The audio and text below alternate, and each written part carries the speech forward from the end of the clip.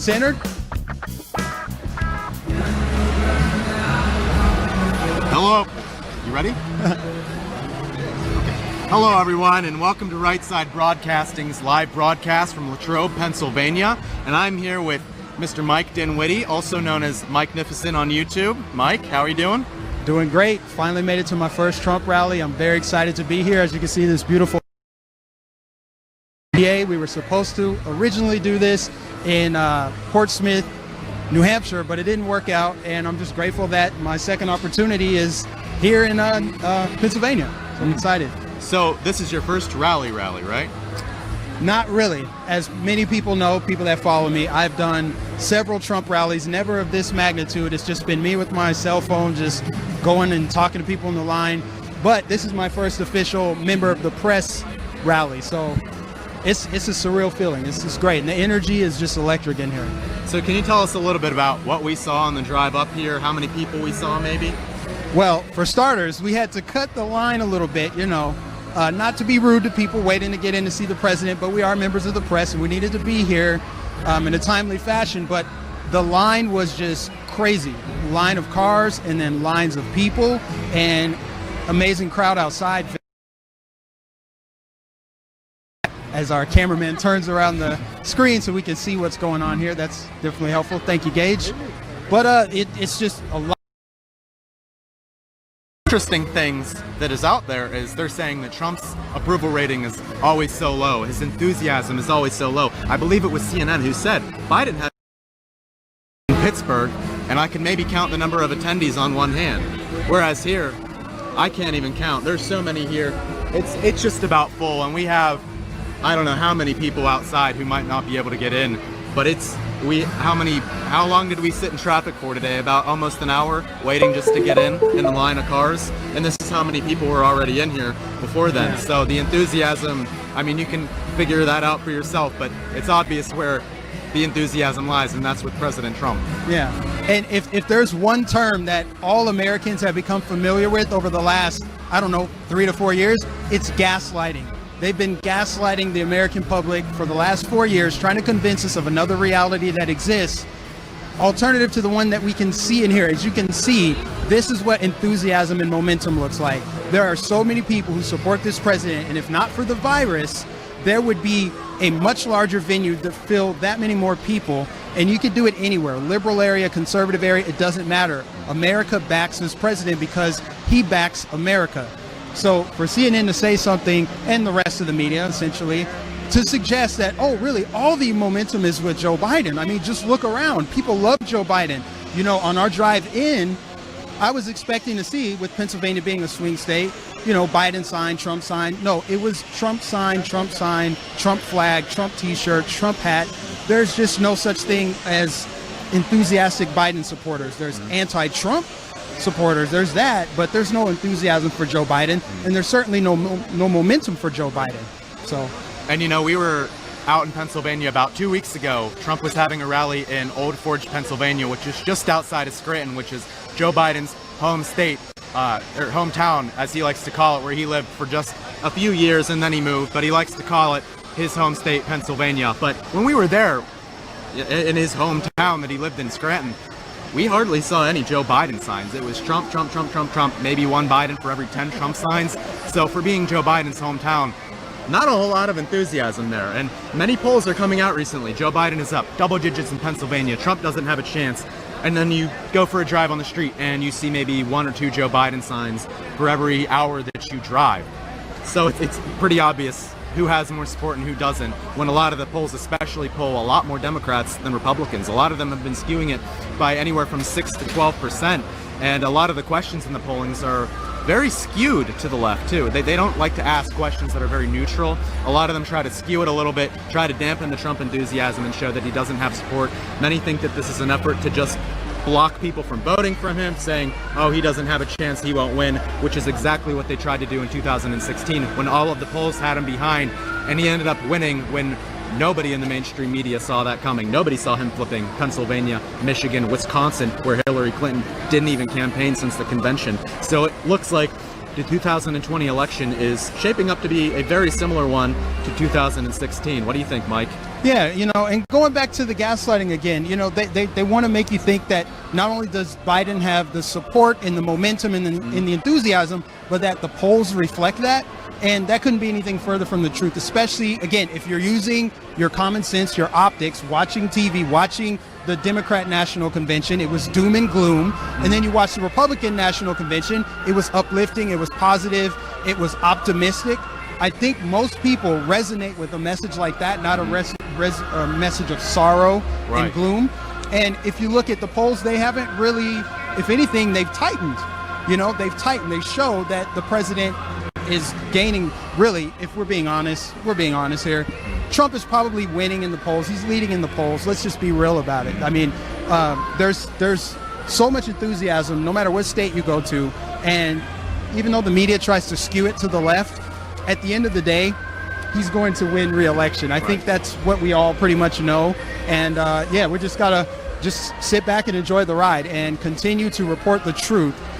Like the crowd size here. We're the only broadcasting network that's going to show you the actual crowd size. That's what we do here at Right Side Broadcasting. Right. And I think it's a very interesting point that you bring up about the differences within the conventions, where the Republican National Convention was very uplifting. A lot of messages of hope. And the one thing that I think differentiates the two more than a lot of things, the kind of people that they had speak at the convention. So the Republican National Conventions, you had people who were victims of cancel culture, such as Nick Sandmann, Mark and Patricia McCloskey. You had everyday Americans there. You had patriots there. You had people who served. The one gentleman had escaped from Cuba, and he was speaking there. You had everyday Americans there. You had average Americans there speaking their experiences, telling what happened to them. And then the Democratic National Convention, you had celebrities. You had people like Billie Eilish, Julia Louis-Dreyfus, people that don't connect to average everyday Americans. I mean, can we really connect to them when they're sitting in their Hollywood mansions, living with millions and millions of dollars, and then talking down to us on how we need to fix ourselves and why we're so racist and all of that stuff? I think that's the two differences between them, and I think more people could connect, even if they didn't agree with President Trump. I think people can connect with it, and I think after watching the Democratic National Convention, I think more people are going to go to Trump. And another thing is the Democratic National Convention doing things such as taking God out of the Pledge of Allegiance. I think Christians everywhere, when they hear that God is taken out of the Pledge of Allegiance, I don't think that that's going to get them to go over to Biden. I don't think that's going to create any enthusiasm. Saying things, the one woman said that we need to get rid of the police. We need to abolish the police, not defund, abolish the police. I don't think that's going to connect with a lot of the people and a lot of the American values that we have. Exactly. You should never take God out of anything, especially a message that's supposed to uplift and give people hope.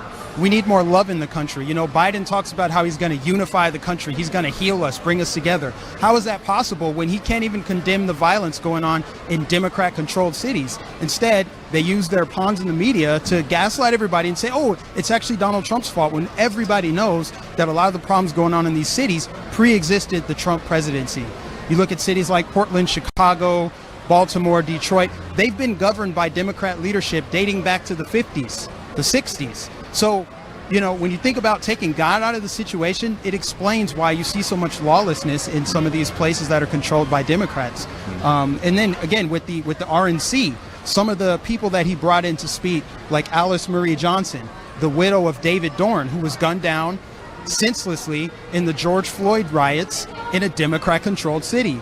So it's like either the truth is stranger than fiction, or the Democrats are lying to us and the media is lying to us. I mean, taking God out and all the lawlessness and everything that we've seen just shows why Trump's support is growing, why more people, Black Americans especially, can see what's going on. They saw what the unemployment rate was before the COVID shutdowns, and now people are wanting to go back to normal. Like, what is it going to take for us to get back to any semblance of normalcy, law and order specifically? And President Trump brings a strong message of law and order.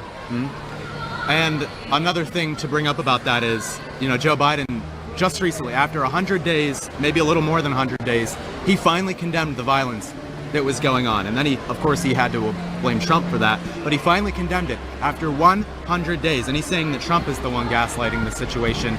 And, the media always likes to get on President Trump's case because they say that he doesn't always acknowledge or condemn every instance of violence. Yet they don't hold Joe Biden to that same standard. Where was Joe Biden when the little boy, he was 5 years old, was gunned down in his front yard riding his bike with his two sisters? Where was Joe Biden condemning the violence of the Trump supporter who was shot down in Portland and everybody was celebrating his death? And then Joe Biden went on to say that he incited his own death. And you know, the media doesn't hold Joe Biden to that standard. And it's complete and utter hypocrisy. And another thing with Joe Biden, him saying that he's a very selfless person, that he's not going to think of himself when he's president, he'll be thinking of all of us. Well, when he was vice president, he held Ukraine, he held their foreign aid hostage until they did his bidding for him. And then his vice presidential candidate, Kamala Harris, she is releasing with bail, she's paying for the bail of the criminals, of the people that he's now condemning after 100 days. So I think it's complete and utter hypocrisy. And if you want to really talk about somebody gaslighting violence, I think it's not Donald Trump. We know who it is. It's Joe Biden. Yeah. And with that said, we want to tell you guys that we are authentic media. You know, the media wants to gaslight you. They want to lie. They want to use double standards. It just shows fakeness. It shows that they lack authenticity and that they don't actually care about seeing a better country. They don't care about bringing you the truth. They care about bringing you the narrative. Right Side Broadcasting is going to bring you the truth because we are on the right side of history.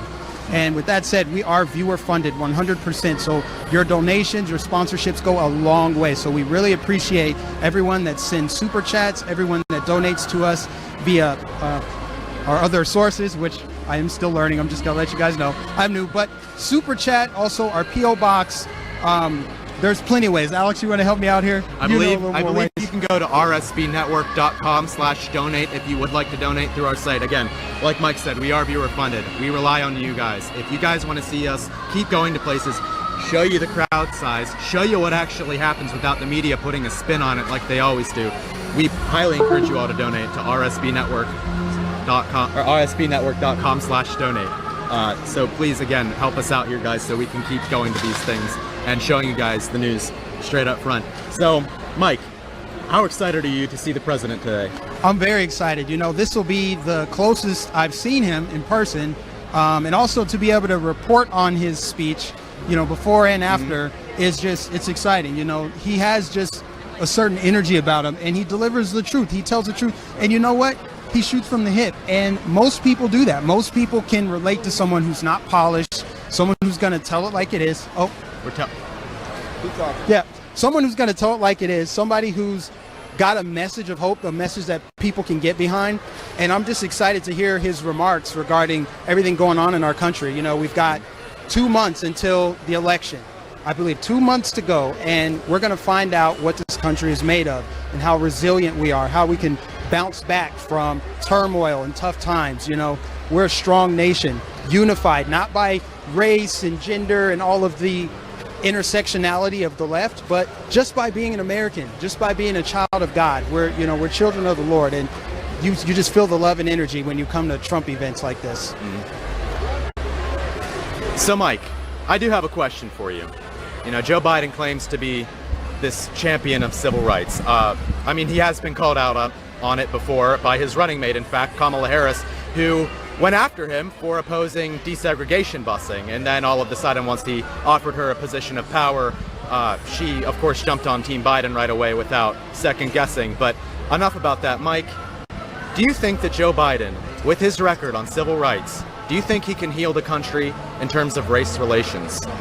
No, absolutely not. I mean, in fact, we have recent examples of Joe Biden doing the exact opposite. Prime example. If you don't know if you're voting for me or Trump, then guess what? You ain't black. It's not even just that he said that black people need to use their skin color to dictate their political alignment. It's that he talked down to black people. He said, you ain't black. So he's acknowledging his belief, his very bigoted belief, that black people aren't smart enough or intelligent enough to decide what's best for us based on our values. So I can't understand how that is a message of unity.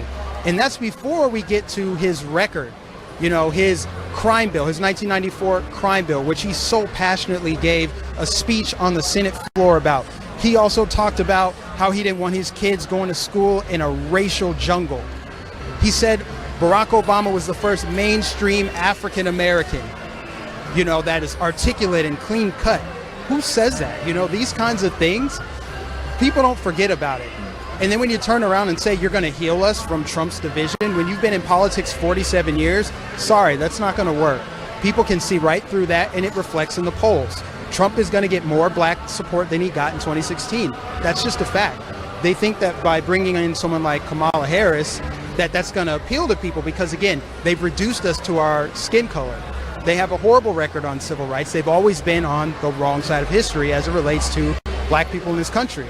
We want to be treated equal, not special, and that's why Joe Biden it's hilarious. It's laughable at this point. On top of everything else, the gaffes, the inappropriate videos of him in the past, everything else, the sex assault allegations, I could go on and on. But I just think that in 2020, people are going to pivot towards a message of truth. And that's under this president. And really just under conservative values. Well, and you're right. He's been in politics for 47 years. And when I watched the Democratic National Convention, and believe me, it was hard to watch that show, but when I watched it, I heard a bunch of promises from a man who has been in power for 47 years, saying what he is going to do. Trump has been in power for 3 years now, and he is running on his accomplishments of 3 years. He has done more than any president probably since maybe Ronald Reagan or Abraham Lincoln. President Trump has made promises. He has kept those promises. You talk about the wall. The wall is being built. Congress wouldn't work with him on it, so he did it himself. You talk about tax cuts. He did those. You want to talk about slashing regulation. He did those. The First Step Act. He did that. Recently he brokered a peace deal between Israel and the United Arab Emirates, which he should probably win a Nobel Peace Prize for, but we'll see whether or not that happens because who knows how that place is run, whether it's from anti-Trumpers or not. But President Trump is running on what he's done. Joe Biden is running on 47 years of experience where he has done nothing except negatively impact the lives of every American out there. Yeah. Joe Biden has a terrible record stamped all over him. His track record is horrible, not just with the black community, but with the American worker. I mean, he voted for NAFTA. He was against the troops. Like, he sent troops into battle. He voted for the Iraq War, So, it's insane. And when you talk about his partner in crime, and I do mean that, crime, Kamala Harris, she locked up nonviolent drug offenders, but then she went on the Breakfast Club to talk about how she smoked weed and listened to Tupac in the 1990s, So it's those kinds of things that are making people walk away. Like, there's an actual campaign of people walking away from the Democrat Party. There is no such thing in the reverse order. They just cherry pick and find people to put on CNN, elevate their platforms. They bring, who do they bring? I forget the guy's name, to the Democrat National Convention. They bring Colin Powell and, neoconservative warmongers from the past to try to paint the picture that, look, conservatives, Republicans, they don't want to support Trump. Again, it's use your eye test. Look around. Look at this crowd here. This crowd tells the story. And this is just one small chunk of the support he has in this state. Well, Biden, who says that he wouldn't have gone after Soleimani, who he says he wouldn't have gone after bin Laden.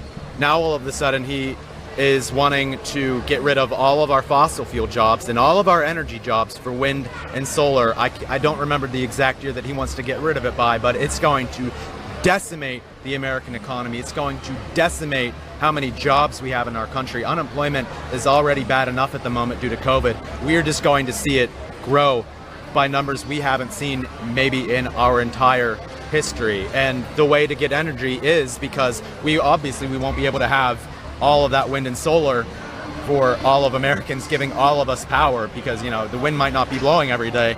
We're going to have to end up going into the Middle East. We're going to end up having to fight endless wars in the Middle East. What we did under George Bush, what we did under Obama, it's going to happen under Joe Biden. That's the one thing that Donald Trump hasn't done. We haven't been fighting endless wars in the Middle East.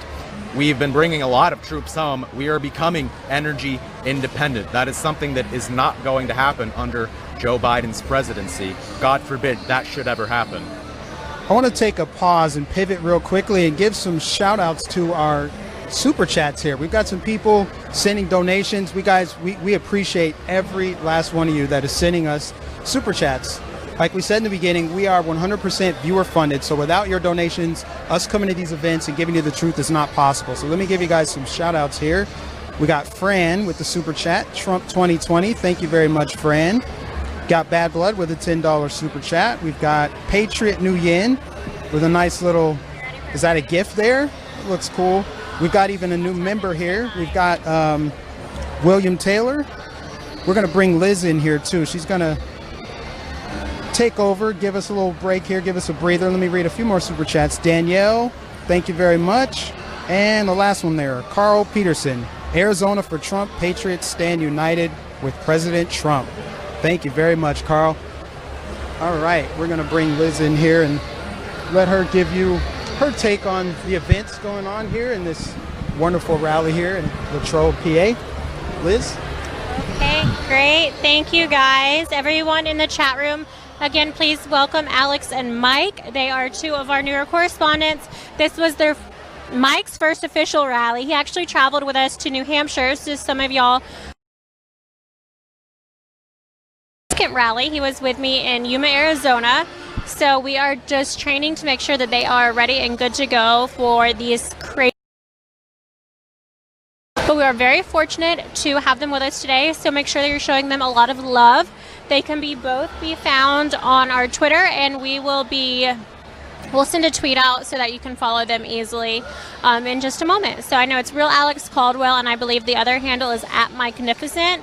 But if you want to follow them, we will be sure to tweet that out in just a moment. So thank you all for tuning in. Again, I'm Liz Willis. I'm super excited to be here today. President Trump is scheduled to give his remarks at 7 p.m.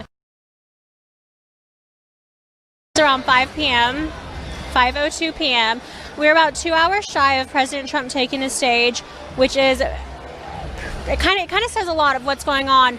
It's harder for us to do the crowd interviews right now, but I do want to direct you over to Twitter once again, because @RSB Network actually just posted some of the photos of the overflow crowd.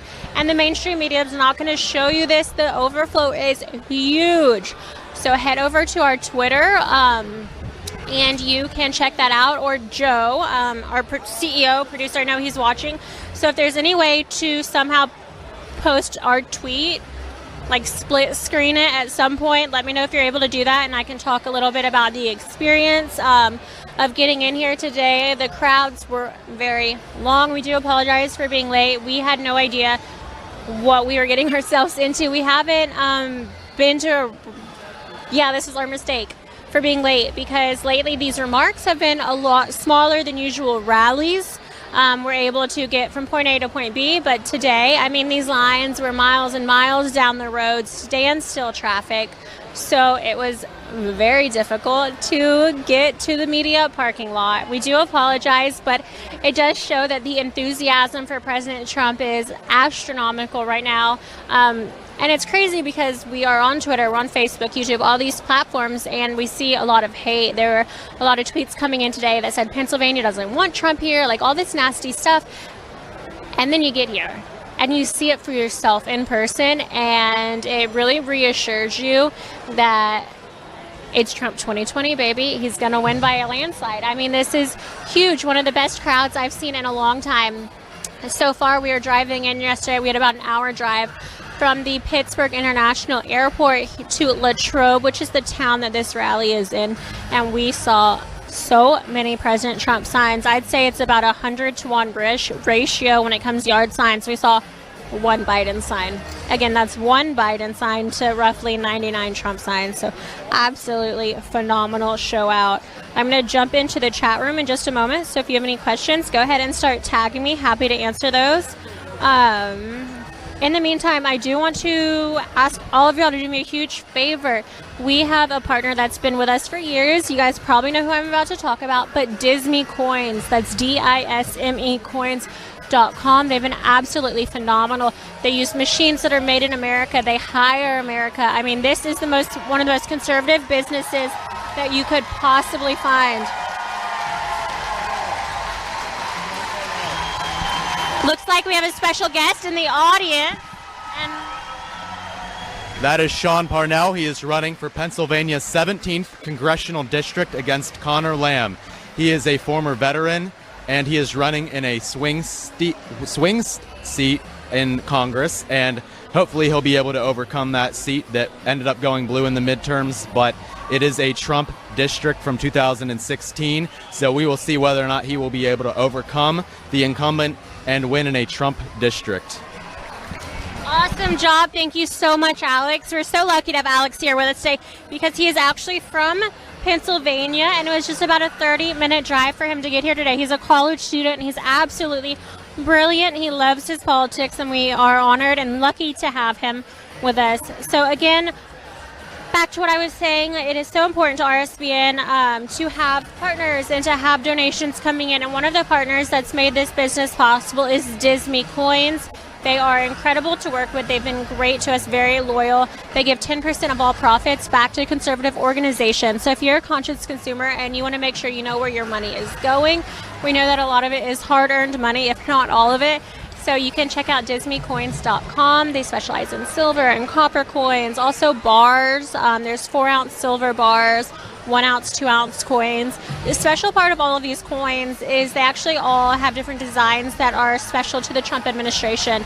These designs have 2 new ones roughly each month, really highlighting different parts of President Trump's administration.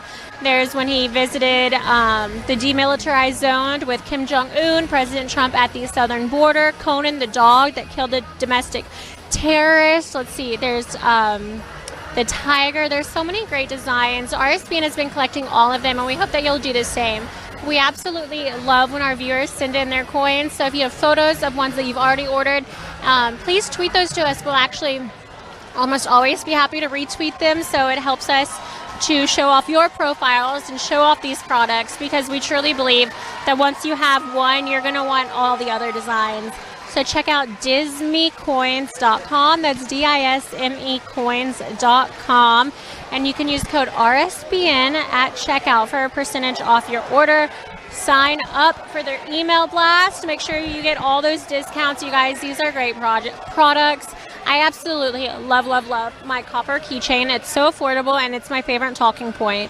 I'm very conservative, as most people know, but you never really know nowadays, and you don't know how to approach it. So I absolutely love having my Trump Pence 2020 keychain on my key ring, and it's just a nice way for people to kind of approach the topic of politics, and they know I'm a safe place because Trump 2020, baby. So check those products out online and let me know if there's any you like. Just talk to us about it. We'd love to talk to you guys. We do endorse this. We partner with them. We've done it for months. Check them out. I'll be talking to you a little bit more later about it, but I'll give you a break while you're checking out that website. It looks like we have some new donations, so I'd love to read those out. Oh my gosh, this chat room is incredible. We have 21,000 live watching right now on Facebook. Let's see here. I am Legend, I suppose. My name is Liz Willis, Lizwillis. I've been with Right Side Broadcasting for about 4 years now. So my first official workday was the inauguration, and I've been to almost every single rally since. I have really enjoyed watching and covering all of President Trump's campaign-style rallies.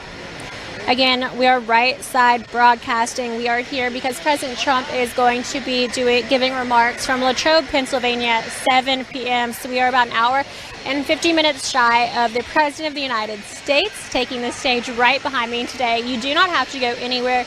There are no other feeds. You don't have to sign on to your cable or your TV, anything like that.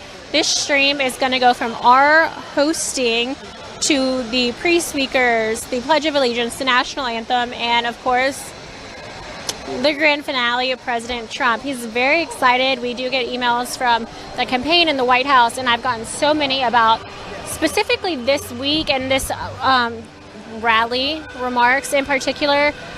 I am actually going to read one right now. I'm also reading the chat room, so you guys make sure if you have questions, you can reach out to me there. You can also follow me on Instagram or Twitter. It's my name for both, Liz Willis, Lizwillis. DMs or just tweeting. If you have questions, let me know. It's a really easy way to get in touch with me. The YouTube super chat, it's a blessing, but it goes way too fast sometimes, so it's easy to miss those.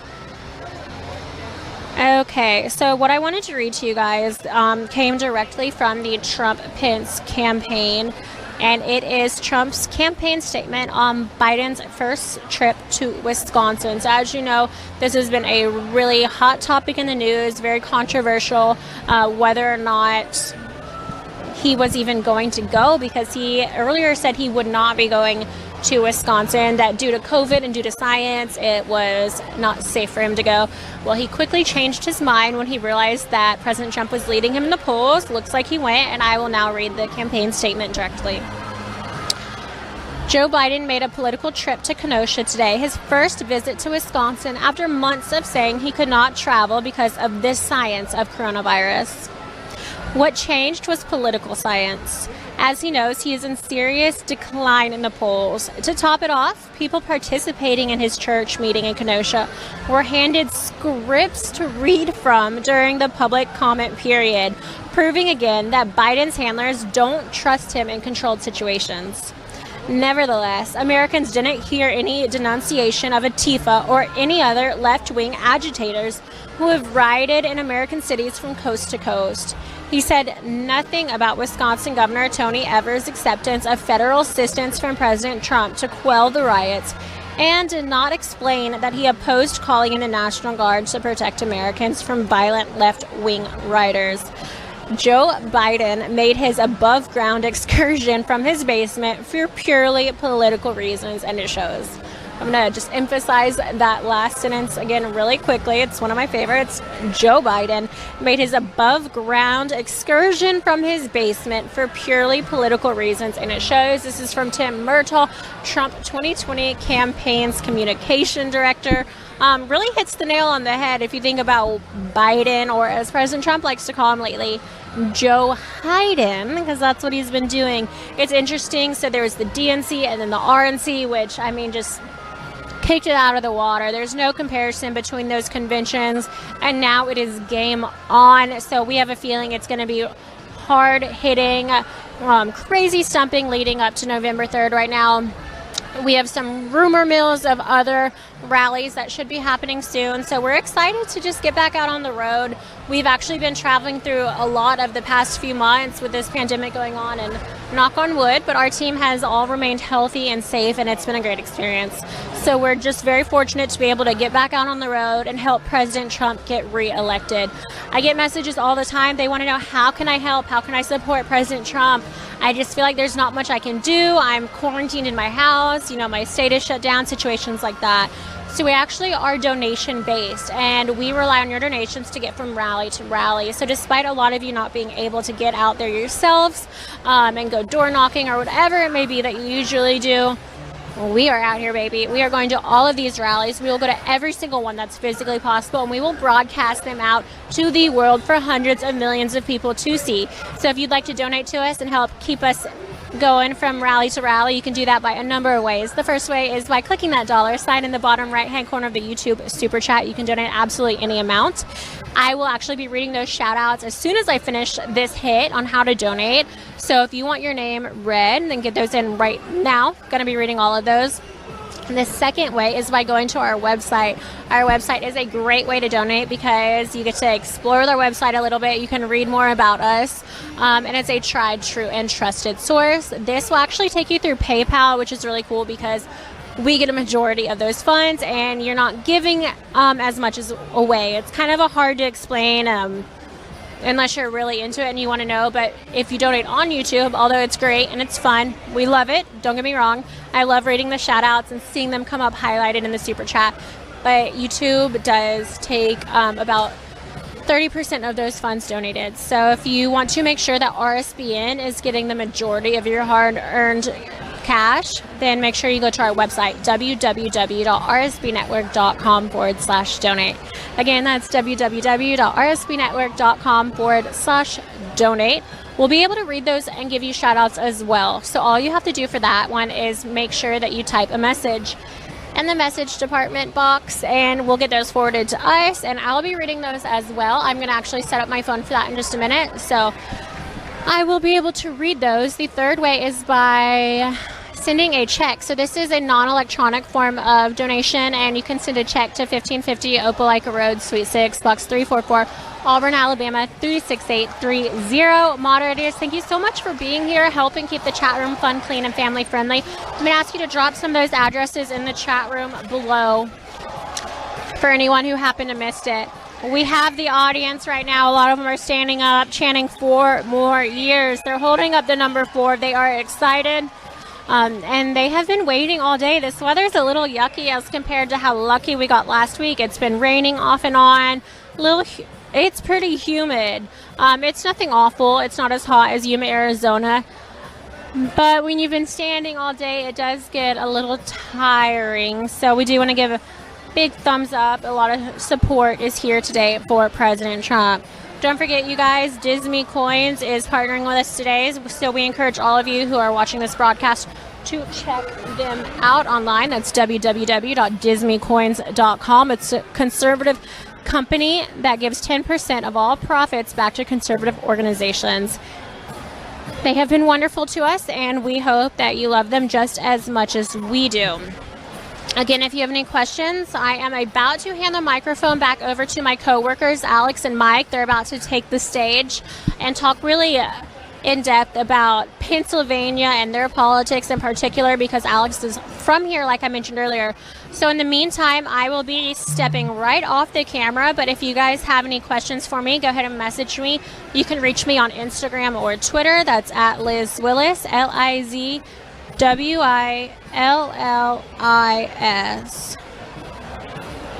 We're actually going to let Joseph Seals talk. He's our CEO, so he's going to be hopping on in just a minute as well, and then the other boys are going to take it away.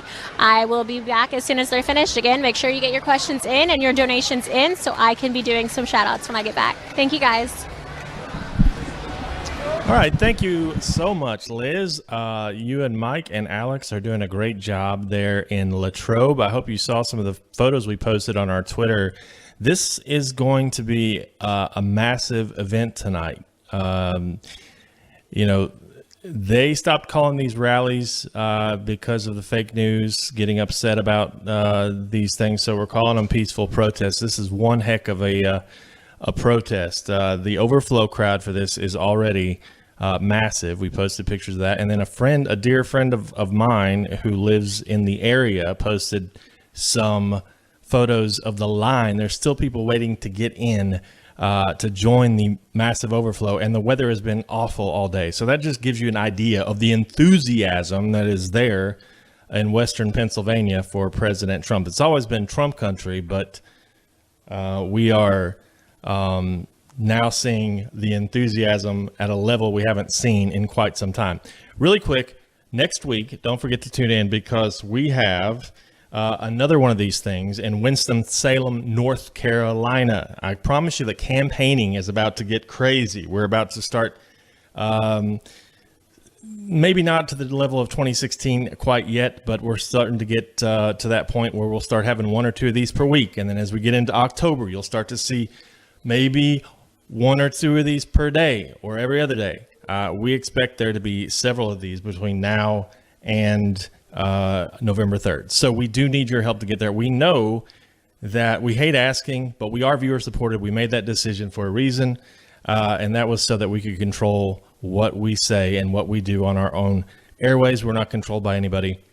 These events are very expensive. They cost us anywhere from $5,000 to $7,000 on average, sometimes more, sometimes a little less. Each event that we go to set up with a full crew. You can see our production quality has improved. We are holding our own against the fake news, and we are taking them to task. So in order to keep doing that, we do need your support, because we are in for one heck of a ride over the next 2 months, 2 months from today. So if you would like to support us or sponsor one of our rallies, You can do that at rsbnetwork.com/donate. That is rsbnetwork.com/donate, flashing right there at the bottom. We only ask because we have no other option, and we appreciate you very much. You have gotten us to every single one of these so far, so don't stop now. We're 2 months out, and we need you more than ever. Sorry we have to keep saying it, but it's true. Anyway, I'm going to send it back to Mike and Liz and Alex. But I wanted to say thank you. Share this broadcast. Let's get those view counts up so we can beat the fake news again tonight.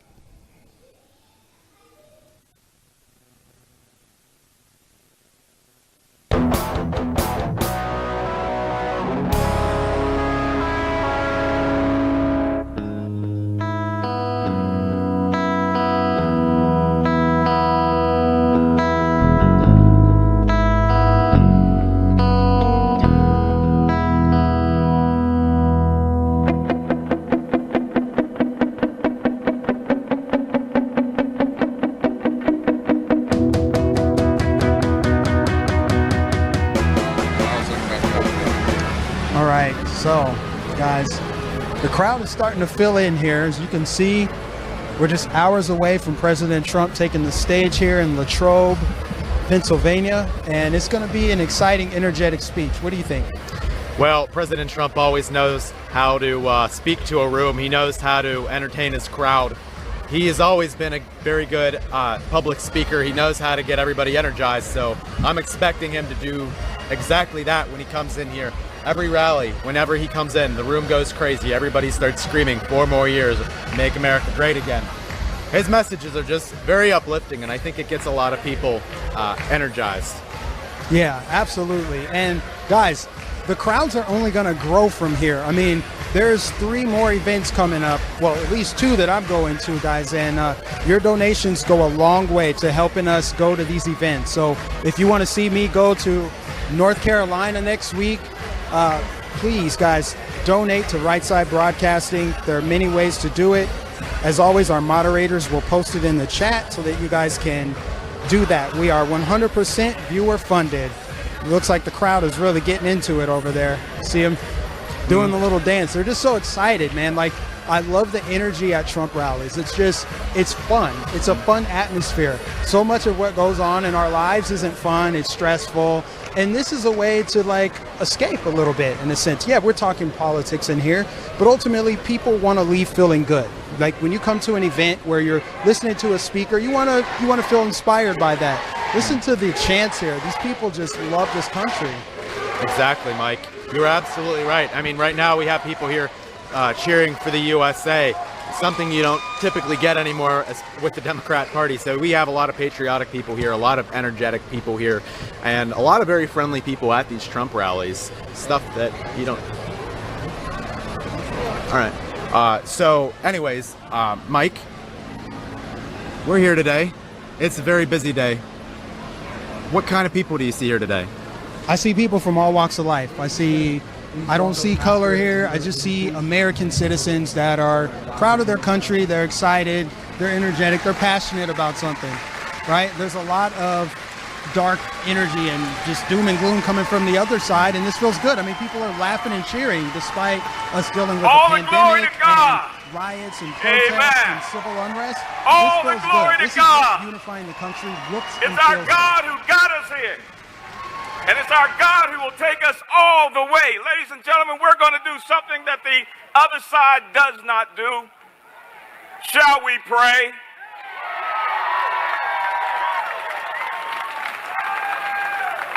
Amen. For those of you who can rise in honor of our most holy and blessed Savior. Amen. If you cannot rise, he loves you anyway. Amen. To the God of Abraham, Isaac, and Jacob. To the God of the founding fathers of this country. To the God of our president and vice president. And to the God of the United States of America, in whom we trust. We come before you this afternoon, O Lord, unashamed, to proclaim before all that you are the God of yesterday, today, and tomorrow. That you are he who has no beginning and you have no end. You have always been and you shall always be God. And to thank you for allowing us to live in the greatest country on the face of the earth. A country where your servants salute the flag that you gave us and bow their knees only to you. A country that listened to you 4 years ago and elected the greatest president that this country has ever had.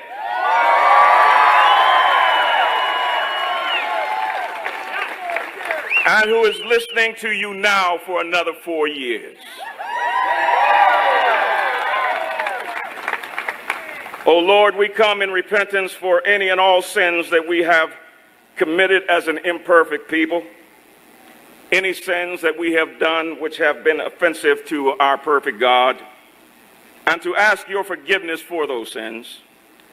We come as your people, humbly seeking before heaven and the world in this prayer, your face, that you would hear us from your throne, forgive us of our sins and heal our wounded land. We come asking for you to bless, lead, and guide us by blessing, leading, and guiding our president. That you would assure him when his enemies rise against him of your words that you gave to the prophet Isaiah, no weapon that is formed against thee shall prosper. And every tongue that shall rise against thee in judgment thou shalt condemn. This is the heritage of the servants of the Lord, and their righteousness is of me, saith the Lord. Lord, we ask that you may always see us as your people, and that we will always see you as our God. These blessings we ask and give thanks for in the name that is above all names, our Lord and our Savior, Jesus, who is the Christ. Amen.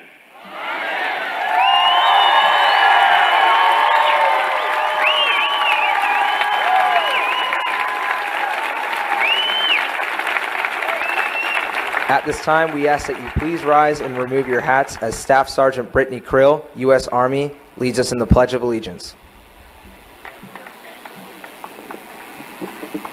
I pledge allegiance to the flag of the United States of America and to the republic for which it stands, one nation, under God, indivisible, with liberty and justice for all. Thank you.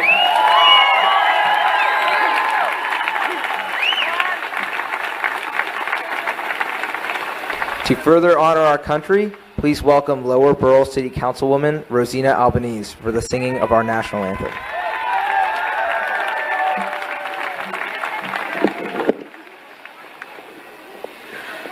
Oh, say, can you see by the dawn's early light what so proudly we hailed at the twilight's last gleaming, whose broad stripes and bright stars through the perilous fight o'er the ramparts we watched were so gallantly streaming, and the rocket's red glare, the bombs bursting in air, gave proof through the night that our flag was still there.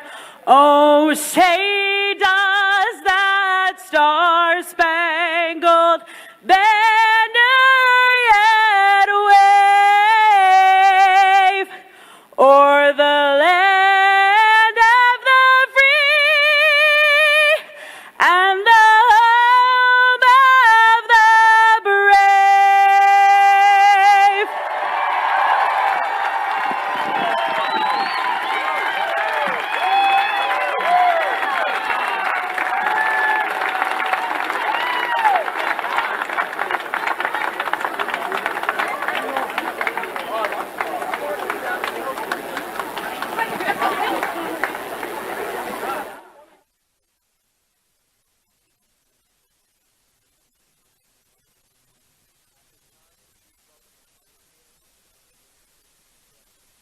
Dr. John Joyce.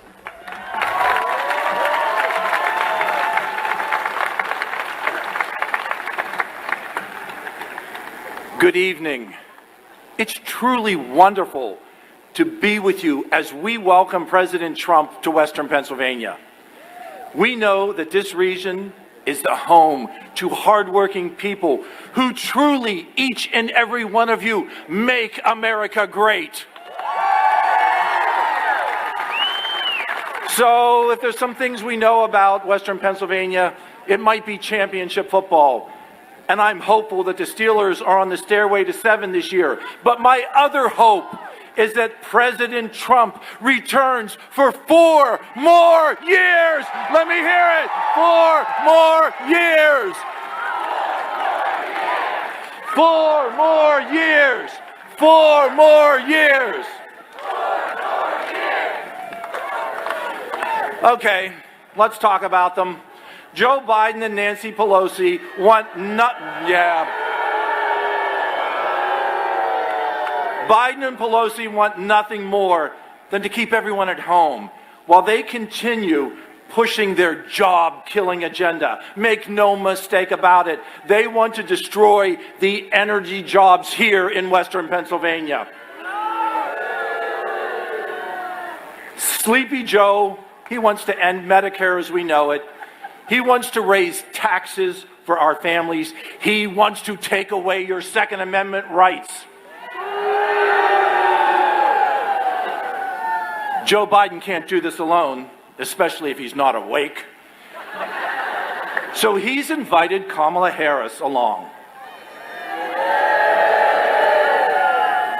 Let's make this clear. Joe Biden is controlled by the extreme socialist left wing of the Democratic Party.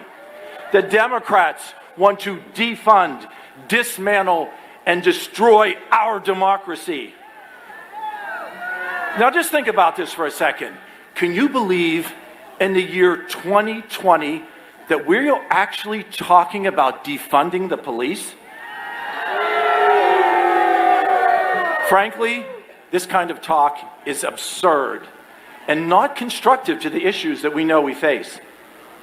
I'd like to give every one of those who serve and protect us a round of applause. If you are one of the heroes who protect us, please stand. Please stand. If you protect us, please stand up.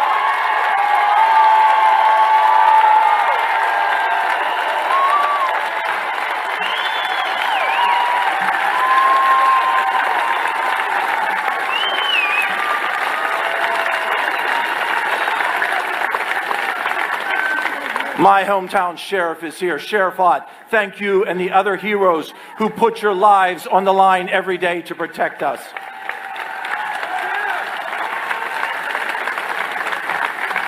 Now, you might have figured by now that the soft-spoken doctor is impassioned about the re-election of President Trump. And to put it bluntly, in Pennsylvania, we do not want the radical Biden-Harris platform.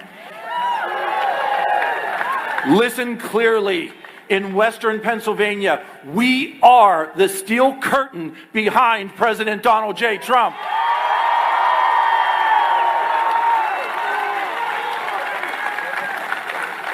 And we will deliver.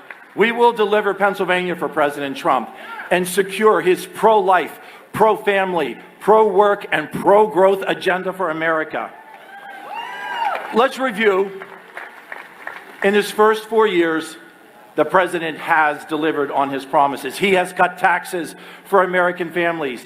He strengthened Pennsylvania's energy industry, and he took it to China and brought home American jobs for American workers. In President Trump's first term, he built the greatest economy in decades, and you better believe he's going to do it again.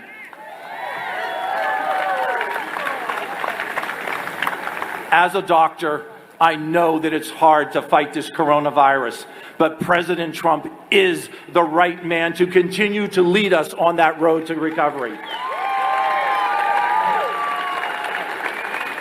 President Trump's administration started Operation Warp Speed, supporting to produce safe in effective therapies and vaccines. This is occurring in record time.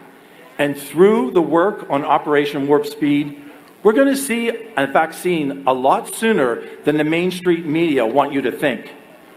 In Congress, you have a great team working for you. We have G.T. Thompson, who's going to be the next chairman of agriculture. He's fighting along my side for the farmers in Western Pennsylvania.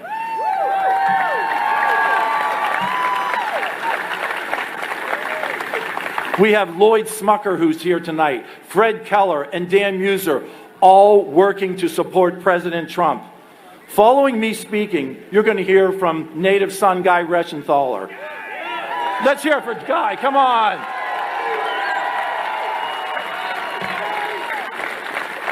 Guy, a JAG officer who proudly served our country and worked on your Judiciary Committee and fought Jerry Nadler at that phony impeachment hearing and protected our president. Thank you, Guy Reschenthaler.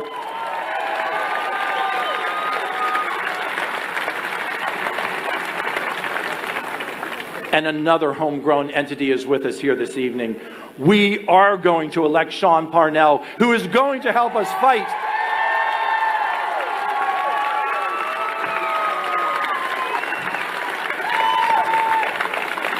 I look forward to welcoming Sean Parnell to Washington, to our team, so we can send Nancy Pelosi back to California.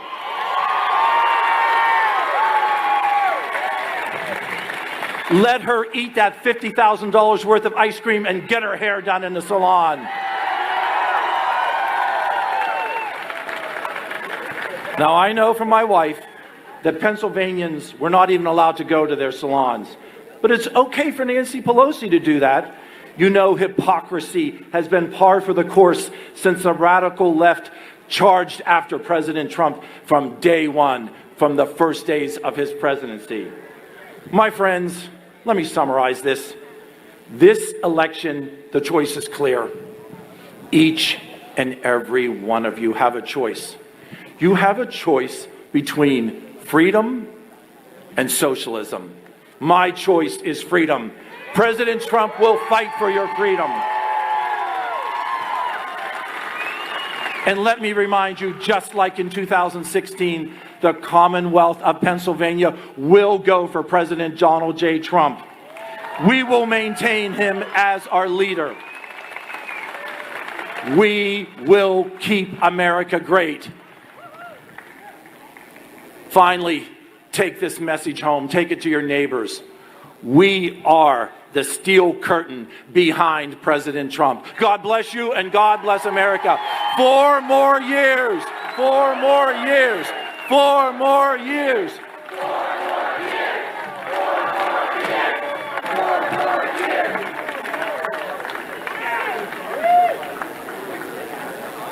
From Pennsylvania's 14th Congressional District, please welcome Congressman Guy Reschenthaler.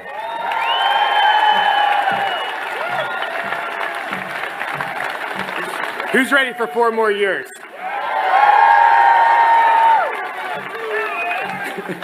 You know, I often say that today's Democrat Party, this isn't your grandfather's Democrat Party.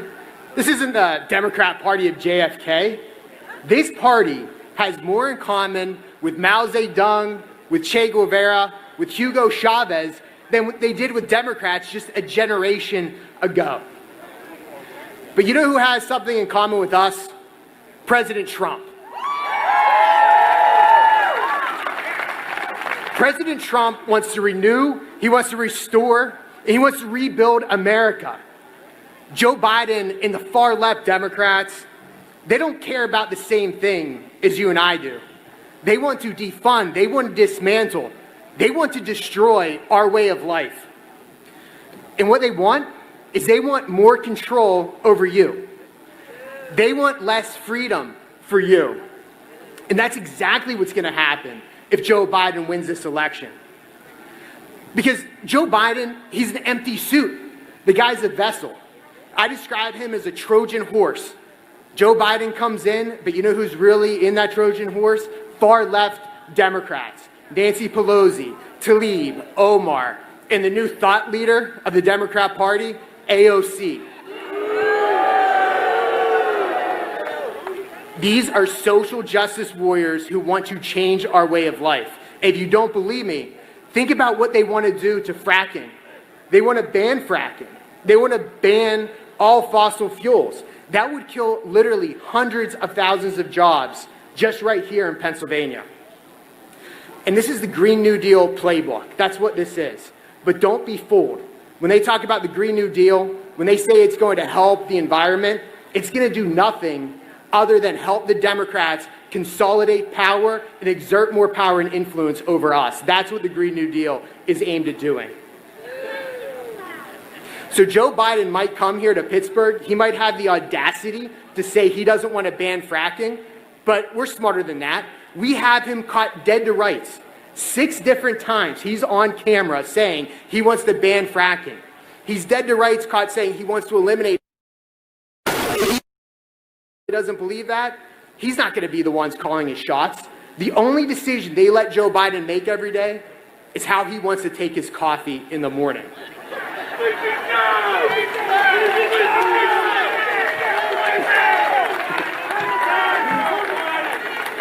For months, this guy has been in his basement. There's been rioting, there's been looting, there's been blinding of federal officers because the looters are out of control, and this guy has stayed in his basement. He hasn't called out the rioters, he hasn't called out the looters. And just the other day, the rioters and looters were on film chanting, "Death to America." You know, are these Democrats? Are these members of the Iranian Revolutionary Guard? But whoever they are, Joe Biden won't call them out. So if you're worried about what our neighborhoods are going to look like, if Joe Biden wins, what your community is going to look like, you don't have to imagine anything. You just have to turn on the news. And you see what Seattle looks like, you see what Portland looks like, Chicago. That's your hometown under an under a Biden administration. That's what the future is going to look like. And let's talk about China. Just like Biden won't call out China, like we won't call out the far left rioters and looters, he won't call out China either. You know, our biggest threat is China, the aggression of China. And Joe Biden has been doing nothing but kowtowing to China. I often wonder what the Chinese Communist Party has on the Democrat Party, because it's got to be something, because they will not speak out against the Chinese communists. But you know, I think I figured out what it is. Nancy Pelosi said it. It is that China and the Chinese Communist Party would rather have Biden win than Trump. And it makes sense because the CCP, frankly, has more in common now with the Democrat Party than we have in common with the Democrat Party. That's how far they've gone. So this fall, I'm voting for President Trump. He's going to renew, rebuild, and restore America.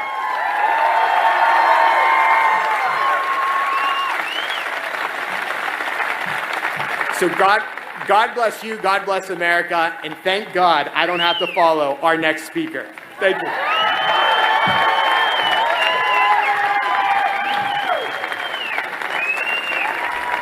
Ladies and gentlemen, please welcome retired Army Captain and Republican candidate for Pennsylvania's 17th Congressional District, Sean Parnell.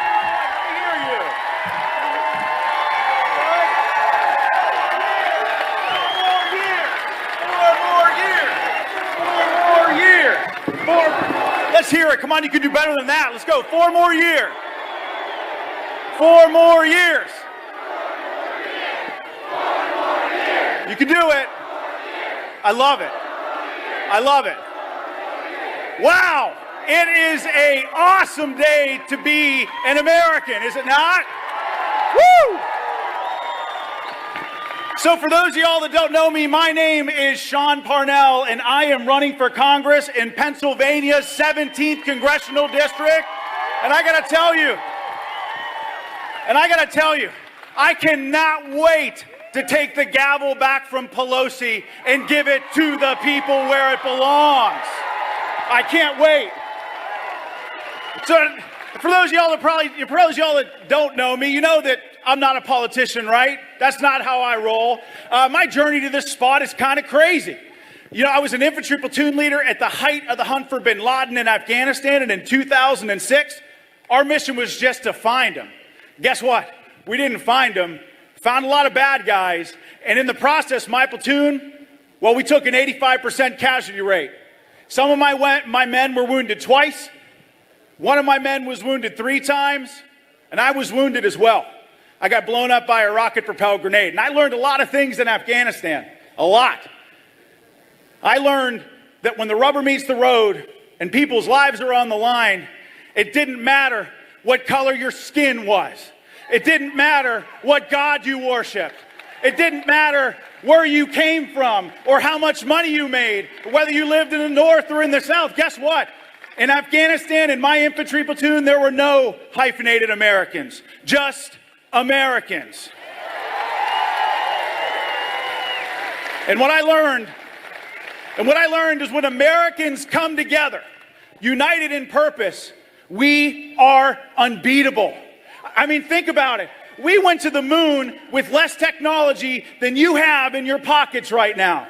We are Americans. We're the people who stormed the beaches of Normandy, scaled the cliffs at Pointe du Hoc, and liberated concentration camps all over Europe.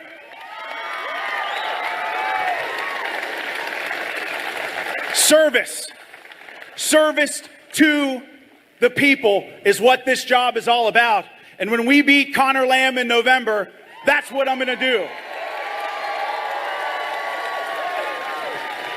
You know, Connor Lamb, when he ran in 2018, I had high hopes for him. He said that he was going to be pro-gun. He even posed with an AR-15 in an ad. But guess what? He has an F rating with the NRA today. Connor Lamb also said he was going to be pro-life. Then he voted against the Born Alive Act not once, but twice. One of the first things that Connor Lamb promised when he got to the podium when his victory in 2018 was that he said he was going to look forward to supporting the conservatives and Trump supporters that put him there. And then he voted to impeach the President of the United States of America. Connor Lamb said that he was going to oppose Pelosi, but guess what? He votes with her over 93% of the time. He promised us he would be an independent, moderate voice, but not only does he vote with Pelosi 93% of the time, he votes with AOC and Ilhan Omar and the Squad 90+% of the time. I say today that we make him an honorary 5th member. What do you say? And so, look, ladies and gentlemen, the choice in this election could not be more clear. Joe Biden and Connor Lamb want to raise your taxes.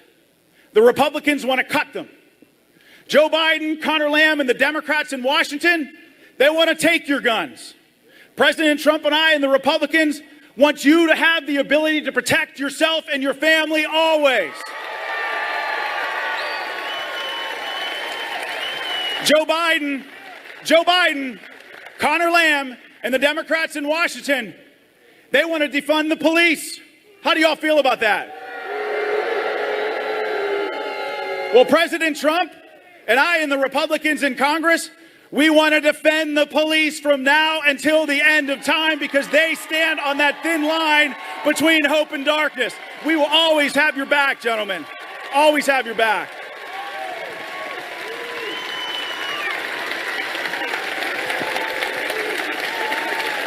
I mean, think about it. Liberals want to tell you what to eat, where you can work, how much money you make, what kind of car you can drive, where you can live. They want to tell you how you can defend yourself and your family. But guess what? All that control, it is exhausting. It is exhausting. How about this? We just defend freedom, right? How about we defend the American way of life?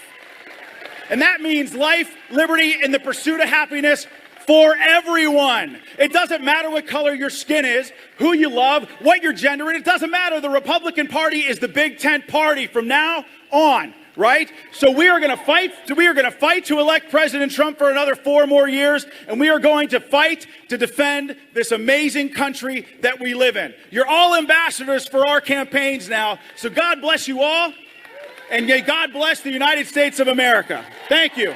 Thank you. Let's hear it. USA. Let's hear it. USA. USA. USA. I love it. USA. USA. USA. USA.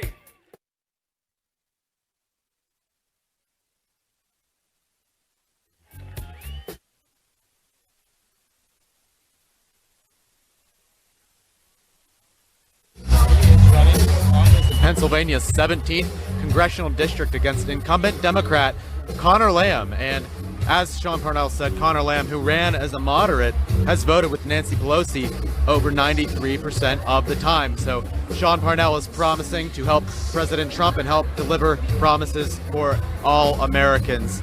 I actually got the chance to meet Sean Parnell one time, and I can say that he was a very nice gentleman, a very genuine guy, and he would do a fantastic job in Congress. All right. So we had a few speakers we just had. We also, aside from Sean Parnell, we had Congressman Guy Reschenthaler from Pennsylvania's 14th Congressional District and John Joyce from Pennsylvania's 13th Congressional District giving a message to make America great again, and that they will be supporting President Trump and they will not be supporting Nancy Pelosi and her radical socialist agenda, as well as Joe Biden's. Mike, what did you think about the speeches? I think they were powerful. I think they really spoke to what Pennsylvanian, how do you say it? Pennsylvanians? Pennsylvanians are passionate about, what's important to them. And the president represents their interests. And it's really just that simple when you think about it. And the fact that his opponent votes with Nancy Pelosi 90% of the time, it just speaks volumes to being out of touch again with the American people, with the people of Pennsylvania, with the rest of the country. The Democrat agenda is conquer, total domination, period, you know? And you know, the Republican Party is becoming the Big Tent Party, where the Democrats used to say that they were moderate or they could appeal to liberals as well. Now it's, if you're not a socialist, well, you know, you're not with us. You're either with us or you're against us on socialism. The Republican Party is accepting more and more people now. And I think that's one of the big problems that Democrats are having, especially Democrats such as Connor Lamb, when he said, hey, look, I'll be the Big Tent candidate. I'll fight for the Trump supporters that voted for me, because a lot of people voted for him because he ran as a moderate. And then he never voted with them. He didn't stick up for their rights. So he's running again. He's running in a Trump district. Trump won the district. So we'll see if Sean Parnell can overcome that and beat him and win in a Trump district. Yeah, you know, the Democrats are in big trouble. As I open the Right Side Broadcasting live stream to read the chats, I'm bombarded each time with a Joe Biden ad, some kind of propaganda message from, you know, an organization on the left, and it just speaks volumes that they know that they're going to have a hard time winning, not just this county, but the entire state of Pennsylvania, and of course, the country. They're out of touch, and their message just doesn't resonate anymore. And when you talk about their intolerance of different ideas, you know, their party, the Overton window has swung so far to the left that it is now the party of Karl Marx.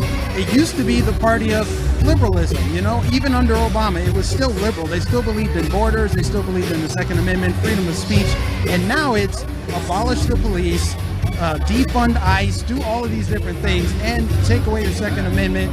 It's so radical now. You can't even support the American flag. I mean, they want to take down monuments. It's insane that we are even having to talk about it, you know, because we could be unified if we could at least see that America's a great country. Does it have flaws? Sure. But this is the freest, most prosperous nation on the earth. And that is why people cross oceans to come here. And President Trump and his allies will preserve that freedom and that liberty. Right. I mean, the Democratic agenda is something out of a Saturday Night Live skit. It's really like, how can you take it seriously? Where they want to tell you what kind of car you can drive. They want to tell you how you can live, what you can eat, because you're not allowed to have cows anymore under the Green New Deal for some reason. They're trying to take control of your life. I mean, it's something that we would never expect being the Democrat platform for an election. But it is, and I think it's marvelous that they can even do that they can go that far and expect Americans to just rally behind them. You know, the town that we're in, it's a very nice town, quiet town called Latrobe, Pennsylvania. It's actually where Mr. Rogers grew up. There's the support for Trump here is amazing. There is a house in Latrobe. It is themed like it's a Donald Trump themed house. It's painted red, white, and blue. Has a huge cutout of Trump standing in the front of it. I mean, I'm about 6 foot tall, and it's probably like 10 of me standing on top of each other's shoulders to get to the top of that thing. I mean, that thing is huge. And they sell goods and merchandise there, I think, for free. You know, people really support President Trump around here. This is not Biden territory. We're not going to see Biden win this district. And a lot of districts around me, a lot of towns around me, I know they feel the same exact way, because the Biden agenda would just decimate them. You would not have any more energy jobs, and you know, Biden's incompetence, who knows what else would end up going wrong. These people around here are not willing to give up their Second Amendment right. They don't want to be told what car they can drive. They don't want to be told where to live. They don't want their town to be run like Seattle, where you had Antifa take over an entire city, and the government in Seattle refused to do anything about it. You know, and then they of course blame Trump, because that's the Democrat platform: deny, deny, deny, and then blame Donald Trump when it's convenient. Yeah, it's funny. You know, Joe Biden says he's going to build back better. Well, first, Joe Biden needs to tell his voters to stop destroying and tearing down cities. All they know how to do is tear down and destroy. You know, I was reading some of the comments, some of the chats, and they think that this is a cult. They think Trump has a cult following. And to me, that tells me that they're just jealous, because they don't have anything to be enthusiastic about. They spend a lot of time angry, upset, mad, focus on what they don't want instead of what they do want. Since they're so focused on Trump, they're going to get 4 more years of him. That's how that works. What you focus on expands. And what I see from the far left, which has absolutely hijacked the Democrat Party, there are no moderates, there are no just middle-of-the-road progressives anymore. They are far left. It is communism or else. And you see it in cities like Portland. You see it in the comment section. You see it in the violence. You see it pretty much everywhere. So anybody that's maybe politically agnostic, they can see right through it. They're catching on. They see that a lot of the Democrat agenda is masquerading as something good. You know, we're going to pass the Green New Deal because that's going to create all these jobs and it's going to make us more environmentally friendly. But in reality, it's going to decimate jobs and it's going to consolidate power at the federal level, which we've already seen corruption for decades. We know communism does not work, and the Green New Deal is just a Trojan horse for communism, as is everything else within their agenda. It all has to do with government control. And it's really simple. I try to tell my friends and family this, sometimes they don't listen. It's like less government equals more freedom. And right now you have an army of people who are literally against their own freedom. Like, how much propaganda have you taken in to be against your own freedom? It's literally that. It's freedom or communism. That's what's on the ballot, because Joe Biden has been in politics for 47 years. He will change absolutely nothing. He's status quo Joe for a reason. That's why China wants him to win. That's why Iran wants him to win. That's why Macron in France wants him to win, because he's going to take us back to a time where neither party got anything done and jobs were destroyed and the country was in a worse place. With Trump in office, we saw the lowest level of employment for all people, regardless of race, the opportunity zones, everything he's done for the black community, which of course the media will never talk about. You know, prison reform was huge, permanently funding the HBCUs. These are things that President Trump got done, and they always want to leave out that he's the first president, at least in our lifetimes, that has yet to start a war. So therefore, Trump is going to win in 2020 because the average person doesn't want to see war. They don't want to see cities destroyed. They don't like censorship. They like their Second Amendment. They like their God. They like praying to God. They like positivity and love and truth. And they just haven't been getting that from Democrat leadership. So that's what I have to say about it. Well, you know, and you're absolutely right. The Green New Deal would just absolutely decimate the United States. The only jobs that the Green New Deal is going to create are more breadline jobs. That's it. Instead of build back better from Joe Biden, why don't we build back buildings? The buildings that have all been destroyed, the businesses that have been destroyed from Antifa. It's amazing how many billions of dollars of damage have been put upon all of these businesses because of Antifa that Joe Biden is not really condemning at all. And when he's called out on it, of course, he blames President Trump and says that President Trump hasn't condemned the violence, that he's fanning the flames of violence. And to me, I think it's just a ton of hypocrisy. I mean, we've had all of this happen under Obama Biden as when they were president and vice president, all of this was happening under them. And of course, the media, crickets. You didn't hear anything from that. But of course, they get on Trump's case as soon as something happens. They give Biden a freebie. It's very disappointing to see how the media tries to skew everything in favor of Joe Biden. I wouldn't be surprised if he was given debate questions ahead of time, because he's going to need all of the help that he can get come these debates. Yeah, and like I said, the average person is catching on. I have not been in politics that long. I remember back in, I want to say 2017, where Trump had just taken office. You know, he had his inauguration, and I gave the guy a chance. I said, you know what? I didn't vote for him, but I wasn't so hardcore against him. And so I started to pay attention, because his presidency forced me to pay attention. And because I came in with an open mind, I started to see like, oh, he's going to meet with Kim Jong-un. Surely the media will see that that's a positive thing. They're like, no, because they're still testing. Like, they look for anything to take down and tear down his accomplishments. And the average person is catching on to that, like blaming Trump for what's been going on in Chicago for decades, what's been going on in Portland for decades, is disingenuous at best. These people are liars. They're hypocrites. And that's why so many people are starting to turn into Bright Side Broadcasting, because we're citizen journalists here. That's all we are. We're citizen journalists reporting the front lines of the media, but we're bringing you the truth. We're not putting some spin on it.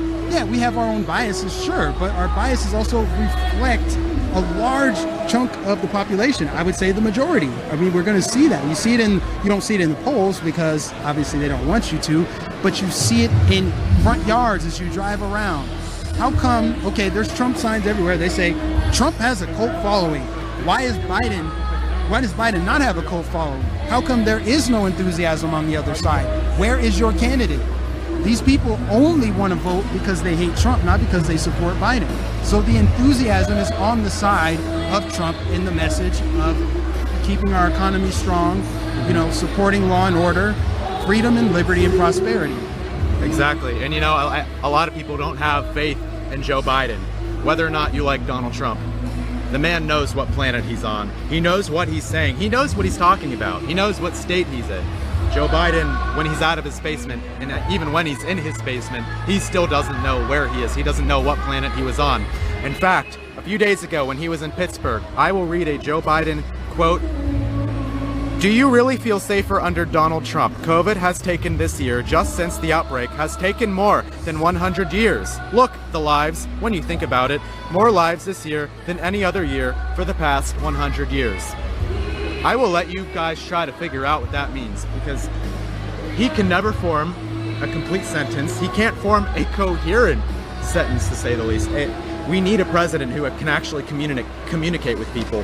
When he goes onto the global stage and he is trying to negotiate with people like Vladimir Putin, with Kim Jong-un, with Xi Jinping, leaders who are not going to go easy on the United States, because let's face it, they want the United States to suffer for their own well-being.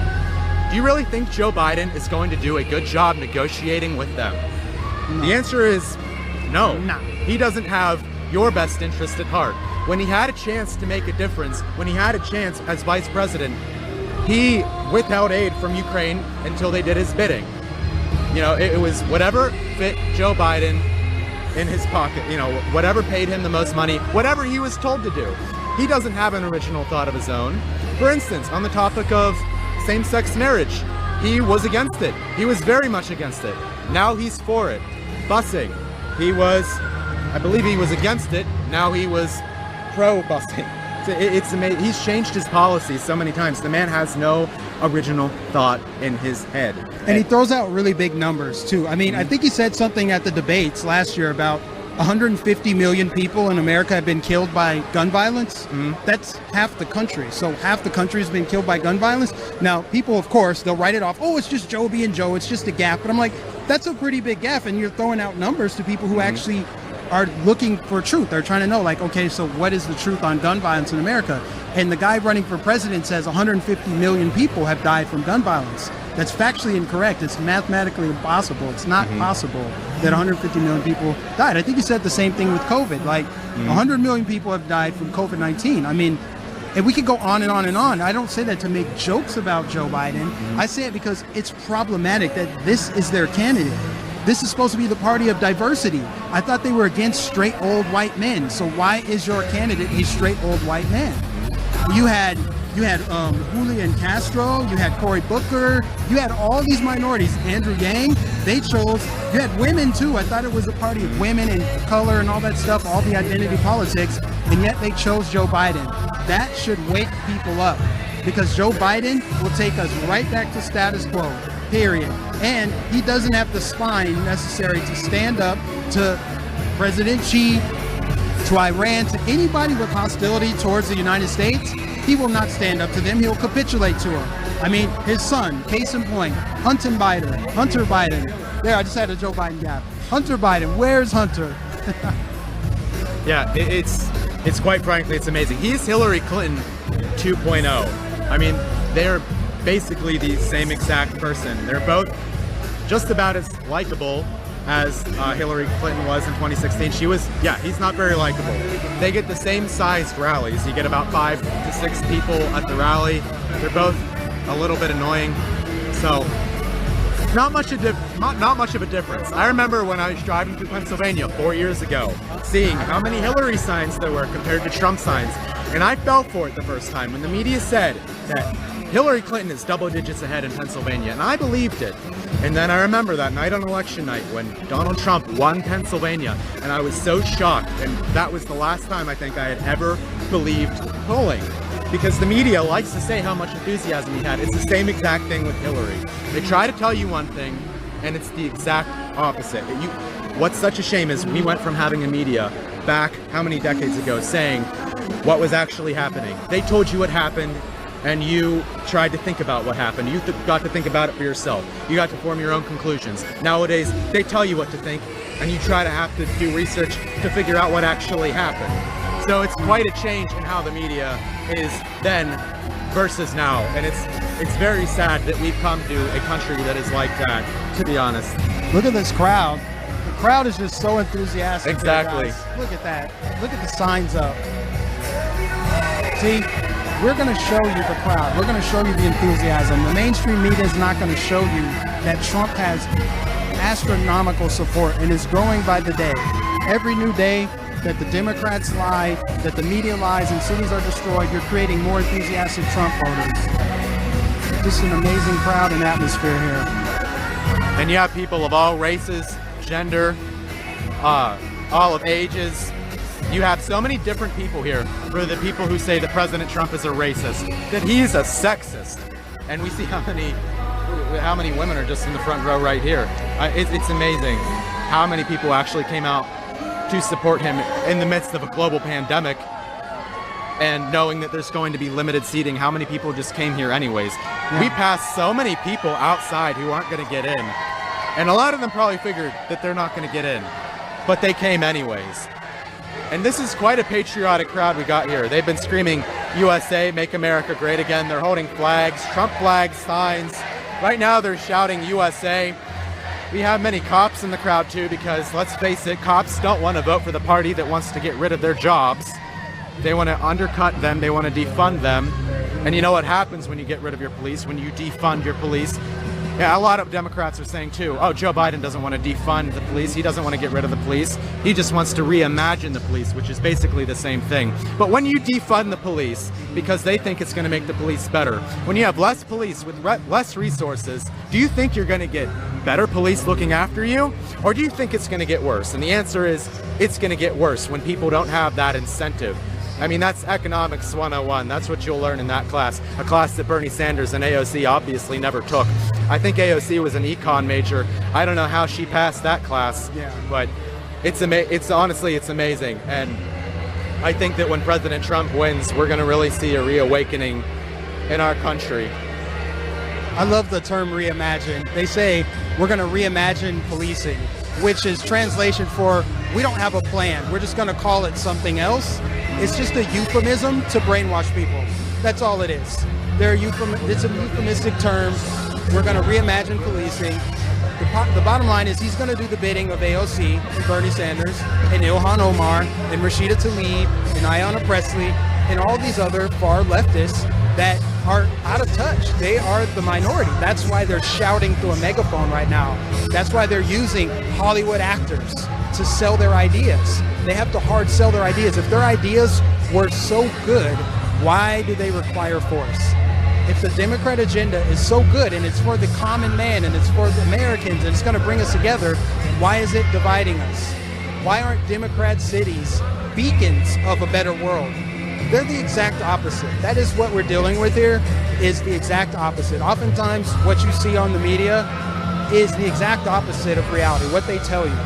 It's like, and they don't care that you know. That's why I say they've gotten so desperate that they're just scrambling, right? That's why you see a CNN reporter with the backdrop of burning buildings saying it's mostly peaceful here. That's like saying, hey, on the day of Pearl Harbor, the day was mostly peaceful. You know, that's gaslighting. That's what they're doing, and they're doing it in overdrive now, which to me I find comforting, because that means it is waking more people up. They're seeing what's going on while Trump is delivering his message, and it makes the decision for 2020 that much easier. If you want to see just what Joe Biden and his America is going to look like, take a walk through San Francisco, where you'll see people doing drugs in the street, defecating in the streets, all of the homelessness and the tents. If you want to see what his America would look like, walk through Minneapolis, see the burning buildings, walk through New York City, walk through any one of these squad members districts, and that will show you just what Joe Biden's America will look like. Higher taxes, higher homelessness, more crime, all of it. All of your biggest fears coming true. You want to have a right to your Second Amendment? You won't be allowed. Look at what happened to Mark and Patricia McCloskey in St. Louis, where you had Antifa break down their iron-gated community, and they broke in, they threatened to kill them, they got Mark and Patricia McCloskey, they got their guns, they stood their ground, they said, hey, if you come any further, we'll be forced to shoot you guys, get off of our property. And you know what the Democrats did? They took their guns. They tried to go out there and ruin their lives. And, you know, if they can do it to them, they can certainly do it to you, because there's only one man standing between you and your freedom. And that man is going to be speaking tonight at 7 o'clock. His name is President Donald Trump.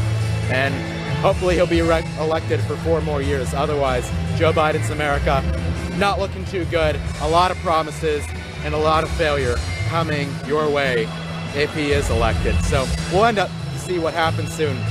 One of the things that I love that the Democrats always talk about, that Donald Trump is a threat to our democracy. If we can remember back in 2016, they said that if Donald Trump doesn't accept the results of the 2016 election, then he is threatening our democracy.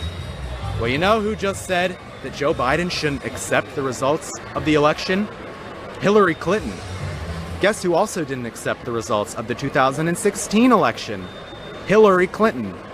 So, you know, what can you expect if Donald Trump wins again? You can expect the Democrats to fight back hard. You can expect them to probably pull some tricks, especially with mail-in voting, where we've seen a lot of mistakes happening. People getting more ballots than they need. People getting ballots for the previous occupants of the House. I think a family in Atlanta got a voter registry for a dead cat who died 12 years ago. So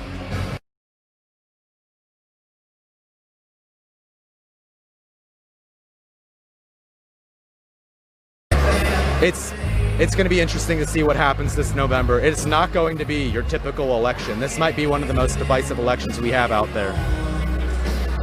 All right. Now she's going to speak for a little bit. Thank you, Liz.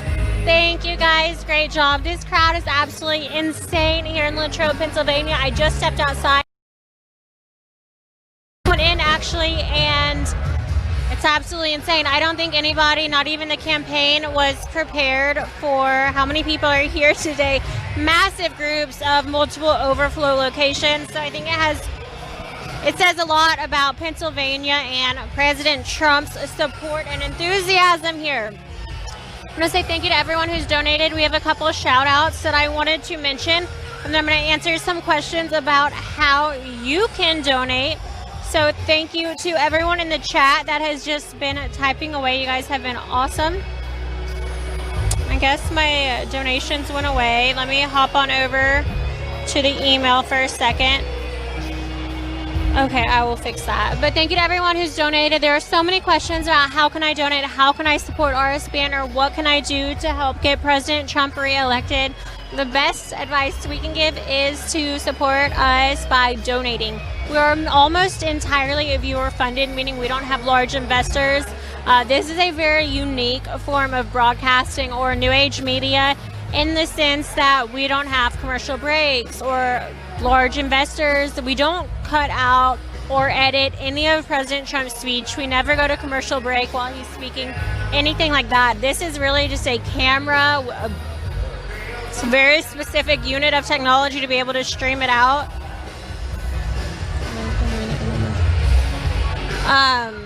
So it's unique, it's new. We don't have a SAT truck. We have a great team of really dedicated individuals who are all strong-willed and ready to help fight alongside President Trump and make sure that he wins in 2020 this November. So the first way you can donate to Right Side Broadcasting Network is by clicking the $ sign in the bottom of the YouTube. So this is called Super Chat.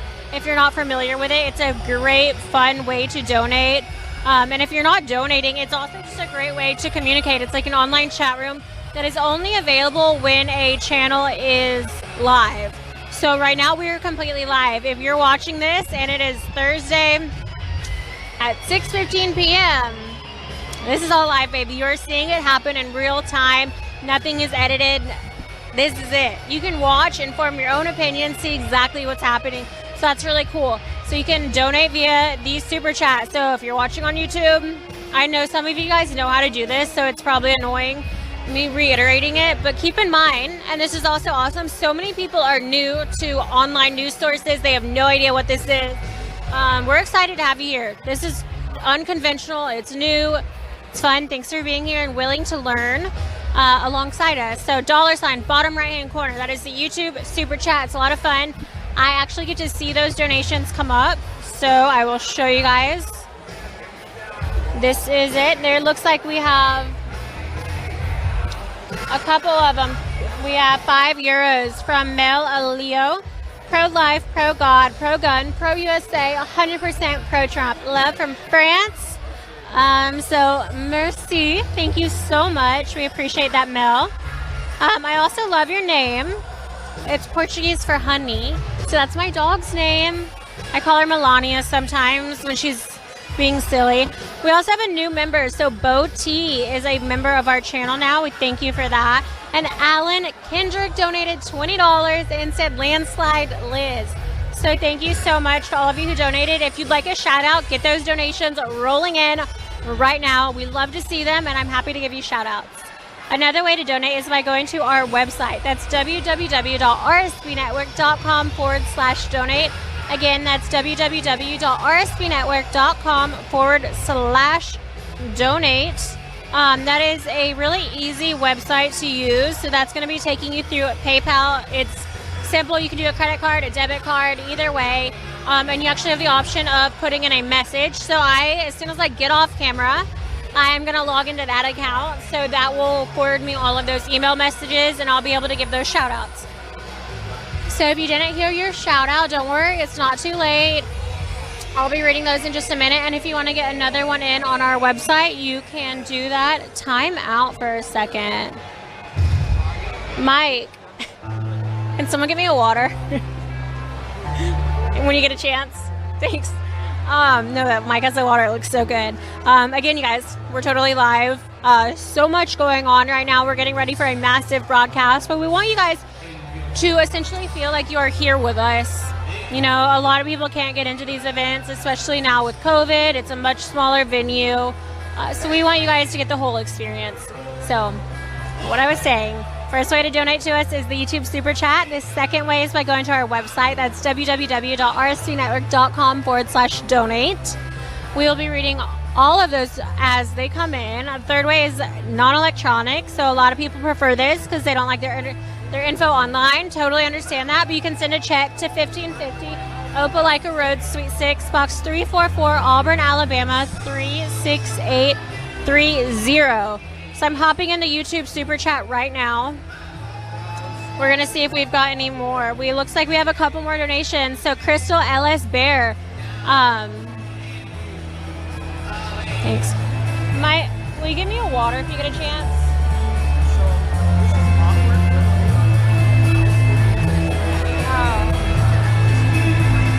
Oh no, it's fine. Okay. Weird. They're so strict. We can't even have water. So we had Alan Kendrick. Let's see. Crystal Ellis Bear said is now a member of our YouTube, so thank you. €5 from Kayla, who said hello from Finland. That's awesome. Finland, I want to go there. Buffy Mersch is now a new member, so thank you for that. $10 from Victoria Pendleton. Thank you for your donation. 20 from Doug Phelps, who said, enjoy watching this young lady. Keep bringing it, Liz. Trump 2020. Thank you. We love it. $9.99 Terry Backhouse said, hello again, Liz. Hello, Terry. Thank you for your donation. Nico Gurley, $9.99. We have $19.99 from Izzy Hawk, who said, you are amazing. So thank you. Love the name Izzy. My sister calls me that. Emma Anderson donated $9.99. $20 from Sodality. Amy Davis is a new member. We have $24.99 from Lizzie. And who said, from one Liz to another, keep up the awesome work. I love it. All you guys have cool names. And $4.99 from Baggers and Brews, who said, check out Baggers and Brews on YouTube for more great American content. Awesome. I love the self-promotion. I always tell you guys, thank you. Man, Alex, he's the best. I always tell you guys, this is one of the best marketing decisions you'll make if you have a small business, a YouTube channel, something like that. Give a shout out to yourself and we'll give it online. And so he just paid like $5 for a shout out in front of 100,000 people. It doesn't get better than that. So if you guys want to give us a donation and do it for your realty company or anything like that, it is money well spent. I am going to sign on to our email and read some of the donation messages when I come back. But before I hop off and let the guys come back over, I want to say thank you to Disney Coins. Disney Coins has been instrumental in helping Right Side Broadcasting Network get from rally to rally in different locations across the United States. They are a precious metals company specializing in copper and silver coins that are decorated and designed to commemorate President Trump and different aspects of his administration since taking office in 2016. There are 2 new designs every single month, and they are absolutely beautiful. Here at RSBN, we collect all the coins, and we hope you'll join us in doing so. Go to their website, www.disneycoins.com to check out all of the different products they have. They occasionally do giveaways too. We'll let you know when they announce those. But these coins are incredible, truly pieces of history. This presidency, this campaign is one that will go down in textbooks forever. So make sure you get your hands on these pieces to make sure that when you're telling your kids, your other generations about what's going on, you can show them these pieces. They are so beautiful and historic. Again, check them out, www.disneycoins.com, and use code RSBN at checkout for a percentage off your order. Now, if you are struggling with that code, a couple of the browsers don't support it. So you can try either using a different browser, or if the code is not accepted, then email customer service and they will help you with a refund. They're absolutely incredible. I work with these people all the time, and I couldn't recommend them higher. So I'm going to hand the microphone back over to Alex and Mike, who are going to come back on, and make sure you get your donations into our website, because when I come back on, I'm going to be reading all of the website donations for the day. So get your shout outs in right now, www.rsbnetwork.com/donate. Thank you very much, Liz. All right, guys, let's get Alex grabbing his microphone there. All right, guys, so we are just moments away from President Trump's speech here in Latrobe, Pennsylvania. We're really excited.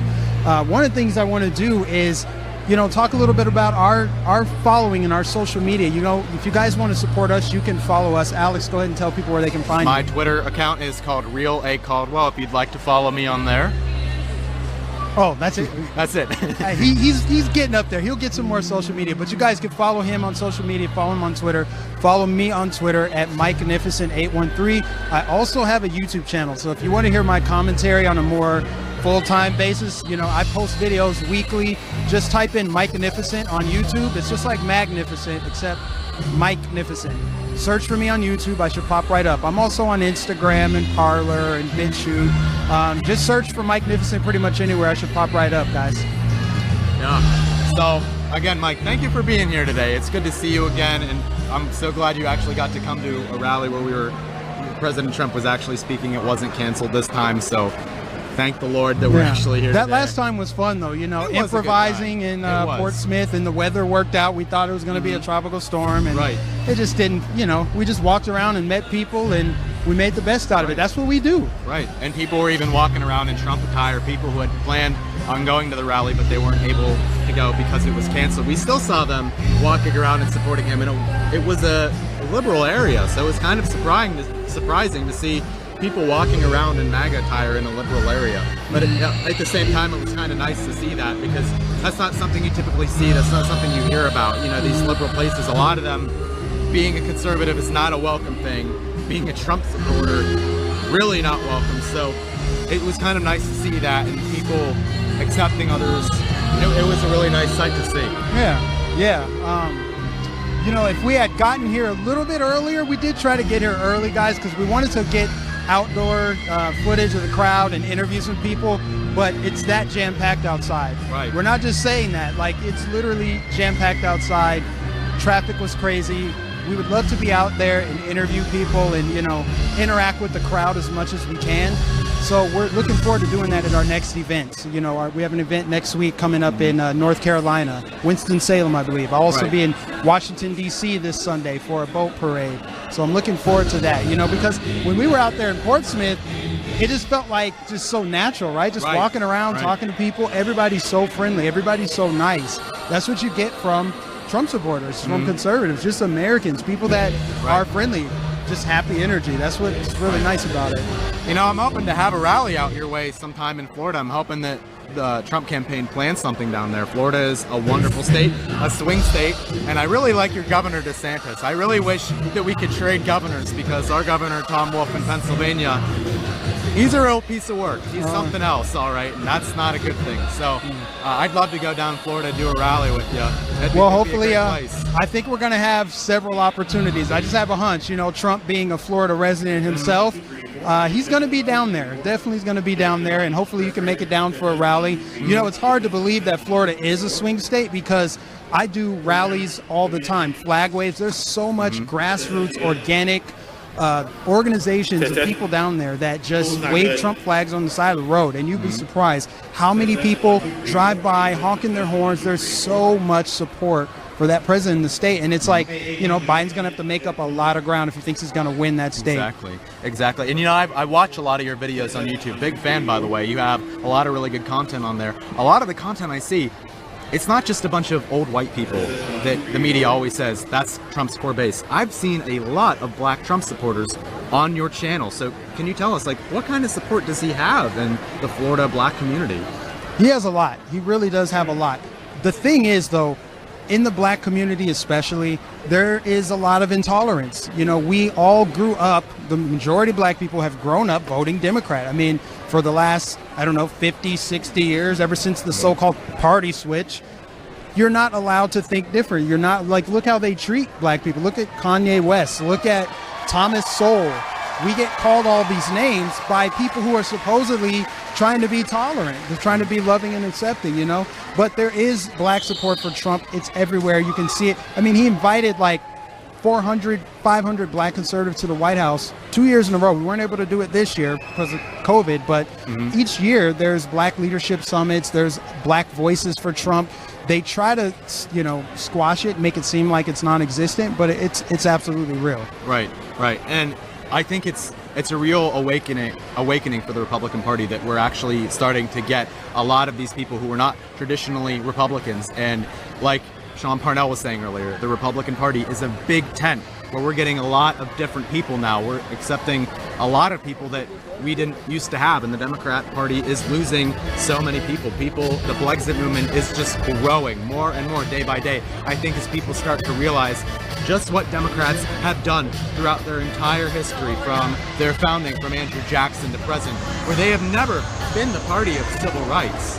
They have always been the party that was against civil rights, and then conveniently when history reminds them that that's what they did, they blame the Republicans, and they say there was a party switch, which has been debunked time and time again, that they just conveniently say didn't actually happen. So it's quite a thing to see all of these people fleeing the Democrat Party in droves, and I think that that's really going to help Trump in a landslide victory. You look at some of the polling out there, which you got to take with a grain of salt, but a lot of his approval rating in the black community going up to double digits, anywhere from being in the late teens to the mid to late 20s. That's huge. That's huge. That could deliver him so many states that we didn't even maybe think were in play, because the black community has such a powerful and big effect on elections that, you know, we might get to really see that effect, especially in this election. Yeah. Democrats are so lazy. They just assume the black vote is going to be gift wrapped and served up on a silver platter for them. They don't think that they have to compete for our votes. They absolutely do. They absolutely do. And no time more than now do they have to do that. They're scrambling, trying to make up for it by, you know, peddling all this racial tension and making us feel like we're being victimized in America. That's not true. It's not true. And they've always been on the wrong side of this argument as far as their founding. You know, it's funny to watch them cling to this lie. It's such a phenomenon to see them cling to the lie that the party switched. If the party switched, how come they still believe in judging people based on the color of their skin? There was no party switch whatsoever. There's no evidence of it, past, present, and I don't see it happening in the future, because their entire doctrine is based on your identity. Joe Biden literally chose his running mate because she is a woman and because she is pigmented. That's literally the only qualifications needed. She didn't have to be talented. She didn't have to be good at her job. She just had to be a woman, and a woman of color. How insulting is that, right? Very. Like, that's the whole thing. In this room here, the only colors that matter are red, white, and blue. And I think a lot of people are gravitating towards that message because the other message, we can never overcome that. It's always just going to be, well, that person's white, that person's Asian, that person's Hispanic, so they go here, you go there. And people are tired of it. People from all walks of life are tired of it, you know? And that's why you're seeing the surge of support in the black community for Trump. You're seeing it online. You're seeing Bryson Gray rapping on YouTube. You see a lot of people, and it's enthusiasm. It's like, it's growing. A lot of it is cultural. We have to shift the cultural message. In the black community, we've lost our culture. It's been hijacked, quite frankly, if we're going to be honest and get into it, by Marxists. Marxists that took over the messaging, the stuff we see on TV, the stuff that shapes and influences culture. You know, if you talk about Democrats taking the father out of the home, oh, Joe's calling. So we're gonna pass it back over to Joe for a few minutes, guys.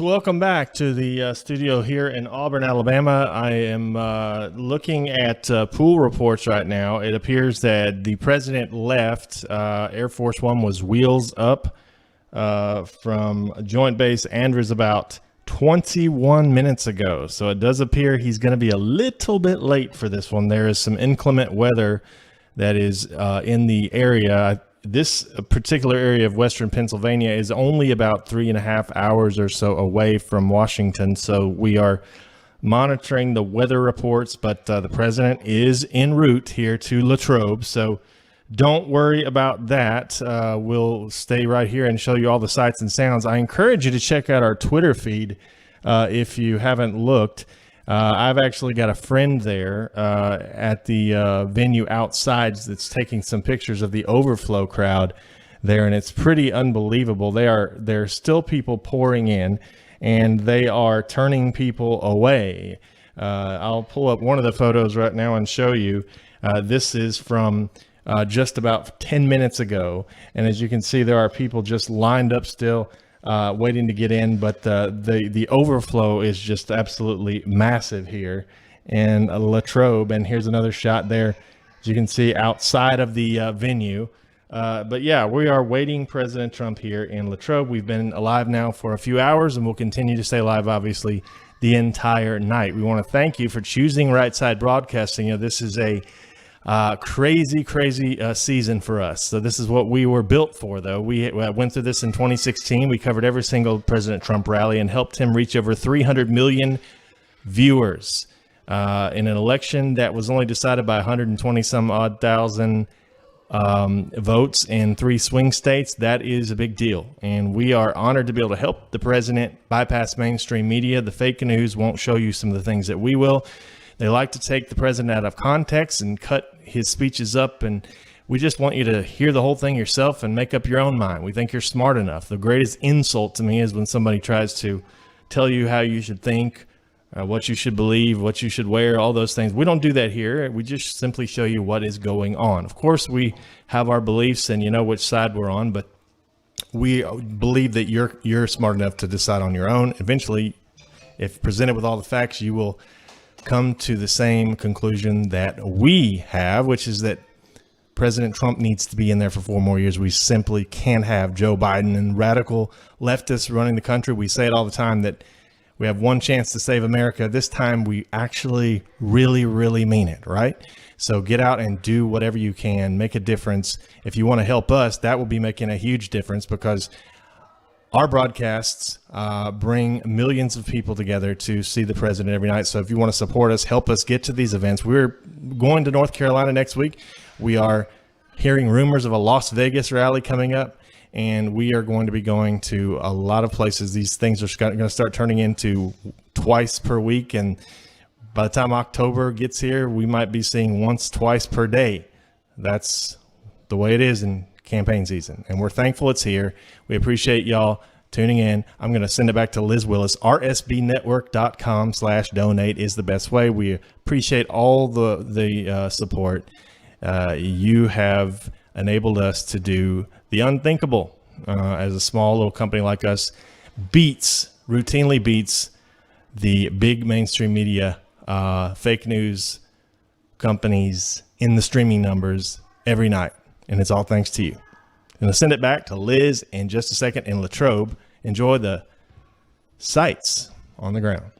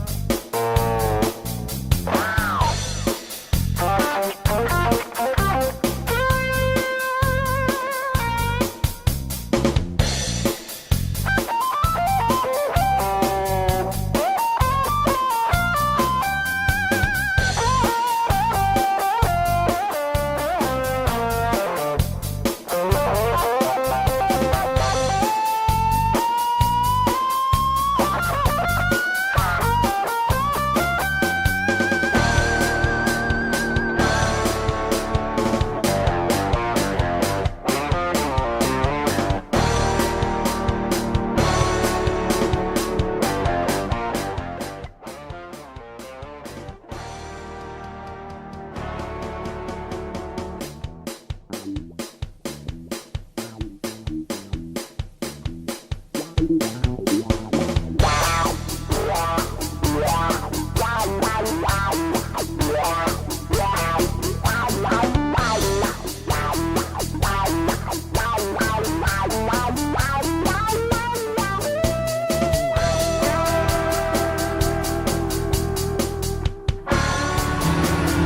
everybody, and welcome back to Right Side Broadcasting Network. I'm your host for today's event, one of your hosts. Sorry, getting used to having these coworkers here with me. Super excited to have them, but I'm one of your hosts for today's events. My name is Liz Willis. I've been with Right Side Broadcasting Network for about 4 years now, so it's been a really great time leading up to this moment. The campaign, despite all of this craziness that's been happening in the past 6 months, is finally getting into this stumping, this really busy campaign season is a great way to put it. We are looking forward to no longer having 2 weeks in between rallies or something like that. At this point, we have 2 days between big events. So that's something I wanted to talk to you guys about. We are really excited because there's going to be another rally in Wilmington or Winston-Salem. I guess it's kind of the same thing. North Carolina. So that was announced yesterday. That is going to be Tuesday at 7 p.m. Right Side Broadcasting Network will be there. It will be at me, Mike, also known as Mike Magnificent, and Gage. Unfortunately, Alex has school, so he won't be able to join us at that one, but hopefully we'll see him again soon. So these rallies are really picking up. Joe Biden has finally emerged from his basement, and I think that was also the campaign. President Trump's not just going to sit back and watch Biden get out and campaign and say, he was campaigning anyways. He absolutely loves it. We're ready to go. The campaign is ready to go. So thank you for everyone who's donated. With that being said, I do want to jump into, sorry, one moment. Okay, sorry about that. I was reading a few messages about some logistics, but with all that being said, I want to say thank you to those who have donated via our website. Our website is a great way that you can help support Right Side Broadcast Network. We're almost entirely viewer funded, as I've said before. So by going to our website, that's www.rsbnetwork.com/donate.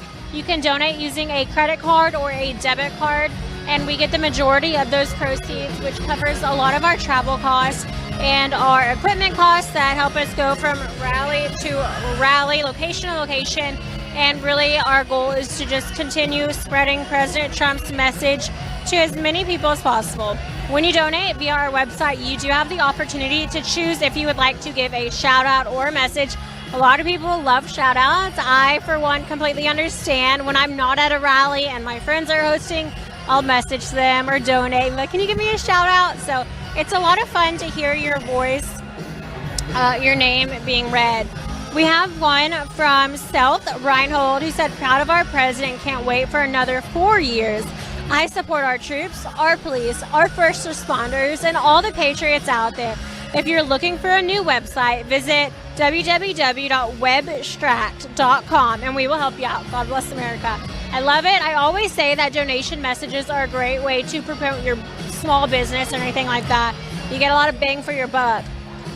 Alexis Levia said Trump 2020, MAGA America first. We have another promotion from a small business. You guys are catching on. I love that. This is from Brad Nelson, who said, this donation is from Showcase Tile and Marble in Jackson, Tennessee. So you guys, if you're conservative, you love President Trump, you want to support other conservative businesses, when I'm reading this out loud, think about writing them down or putting them in the chat room so you can support fellow conservatives and small businesses. This time with COVID, coronavirus, whatever you want to call it, is difficult for everyone. And we want to make sure we're putting our hard-earned money into other pockets who are going to vote this November with your small business, your family, your values in mind. So this is a great way to make sure that you're supporting another conservative organization. If that makes sense, I think it does. James Kruger said, keep up the great work. Linda Shade said, we love Donald Trump. Thanks, RSBN. You're greatly appreciated. Carrie, wow. Otterman said she just gave $500 for a billboard on I-40 entering California. that says "Make America Great Again." We have Robert Lawrence, who said, "Airline pilots for Trump, obtain my great looks at howtobecome-an-airline-pilot.org or robertlawrence.org. I wrote Happy Wife, Happy Life, a day in the life of an airline pilot, and how to become an airline pilot." So thank you very much, Robert. Lenny said, "Keep up the good fight for good life. Love from Saskatchewan, Canada. Go Patriots, go Donald J. Trump." That was bad. I acknowledge that. Thank you. Brad Nelson said, "This donation is from Showcase Tile and Marble in Jackson, Tennessee again, so thank you." We have Marty, who said, "Churchbuilders.us is a pro-life nonprofit in Idaho and will be casting a vote for President Trump. God bless our president and the great USA." Michelle Pennell said, "Now more than ever, you need to fix your credit. Credit is power. I'm helping families nationwide. Call 816-974-6373 to schedule your consultation today. God bless America, MP Credit Counseling." Sandra Benson said, "God bless all you do for what you do. God bless America and Donald Trump 4 more years." Manuel said, "On November 3rd, we'll write history again, Trump 2020. Tyler Wynn said, "Trump 2020, an honest man who's lowering taxes and doing the right thing. Much love from Maryland." Vin donated and said, "They're not just after him, they're after you. Trump is in it all the way." Judy Bowling said, "I've been watching RSBN for almost 4 years now. I watch every time you're on. Y'all do a great job, especially Liz. Everyone, support RSBN to hear the truth and help them to keep broadcasting RSBN." Tony and Bill said, "Trump 2020 from Beatlemania Magic, a tribute to the Beatles." Robin said, "Aloha, Hawaii for Trump." Esther Thompson said, "Trump forever." Kent Black donated, said, "God bless all your broadcasts and God bless your support for our president, Donald Trump." Elias Gomez said, "I am an immigrant, a proud and grateful U.S. citizen, and 100% support President Trump. Trump 2020, more power to RSBN." I love that, so thank you so much. We have Jimmy James, who said, "Hello all, not all Californians are Democrats. Love being a proud Republican, living in Southern California, Trump 2020 and beyond." John Obert said, "Thank you for being commercial-free, California for Trump." Thank you, John. Your donation allows us to be commercial-free, so we appreciate it. Carrie Miller said, "I'm riding the Trump train all the way through November 3rd, 4 more years." Christian Torres said, "Christian from Tampa finally agrees with Obama. Our entire democracy is on the line. Independence, if you enjoy your position, you know what to do. God bless Trump in America." Clifton Walker said, "The best broadcasting network ever, Trump 2020. Harvey Rock said, "A small maple and honey business right down the road from Latrobe. Give us a shout out for a small startup company during the pandemic." Oh my God, I love honey. So if you're anywhere near Latrobe, Pennsylvania, check out Mountaintop Maple Company. Again, that's Mountaintop Maple Company, a small maple and honey business. Oh, I want some. Mark said, "Big MAGA 2020 support from the Shots and Drops crew. Keep bringing it." Rachel K said, "God bless your network and may the Lord protect you and guide you." Maxine said, "You're doing an amazing job, Trump 2020. We have Maribel Holloway, who said, "Trump 2020 landslide, baby." Marty said, "You're my first choice when watching commentary." Jackson McCullough said, "Follow us on Instagram and Facebook." Donna Dingman said, "We love and honor President Trump and Vice President Trump. You are a power team." James Hudson said, "Please give a shout out to all the patriots and veterans of our great nation. Thank you, President Trump, from this Texas veteran." Kevin Baker said, "I'm a great Trump supporter and I love America and I will always stand against socialism." Ash Vaughn said, "Shout out to my classmates at Monterey Peninsula." Shelley Finning said, "Trump 2020, we love you, Trump from Minnesota." Jackson said, "From Placer County gold miners in Auburn, California, make mining great again in California. California gold miners are for President Trump." We have Jessica Pennell, who said, "We love Trump at Arizona Specialty Motors in Tempe, Arizona." I hope that's not Tempe. Y'all let me know. I'm sure you will. Charles Stadnick said Trump 2020 from Texas. Flora said thanks for all you do. Red all the way. Gary said aloha from Hawaii. We are in an unjust lockdown here, but pray President Trump will help expose and alleviate our suffering. Trump 2020 and make Hawaii great again.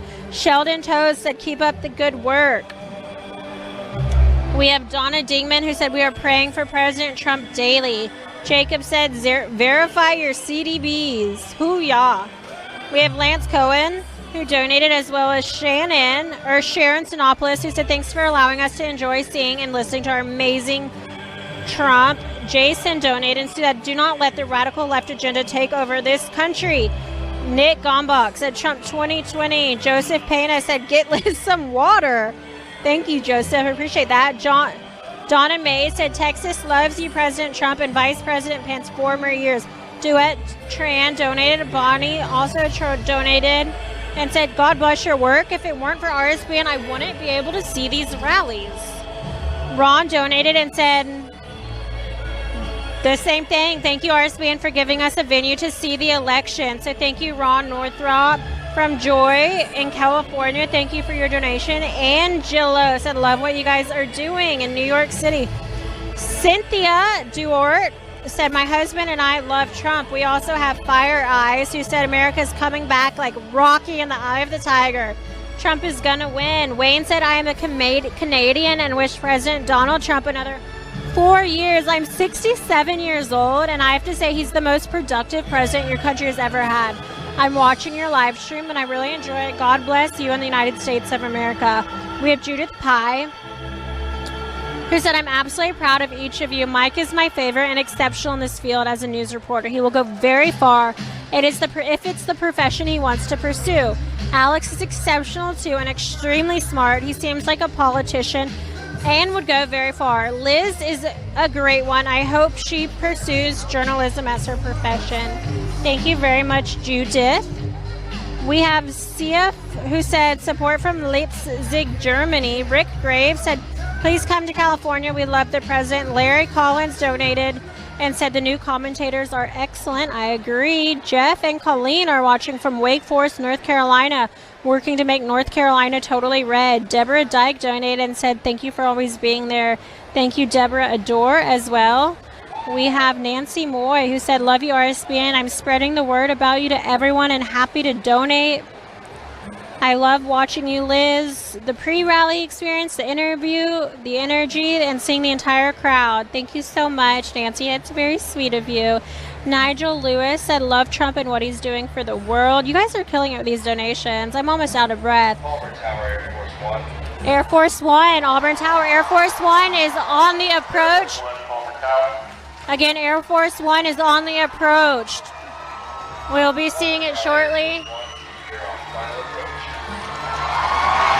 Ladies and gentlemen, Air Force One is on final approach. Philip Wynn donated. Donna Campos, Kevin S., John D., H. Craig, Michael S., Tom and Diane Wilson, Pierre Denizard, Maureen McGrath, Jerry Stuber, Jackson Michael McCullough, Cheryl Horn, Editha Remy, Sean Tucker, Jared Darley, Lavina Myers, Elaine, Judith Leonard, Bobby and Pizza, Tyler Prabhu, Kareem Reams, Janet Bryce, Cindy Maddox, Charlotte Patterson, Chuck Hinshaw, Melissa Manuel, True Red Servant, Daniel Stadfield, Debbie and Tom Collins, Ken Frazier, Richard Sire, Stanley Miller, Aurora Lamato, Paul Seymour, John Shua. We are all caught up on today's donations so far. A couple more that we will read. Let me make sure I haven't already read them. Glenn Armud said they're on our right, they're on our left, they're in front of us, they're behind us, they can't get away from us. John Kramer said together we are great, divided we are doomed. We have John Kramer again, so thank you for donations. Jack Frost from Peoria, Illinois, so thank you, Mr. President, all the great things you're doing for our country. Ibby said love RSBM for streaming it without having to listen to talking heads. Best wishes from a Canadian girl, 4 more years. Tammy Noble said thank you. Ladies and gentlemen, Air Force One, final approach to Latrobe, Pennsylvania.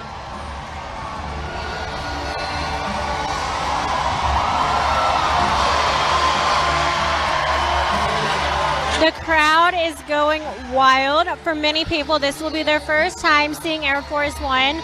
You see the motorcade coming in behind it, getting ready to swoop in there. Make sure everybody gets off Air Force One safely.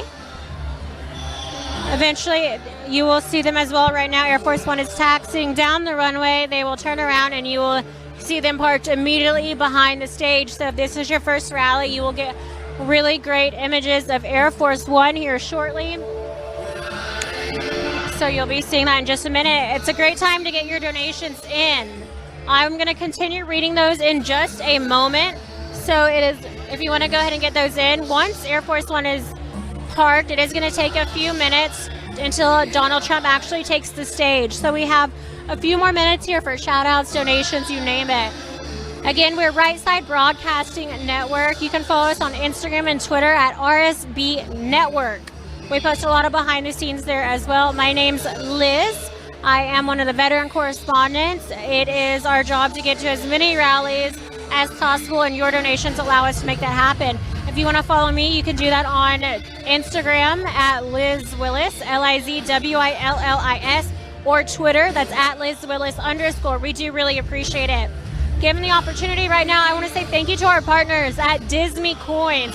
Disney Coins has been incredible in helping us make this event possible, getting us to different rallies and supporting Right Side Broadcasting Network through the years. So thank you to Disney Coins. You can check out them, www.disneycoins.com.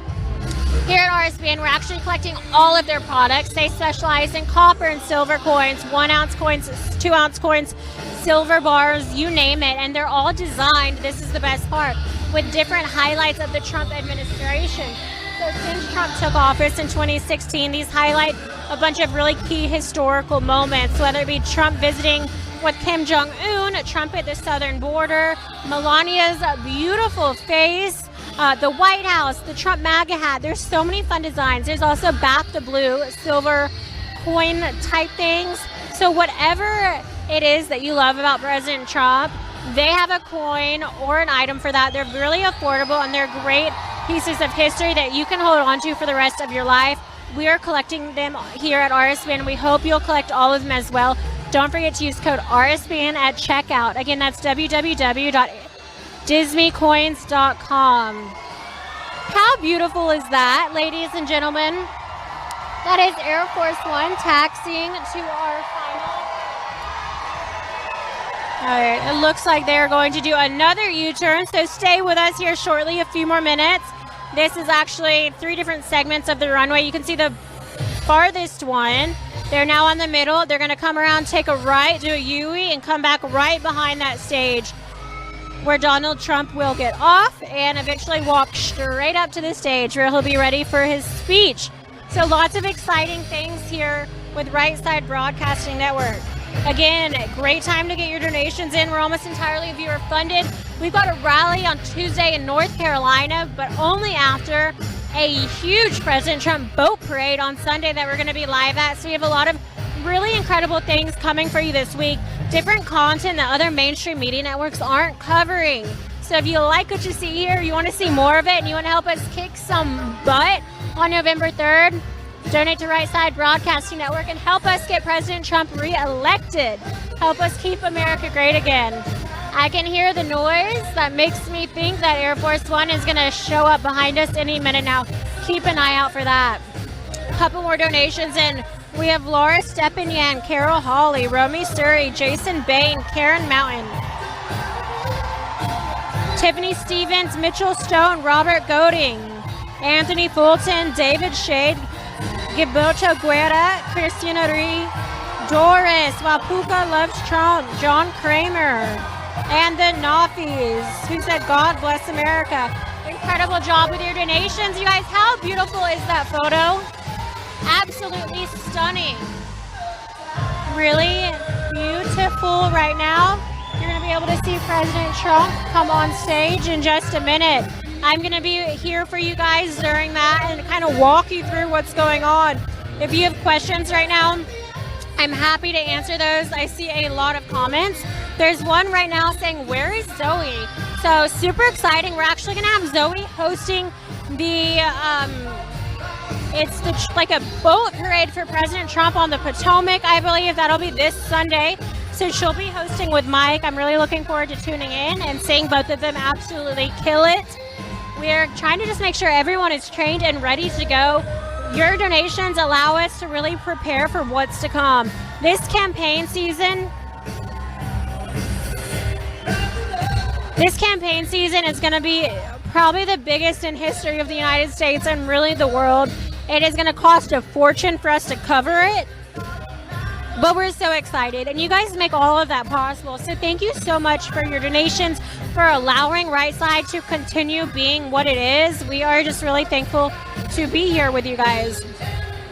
Jeff Putney from Fairmont, Minnesota here. RSVN is my go-to for all Trump rallies and events. $49.99 from J. Pierce Bay, $5 from PA Jeeber 420. Mary Elizabeth Gallagher is a new member, so thank you. And $10 to Iron Man. We have 36,000 watching alone right now. I want to say thank you to everyone who's tuning in. These numbers are incredible, and if this crowd size or the numbers watching online or the overflow crowd of thousands of people outside today in Latrobe, Pennsylvania are any indication of how the United States is going to come and turn out for the November 3rd election, it's going to be a Trump 2020 landslide, baby. The energy in here is fired up. President Trump supporters, you can actually see some of them just getting off the plane. Some of the staff that was on the plane getting off and just fist bumping. I mean, the music is fantastic. It's loud. The energy is high. It is a good time, a great day to be American, and an even a great day to be a conservative here in Pennsylvania. The crowd is erupting in a USA chant, so it doesn't really get more patriotic than this moment right here. We're really glad to be able to bring it to y'all, and hopefully that 11 till dawn. I do want to say thank you for your comment. That is a great thing. I always like to point out we do have to talk a lot. It's not because we like to hear ourselves talk. If we're not talking, you guys won't be able to see this stream because the music the campaign plays is not licensed or copyrighted by us on YouTube. If we are not talking, this music will cause our stream to get taken down. We don't want that to happen. We know you don't want that to happen. So that is why we have to constantly talk. It's just a way that we kind of make this system work, so thank you. Absolutely. All right, lots of great things coming in. Really excited to be here. 39,000, we love to see it. If donating financially is not an option for some of y'all, we understand that. We would love it and really appreciate it if you'd consider liking our YouTube stream or our Facebook stream, Periscope, whichever way you're watching. If you just make sure to go on over to our YouTube channel, give our video a thumbs up, comment, give us a follow at Right Side Broadcasting Network. It is really tricky having to compete against mainstream media, different news sources, and especially the censorship for conservative organizations that comes along with working with big tech social media platforms.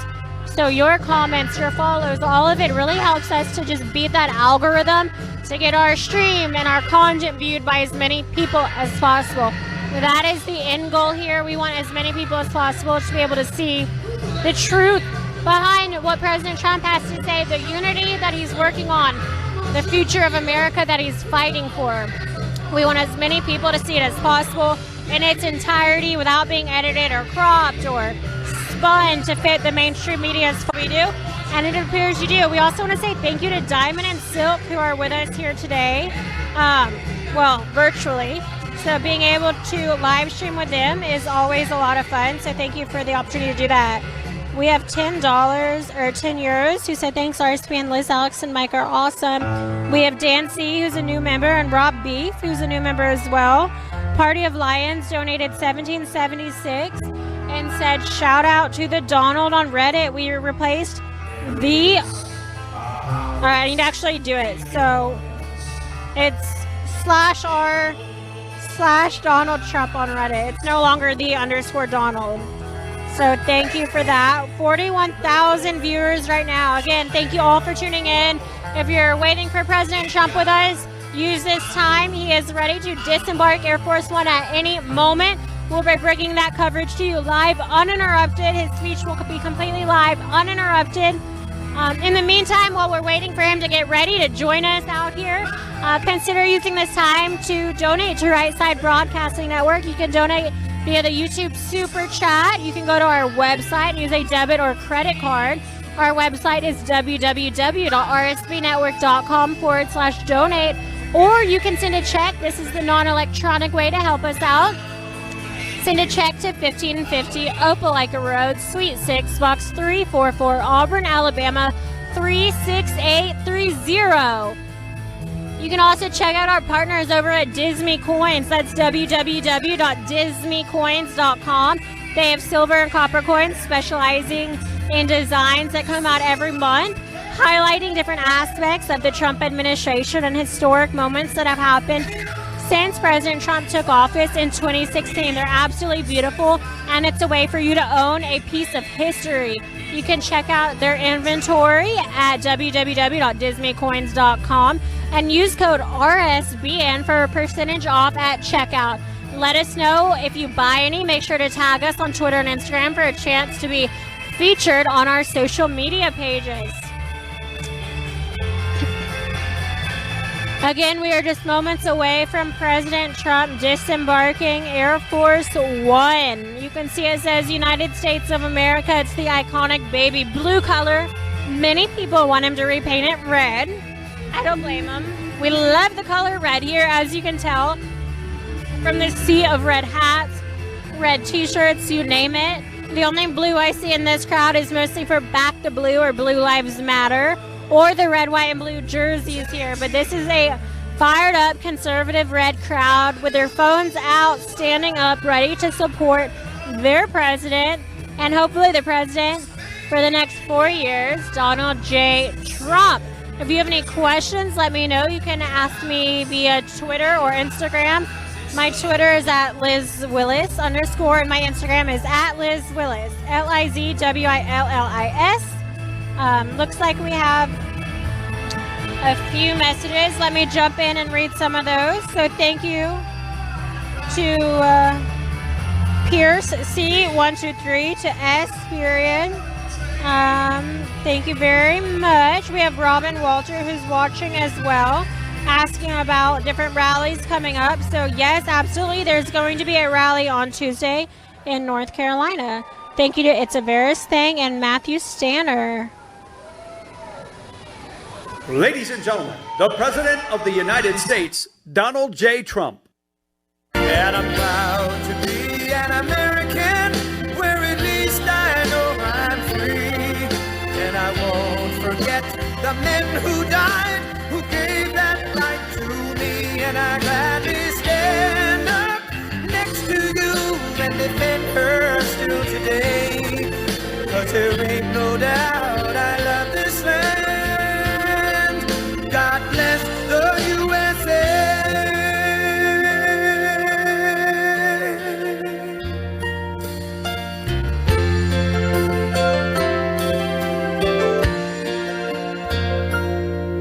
From the lakes of Minnesota to the hills of Tennessee, across the plains of Texas, from sea to shining sea, from Detroit down to Houston and New York to LA, where there's pride in every American heart, and it's time we stand and say that I'm proud to be an American, where at least I know I'm free. And I won't forget the men who died, who gave that right to me. And I gladly stand up next to you and defend her still today. 'Cause there ain't no doubt I love this land. God bless the USA.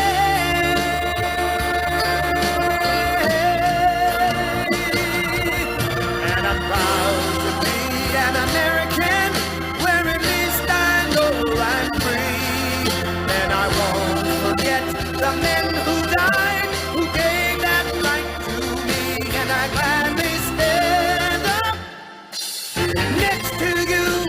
defend her still today. 'Cause there ain't no doubt I love this land. God bless the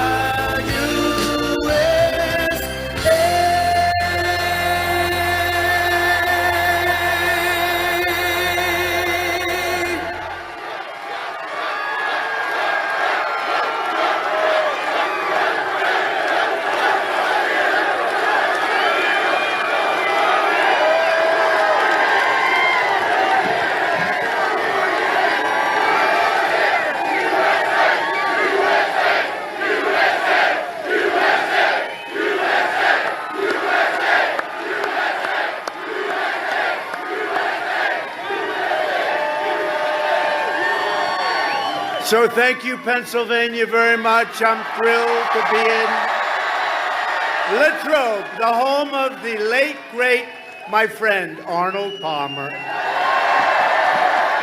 What a great guy he was. What a great guy. Thank you very much. 61 days from now, we're going to win the Commonwealth of Pennsylvania, and we are going to win 4 more years in the White House.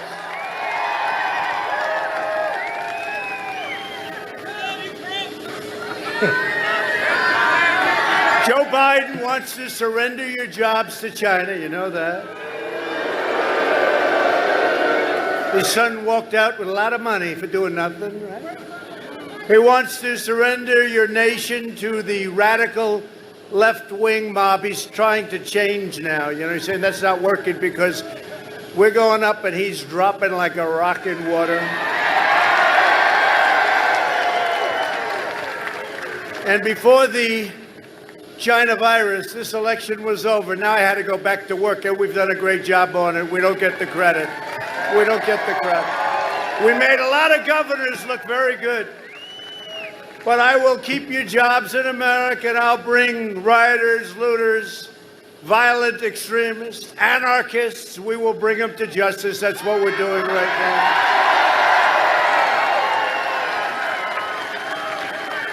We have over 400 right now under arrest. These are bad people. Over the last 3.5 years, we've secured America's borders, fixed our broken trade deals, rebuilt the United States military, obliterated the ISIS caliphate 100%, secured American energy independence, and built the single greatest economy in the history of the world. And now we're going to do it again. Have to do it again. Have to do it again. Got to do it again. And it's happening. You see what's happening. Job numbers, retail sale numbers are all at records. It's happening. It's happening very fast. It's actually happening in a super V, not a V. It's a super V. And you'll see that, and big numbers are coming out and have come out. And just watch your set or watch your newspaper, read your newspaper. You're seeing numbers that, Congressman, we haven't seen those numbers ever before, actually. We've never seen them. And by the way, we have record stock markets. We have record everything. You're going to have an incredible economic year next year. Your stocks are going up. Your 401ks are through the roof. Had a little pause today. People wanted to take some profits, and probably somebody said something stupid along the way. But the stock market's at record levels. Think of it. In the hopefully rounding the turn on the pandemic, we're rounding that turn, and vaccines are coming along great. You know that the job that they've done, the doctors, everybody else, we're years ahead of schedule. Anybody else as president, you wouldn't be talking about vaccines for 2 or 3 years from now, I'll tell you right now. That I can tell you. Biden will never be able to protect your jobs or your family. He is a puppet of the socialists, Marxists, and the cop-hating extremists, and they are cop-hating. And we love our law enforcement. We love our law enforcement.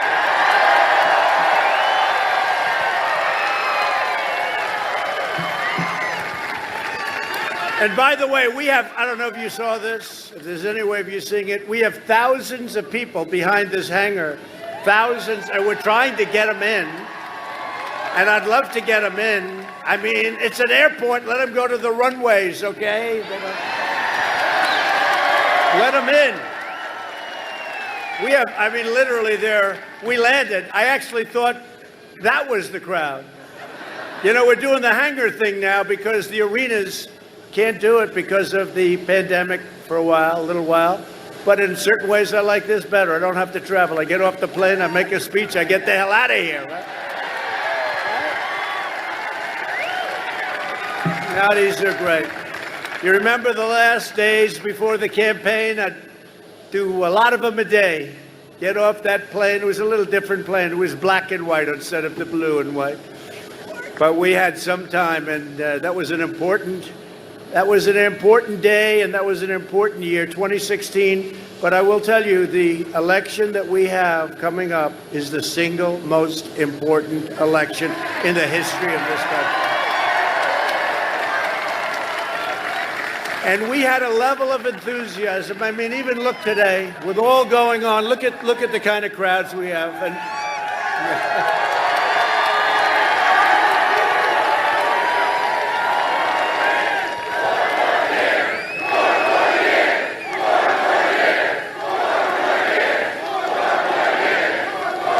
but we had record enthusiasm in 2016. By the way, was that the greatest evening ever?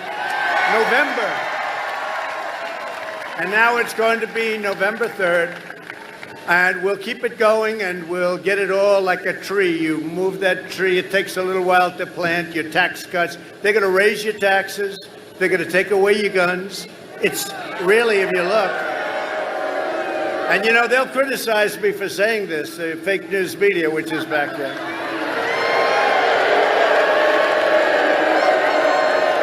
With their fake polls, the same as last year. We could just put it all on tape. The fake polls, the fake everything. You know, they're called suppression polls. They're meant to make you depressed. Are you depressed? You don't look depressed. The real numbers, and we have the real numbers, we're leading everywhere. We are leading everywhere. I'll tell you, I think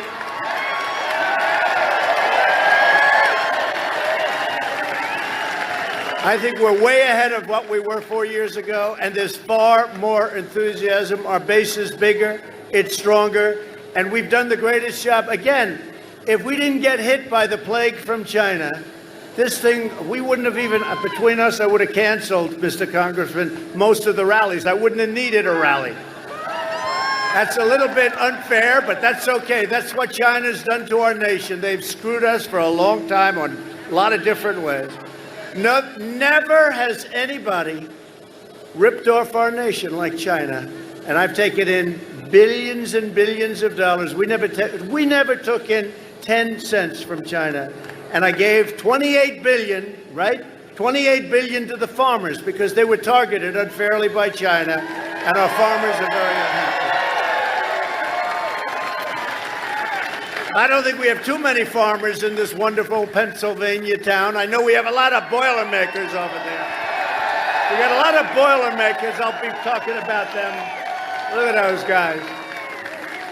Nobody going to mess with them, I'll tell you. We're going to be talking about them in a minute. But for the entire summer, Biden was silent as far-left rioters viciously attacked law enforcement in Democrat-run cities all, burned down businesses, terrorized civilians, and just recently marched through the streets chanting "Death to America." This is what we have, death to America.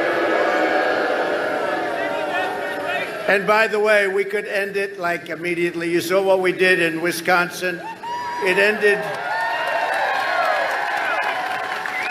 Took a while for the governor. You know, they have to ask us in. It's like otherwise we have to do something much bigger, and it's totally unnecessary. The National Guard's fantastic. I went to see him 2 days ago. Biden went there today. There was nobody there. There was nobody there.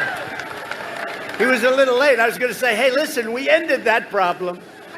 But we could end it in Portland. Wise guys in Portland. Anarchists. They're agitators. They're looters. I'll tell you, we could end it in Portland in a half an hour. We did it in Seattle. We told them we're coming in. You either end it or we're coming in. Congressman, we were going in the next day. We were all set. I was actually disappointed, to be honest. They ended it in Seattle. They took over 20% of the city. Do you believe this? And the mayor said, no, it's going to be a summer of love. These people are crazy. So we end them very quickly. We end them very quickly. And now what we're doing is we're holding back funds for cities that don't know what they're doing, where they allow crime to run rampant.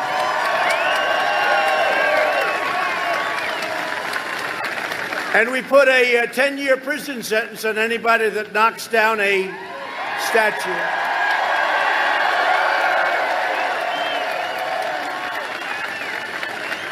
I took out an old ordinance, a very old one, because today in Congress you don't get things like that. Today they think that you should just have no cash bail. You know, they do the no cash bail.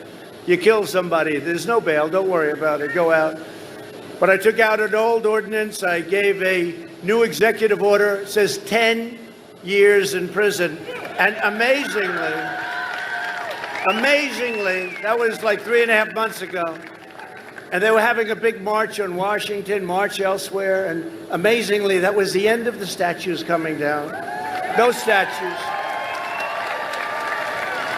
And we're actually prosecuting people for having done it. We made it retroactive to the beginning. Terrible. And by the way, the state statues and monuments, they have to do the same thing. It's real easy. But the rioters that want Biden to win, they want him to win because their agenda is an agenda. It's what they want. It's the craziest thing I've ever seen. They both want to cut funding for police. They want to end that cash bail. They want to hire far-left prosecutors and judges and let the criminals run wild. The radical left district attorney in Portland, Mike Schmidt, his name is, has released hundreds of rioters and announced that anyone arrested for interfering with police officers, disorderly conduct, criminal trespass, rioting, and other offenses will not be prosecuted under any circumstance. Oh, it's worse. It's worse. You have somebody in Philadelphia who's worse, right? Worse.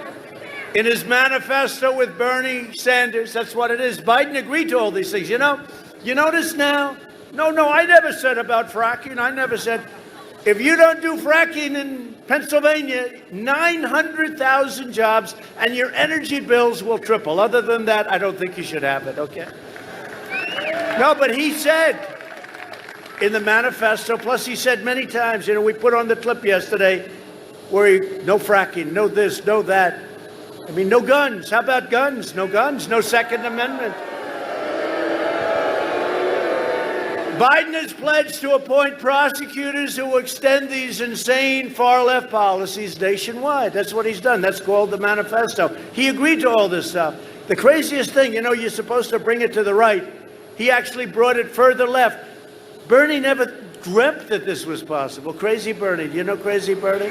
You know, I had a lot of his voters come to me 4 years ago. A big percentage. You know why?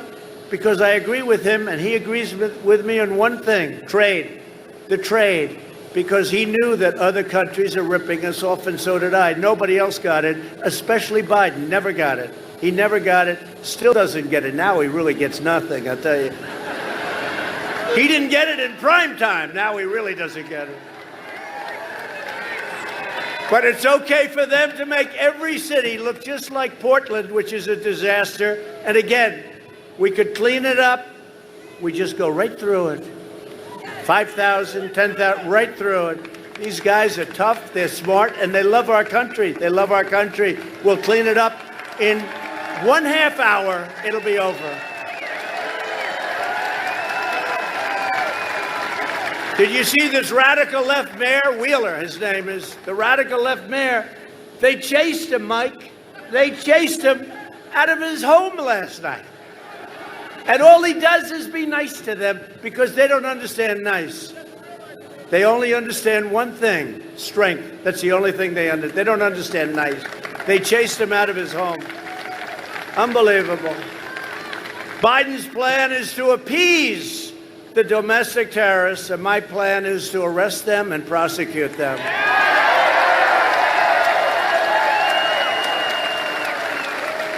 And I will always defend law-abiding citizens. That's why the rioters are voting for Biden and the law enforcement people. You know, we have it from everybody. We just got the sheriffs in Florida, all of them. We got Ohio, we got Texas, we got North Carolina, we got South Carolina, we got everybody. I don't know if there's anybody, and I see Rick Perry right there.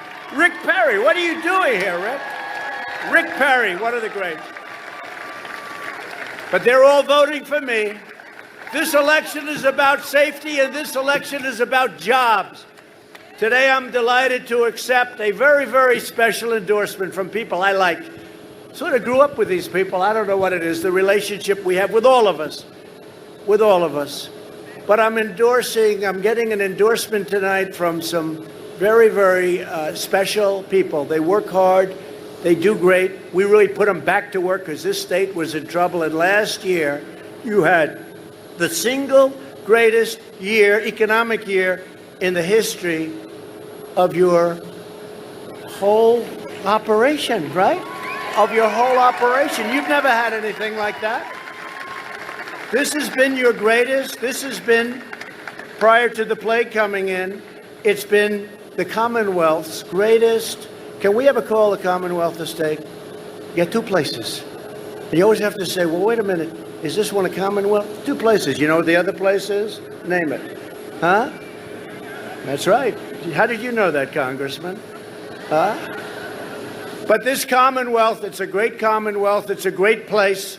And the Boilermakers local union, it's local 154 of the Boilermakers. They chartered in Pittsburgh 125 years ago. None of you are around to see it. And it now represents members in Pennsylvania, Ohio, and West Virginia. And I want to thank John Hughes and the Boilermakers here today. It's a great honor to have you. Who's John? Where the hell is John? Stand up, John. John, we appreciate it. We appreciate it.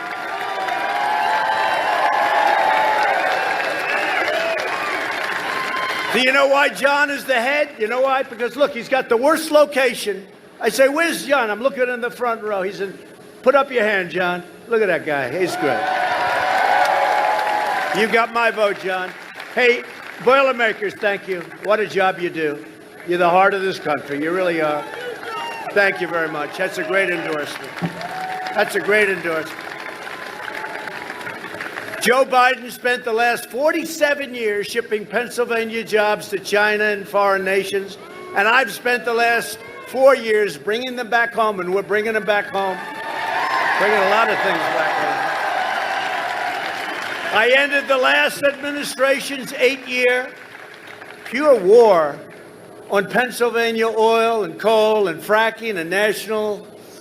If you look at this, the natural gas, what they've done to this state, what they were doing to this state, it was sort of easy. I just opened it up and I said, do it. And the investment put into Pennsylvania, the investment put into the Commonwealth of Pennsylvania has been record-setting. But again, you had the greatest year you've ever had last year prior to the virus. You're going to be set now with what we're doing. I believe that this next quarter, which will be announced, interestingly, just prior to the election. So I'm putting myself in the line, but I know what's going to happen. The numbers are going to be great. And next year is going to be one of the greatest years, not only for Pennsylvania, but for the entire country.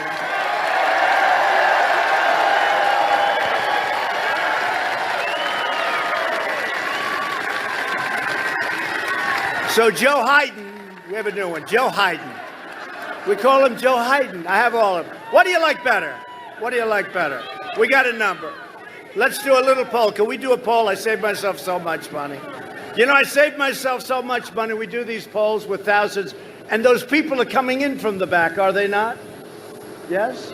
They're coming in. I'm telling you, you wouldn't have believed it. I'm landing. I wasn't waving at you. I was waving at them. There's more. But I do these polls, right? And it's like a perfect poll. You know, do you ever see the companies, you give them $1 million and they do a poll, like 78 people were polled. Now you got thousands of people. So tell me, what's your feeling, first of all, in the name? What's it? You like MAGA, Make America Great Again? Yes? Huh? Oh, you are the one. You are a man. I made you famous today. You said the nicest things about me. Thank you. Did you see him on television today? I think you're great. I think you're great. Thank you. No, he called me a great Christian and a great Christian leader.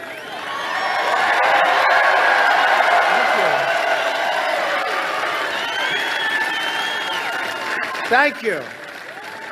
But he did say I wasn't perfect. But that's okay. I said thank you anyway, right? No, that was really great. That was really great. But if you look at it, the things they've done, we're going to go through a couple of different polls as we go along because I love the people saying do this or do that. But one of the things I got you out of is this thing sounds so good, but it's so bad. It's a ripoff of our country, the so-called Paris Climate Accord. It's a disaster, a death sentence. It's a death sentence for your energy jobs. I took it out. I withdrew from that calamity. Biden pledged to reinstate it. It's going to cost you billions and billions of dollars.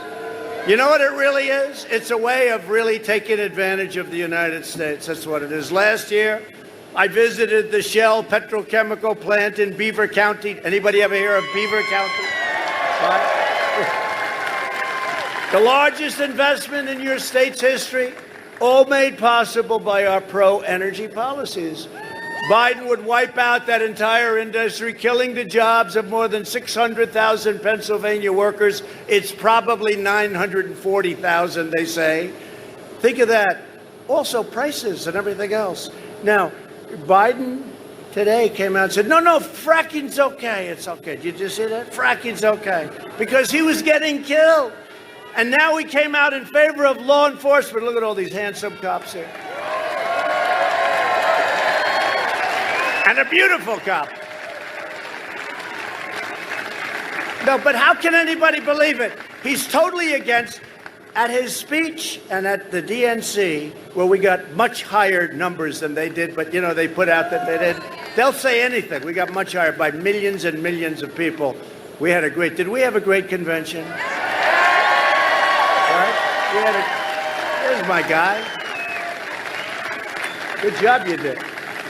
But we had a great convention, and it's been really terrific. You know, I made a speech at Mount Rushmore, and since that speech, our numbers have been up like a rocket, like a beautiful rocket. The Mount Rushmore speech. I said, you know, we're getting hit by this pandemic very unfairly in the sense that we've done such a good job with the ventilators, all of the things. You know, you've heard it 1,000 times. And we have to get back. And I made a speech in really a great place, South Dakota, but it was Mount Rushmore. You know, they want to blow it up. You know, they want to take off Mount Rushmore. If you would see how beautiful, this is, it was like this perfect evening. The sun was setting. The faces of these great, great, majestic heroes of our country, right? Heroes of our country.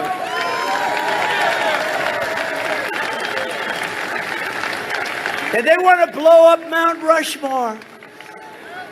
But how about this one? The Democrats yesterday came out with a plan. Did you see it? Now, they're the D.C. Democrats. They want to change the name of the Washington Monument, perhaps take it down.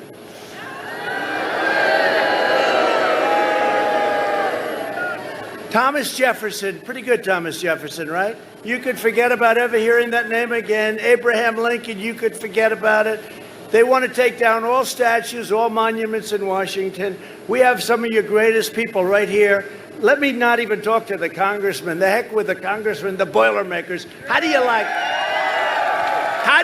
the idea of taking down our statues to our great George Washington, Thomas Jefferson, Abraham Lincoln, Andrew Jackson, all of them? I don't think the Boilermakers, you'll do a ring around Washington, right? Along with Christopher Columbus, he's in big trouble, I'll tell you. Except there was a group of great Italians in New York. They tried to take down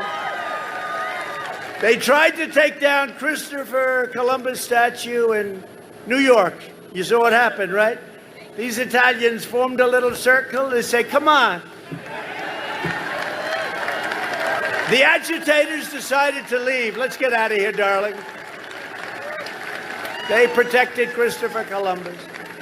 The Italians aren't big on taking down Christopher Columbus. You take down those statues, you can forget about the Italian vote. Do we agree? But they protected it.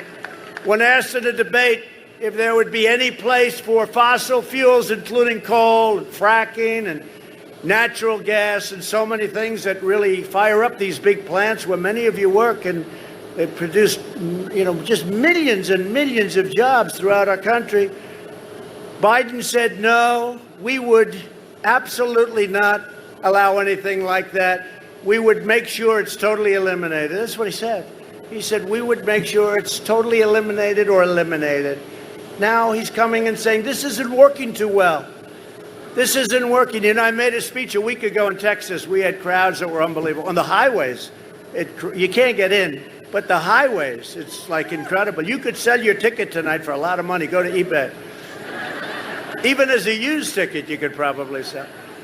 But you go down the highways and you see it. And I was thinking in Texas, I'm making a speech in front of obviously people that like oil. They like God. And you know what else they like? They like their Second Amendment, right? So think about it. So whether it's Pennsylvania or Texas or Oklahoma or North Dakota or any place, you take a look at this, right? And no oil, no guns, no God. I don't think George Washington running with Abraham Lincoln as his VP, he'll pick Abraham Lincoln as VP, is going to win in Texas or in Pennsylvania or any place else with those three things eliminated. That's what they want to do. They want to take away your Second Amendment. If I weren't president, you would either have an obliterated Second Amendment or it would be gone entirely. I am standing between them and your Second Amendment, and that's it. That's it. They know.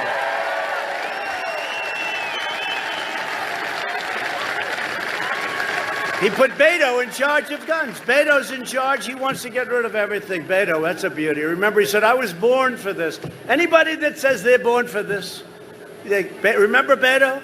He was on the cover of a magazine. I won't mention the magazine. They're back there. It's a total phony magazine. But he was on the cover of the magazine. And he said, I was born to run for president. He was born for it. I was born. Anybody that gets that carried away, that was when he was doing well. Since then, he's cratered. Ever since he made that statement, he's looked very bad. But take a look at what he says about guns. And he got put in charge of guns.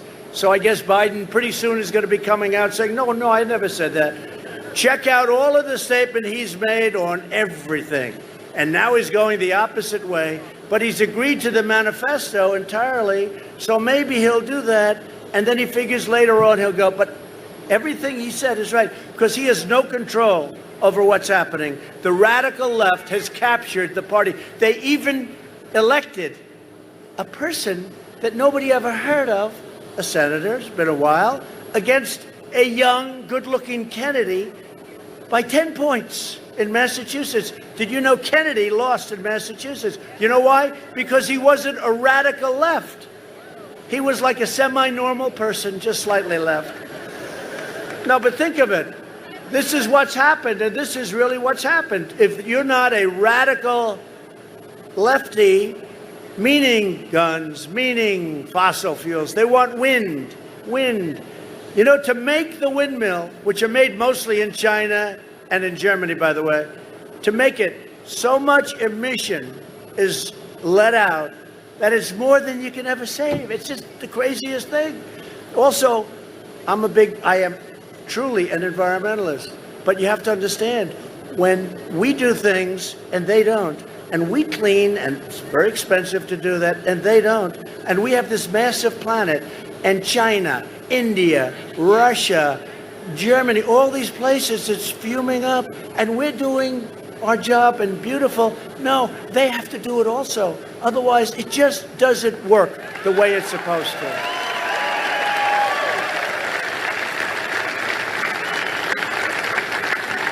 They want to ban straws. Has anybody ever tried those paper straws? They're not working too good, right? They want to ban straws. I said, well, I've had a couple of meals at McDonald's, etc. over the years, right? Wendy's, friend of mine owns Wendy's. I'll give it a plug, right? Burger King. So they want to ban straws. I said, oh, really? What about the carton? What about the plate? What about the knives and the spoons that are plastic? Oh, they're okay. But the straws we got to ban. Has anybody ever tried? Seriously, the new straw, it's made out of paper, right? It disintegrates as you drink it. If you have a nice tie like this tie, this would have no chance. By the time you get finished, the straw is totally disintegrated. Does anybody walk around with a plastic straw? Because it's not bad. You know, you whip it out, boom, boom. You never had to do that. When asked whether he would be willing to destroy the jobs of hundreds of thousands of blue-collar workers to push his anti-energy agenda, you know what the answer is, right? It's the Green New Deal, right? This Green New Deal. This was made up by people that don't get it. Either that or people that just don't like our country very much. But Biden replied, yes, he'll get rid of those jobs. And he famously told a voter, I want you to look in my eyes when he's not wearing the mask, because I've never seen a man that liked a mask. Look, I'm all for it. We have a big weekend, distance on the weekend and all of that stuff, and wear your mask when you're close together in particular, and wash your hands, all those things. We have Labor Day weekend coming up. But did you ever see a man that likes a mask as much as him? And then he makes a speech, and he always has it, not always, but a lot of times he has it hanging down, because you know what? It gives him a feeling of security. If I were a psychiatrist, right? No, I'd say this guy's got some big issues. Hanging down. Hanging down. Congressman, give me your mask. I want to have it hanging from my ear. I don't want to touch your damn mask. Mike, I'll never touch your mask. No, but the new one is, you know, I went for a physical. The doctor said to me, sir, would you like to go over to Walter Reed? It's incredible. By the way, the job they do on people that have been just really hurt are heroes. And the job they do is incredible. But he said, sir, would you like to go over and do a physical? You have some time. You know why I had time? Some deal. Oh, it was China. I decided not to see China because they didn't like the way they were doing business, okay? Does that make sense? So the doctor, White House doctor, highly respected, Sean Conley. Sir, would you like to go over and do your physical, do a piece of it or finish it or whatever it was, but do a physical? I said, I don't know. I'm not in love with the idea. Well, if you do it, we don't have to do it. So, okay, let's go. Come on. So we went. And we're driving. Now, you have to understand there are 100 cars. You see what happens here. It's like the plane times 50. So the cars are driving all over. It's about a 20-minute drive. And we get to the hospital. I get out. I was there probably for an hour and a half, 2 hours. And then yesterday I read that I had strokes. CNN, fake news CNN right there.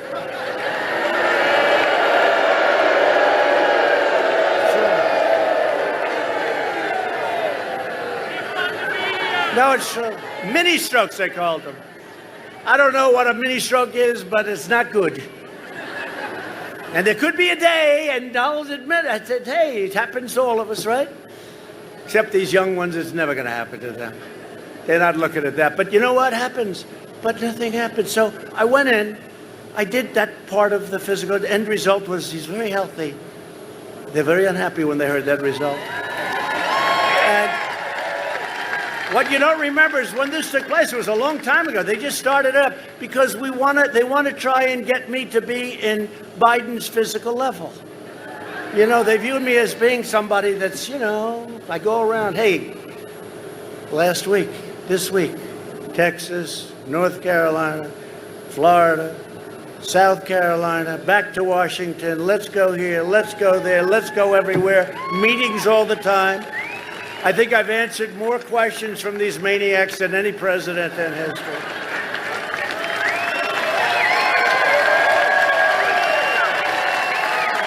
And mean questions.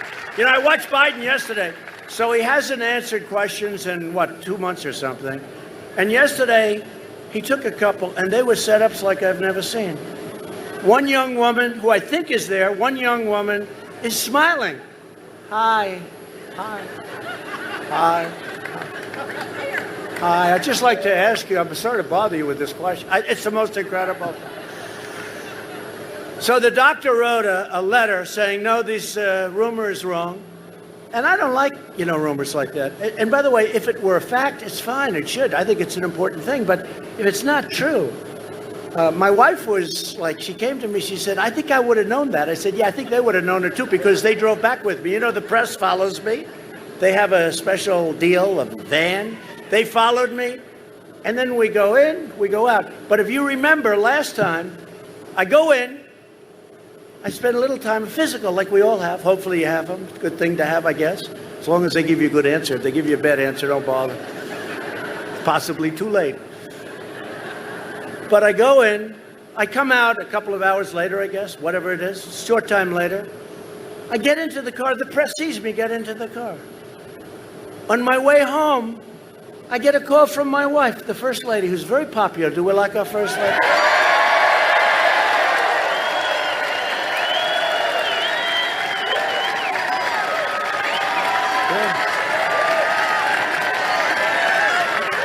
She's very popular. She's a great person, a great woman. She said, darling, are you okay? I go, why do you ask? She said, they're reporting that you had a heart attack. Now, you have to understand, I'm driving in a car which is about, 6 cars in front of the press, because they have a big car. There are a lot of them, and we try and give them as little room as possible, make it uncomfortable. But they're right behind me, so they know I got in. And CNN reported that I had a heart attack. That was the same visit, and that didn't work. No, it's unbelievable. CNN reported I had a heart attack, so my wife was concerned. I said, no, not that I know of. And if I did, I think I'd be back there. No, I'll be home in 15 minutes, darling. Thank you for caring. It's always nice. It's always nice. She sounded relieved. That's good. When your wife sounds relieved. But she said, I wonder how that happened. Why did they do that? Because they're fake news. So I go in, and that rumor lasted for a little while, like a day or two. It lasted for a little while, no matter what I did. I walk, I'm in the same motorcade. I go in, and I go out. They know I'm in the motorcade. I actually have to report it, but I'm in the motorcade. And they said I had one of them said it was a massive heart attack. Think of it. Again, it could happen someday, okay? And when it does, I hope things work out. But they knew I'm in the motorcade, and yet they reported it anyway because they're fake news. Now, for the same visit, that was the same. That was the stupidest thing. From now on, when I go for a physical or something, or go to the hospital, announce it. Because this was a quick thing. The doctor, he got me in a lot of trouble. He's a great doctor. I said, no more surprise visits to the hospital where we do a little work because we have some time. But, so now, the same visit, they started yesterday because some joker from the New York Times, who's a third-rate reporter, writes a book. And he said, the vice president was prepared to take over the reins because they thought the president was going to go, I guess, under anesthesia. Do they still call it? In the old days, they called it anesthesia. It's essentially the same thing. I don't want to get into a situation like where Biden used record player. Remember that? You go home, you turn on your record player. But the anesthesia. And I said, how could that be? So remember, just the same visit. They said heart attack a long time. All of a sudden out of this book. And he said, suffered mini strokes. Now they get a letter from the White House doctor that says it's totally false. But they still go with it. They go with it. And they know I'm in the group with them coming back. And I don't know much about a mini stroke, but I assume, Mr. Congressman, if you have a mini stroke, you're not heading back to the White House, right? At least you'll spend a couple of nights at that great hospital, right? So anyway, these are really dangerous people. They are so bad for our country. If we had honest press, it would be so great for the USA. Be so great. They're just a bunch of phony people. Not all of them. You have some very good ones, like about 10%. No, you have some very good ones. You have some great journalists, but it's really, they know it's phony stuff. They're doing anything they can to get this sleepy guy into the White House, and I just don't think the public is going to fall for it. I don't think the public is going to fall for it. You know, in his best days, 25, 30 years ago, he was weak. He was weak as a senator. He was weak. He was not known as being one of the smart ones, and now it's not exactly prime time, I can tell you that. I just want to announce tonight, because we're joined with some very, very special warriors, and Dan Muser. Dan, thank you very much. Great job you're doing. Dan, Congressman. These are congressmen who have really been warriors for me. They really have been. Thank you very much, Dan. Fred Keller. Fred, thank you. Great job, Fred. The great John Joyce. Great. Thank you, John. Guy Reschenthaler. Do you know him? Guy Reschenthaler. What are you doing over there? What happened? You don't get along with these guys? Huh? Oh, okay. That's good. Now I understand. That's good. Glenn Thompson. Great job. Great job, Glenn. Really great. And a real good friend of mine right from the beginning, right, Mike? You know, we were in Pennsylvania, and a friend of ours, a congressman long-term, right, from Kentucky. No, from actually Tennessee. Came up to us. I was getting ready to make a speech, and Tennessee has very early voting. Remember what he said? This was 4 years ago. He said, I don't know what's happening in Pennsylvania. I don't know what's happening in the rest of the country. But if what's going on in the rest of the country is like what's going on in Tennessee, he said, they're coming from the hills, the roadsides, the rivers. He said, they're coming. People that never really cared to vote. They're great Americans, but they never wanted to vote for the people that they were seeing. He said, they're miles long. They've got Trump here, Trump hats, Trump pins, right? Tennessee. Duncan. Right? Congressman Duncan, right? Remember that, Mike? That was the first time. I mean, they said they've never seen anything like it. Tennessee's been incredible, by the way. But so Mike and I listened, and we said, I wonder what that's all about. But it is true. People that weren't really political people, they're coming in and, you know, the deal here, like the Miss Universe, good old Miss Universe, right? Like this. They came with hats. They came with pins. They're loaded with pins. One person had hundreds of pins. They never had a pin in their life. But they love the job that we've done, and we're going to do it even better in the next 4 years.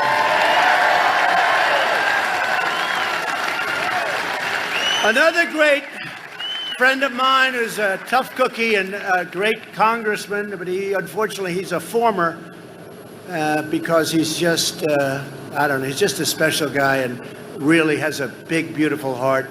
Lou Barletta. Lou, thank you. You look good, Lou. Why don't you run again? Run.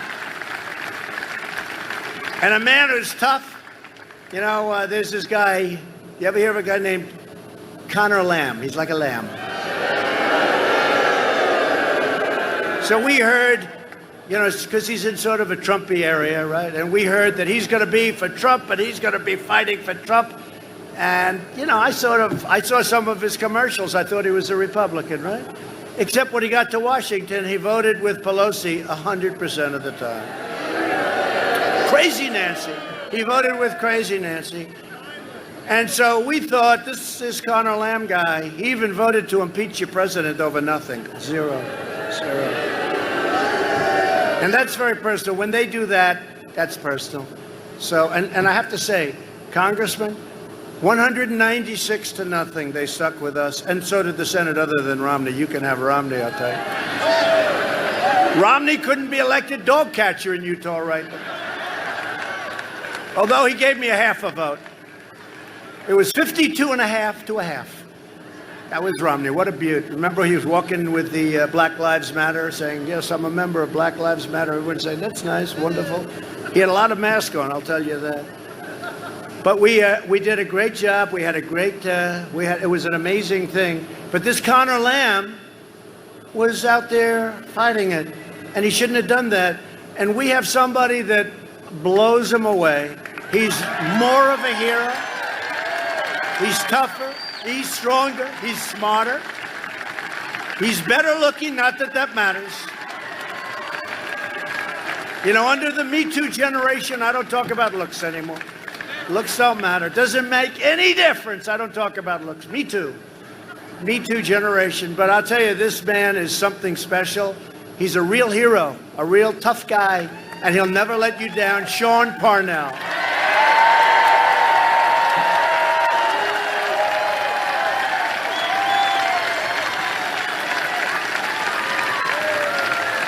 Just remember that Connor Lamb, and I remember because he's like a lamb. He's like a little lamb.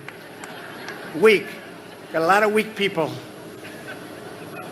We like strong people, don't we? We like that. We need strong people right now. We have somebody else in the audience who served as my Secretary of Energy, and he was incredible. He was the governor of Texas for what, 12 years, I think, Rick, right? 12? Tell me, 14? 14 years he was. And he was an incredible governor, and he was an incredible secretary, and he's been an incredible friend. Rick Perry, everybody.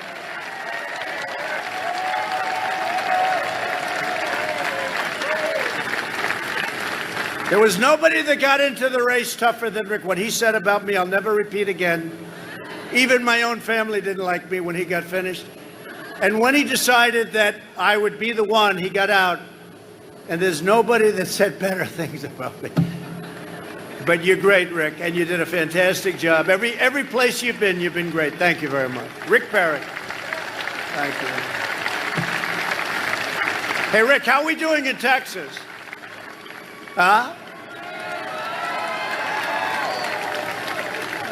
We had a poll today in Georgia. You know, they say Georgia's going to be close. Well, this was a poll that hates Trump, and we're up 7. That was the same thing happened last time, right? You know, they use the words in play. Georgia's in play, they say. Georgia's in play. Well, we're up 7, and this is a poll that truly hates us, okay? But they did the last time. Didn't they say last time that Texas was in play? And then it was 8 o'clock, the polls closed, and they only announce if you're way ahead. So they say the polls have closed in the great state of Texas. Donald Trump has won the great state of Texas. And I kept hearing it was in play. They said Utah, the home of our worst senator. They said Utah was in play. That's Mitt Romney. Mike Lee's doing excellent. I didn't want to get them confused by it. But they say Utah, same thing. Remember that 4 years ago? We had the guy with the shaved head. What was his name, Rick? What a loser that was. You know who I'm talking. That's right. A McMuffin, I think, something like that. And he was going to win Utah. And I won it by many, many, many points. It was called immediately. So these are people that are just not good. In fact, Hillary even beat this guy. Hillary came in second in Utah. In less than 4 years, we've achieved more than anyone thought possible. We passed massive tax cuts for hardworking families, and we eliminated more regulations than any administration in the history of our country.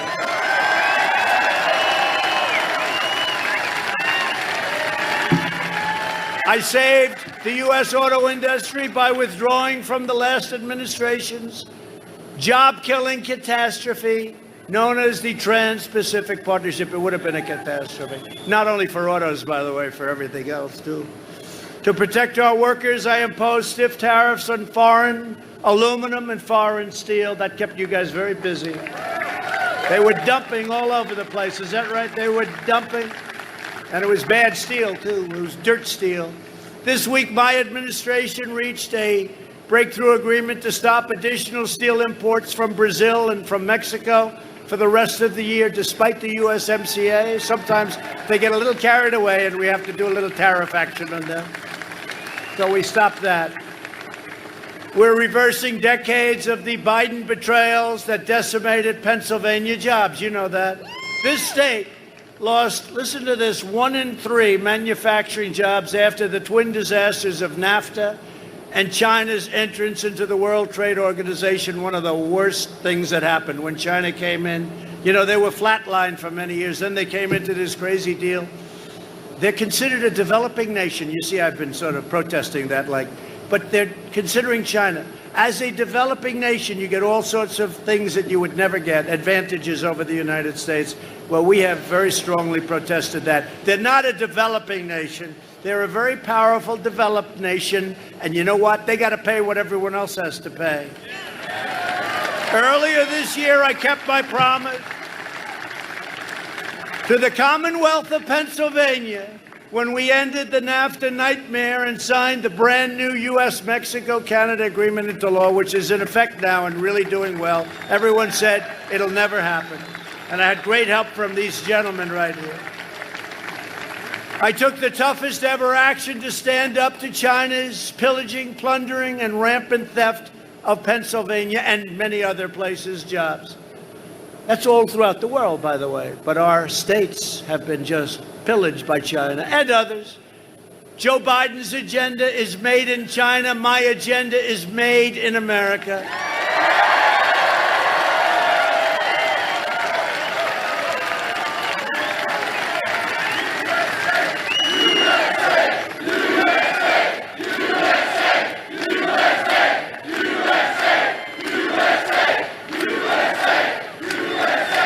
After years and years of rebuilding other countries, we are finally rebuilding our country. It's called America First. We're America First. It's enough. And we're bringing our soldiers back home. You see what's going on. After 19 years in Afghanistan, faraway places. To bring hope to our inner cities, I created opportunity zones. Tim Scott, great senator from South Carolina, worked on it with me. Passed criminal justice reform, delivered permanent funding for historically black colleges and universities that Obama would never do. And before the China virus, we achieved the lowest African American, Hispanic American, Asian American unemployment rates ever recorded by far. And they're now heading back in that direction quickly.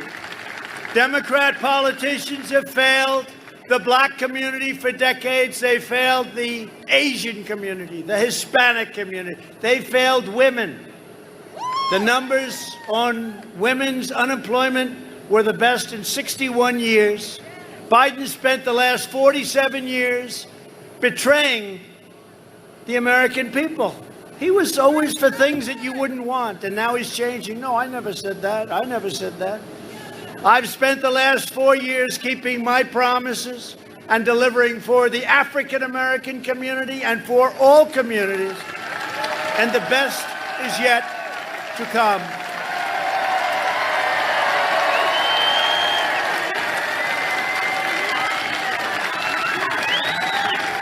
Perhaps in no area have our opponents more thoroughly betrayed working families of all backgrounds than on the subject of immigration. You know, we've been fighting for that. Under my administration, we achieved the most secure border in American history. We ended catch and release, stopped asylum fraud, and we've deported 20,000 gang members, and we get them out, and we get them out fast. Thank you, ICE. ICE and Border Patrol. ICE and Border Patrol. They don't like ICE because they're tough. You got to be tough in that job, by the way. Anybody up here like to work at ICE? I don't think so. Let's see, you could probably be okay. But you'd rather do what you're doing, right? I agree with you. These are tough guys. They have to be tough. These are bad, bad gang members. I mean, you look at MS-13, you look at what's happened with MS-13, but we get them the hell out. Sometimes we have to put them in prison because we don't even want to take a chance they can come back in after what they've done. We built 300 miles of border wall, and we're adding 10 new miles every single week. Every week. And the wall will be finished very soon. And by the way, they keep saying, but Mexico will be paying for the wall. And I say it respectfully to Mexico, but they will be paying for the wall. They understand that. They just don't want to write it, and that's okay, too. Because Mexico's treated us very well. The president of Mexico, right now they have 27,000 Mexican soldiers on our border guarding us from people coming in illegally into our country. We invested $2.5 trillion in the United States military. and launched the first new branch of the United States Armed Forces in nearly 75 years since the Air Force, and that's called the Space Force. Right, Sean? Pretty good. Going to send Mike into space. You want to go into space, Mike? Our great congressman. But think of that. You know, we created a new branch of the United States. That alone, if you had that alone. But then you add judges, all the other things. We passed VA choice and VA accountability. So now, instead of waiting for a week, 2 weeks, 5 weeks, 9 weeks to see a doctor, you don't have a doctor, you go right out, you get a private doctor, we pay the bill, and our great veterans get better quickly. And accountability. We keep people accountable for the way they treat our veterans. And if they don't treat them well, we say, sorry, you're fired, get out. No, we couldn't fire anybody. We had sadists, we had thieves, we had some very bad people in the VA, and they're all gone. Thank you. I love you too. Thank you. Thank you. Such friendly voices. Right, beautiful. Only in Pennsylvania, right? Thank you. I withdrew from the last administration's disastrous Iran nuclear deal. Think of this. Obama paid $150 billion for a short-term deal. He gave $1.8 billion in cash. You ever see $1 million like at a casino floor or something in $100 bills? It's a lot. It's like the size of this, right? Now think $1.8 billion. How did you guys allow that to happen? Huh? They said we all voted against it. I kept my promise, recognized the true capital of Israel.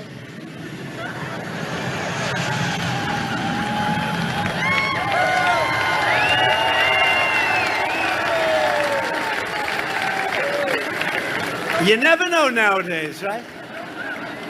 And I opened the U.S. Embassy in Jerusalem. I recognized Israeli sovereignty over the Golan Heights. They've been trying to get that done for 52 years. I got it done immediately.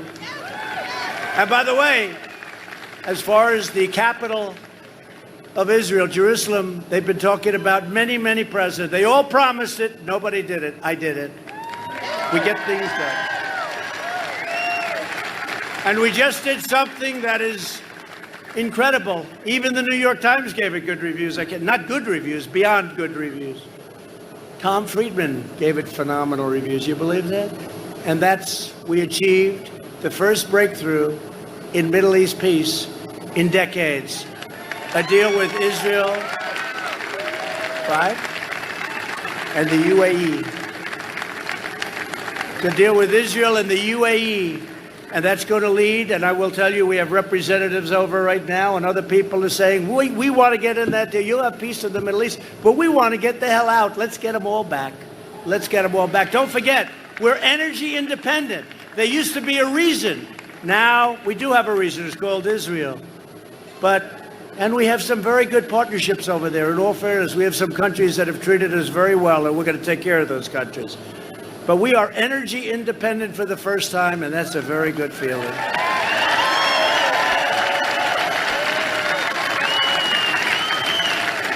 And our military has never been stronger than it is now. It's new and it's beautiful. And I told you, we took over 100% of the ISIS caliphate in Iraq and Syria, and we killed the founder and leader of ISIS, al-Baghdadi.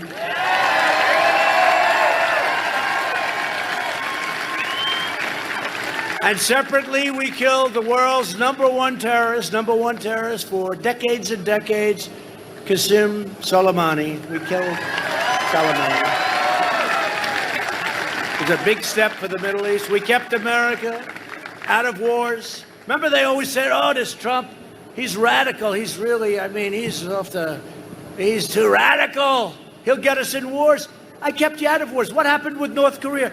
Look, I get along with Kim Jong-un. They say, that's terrible. He gets along. No, it's good if I get along.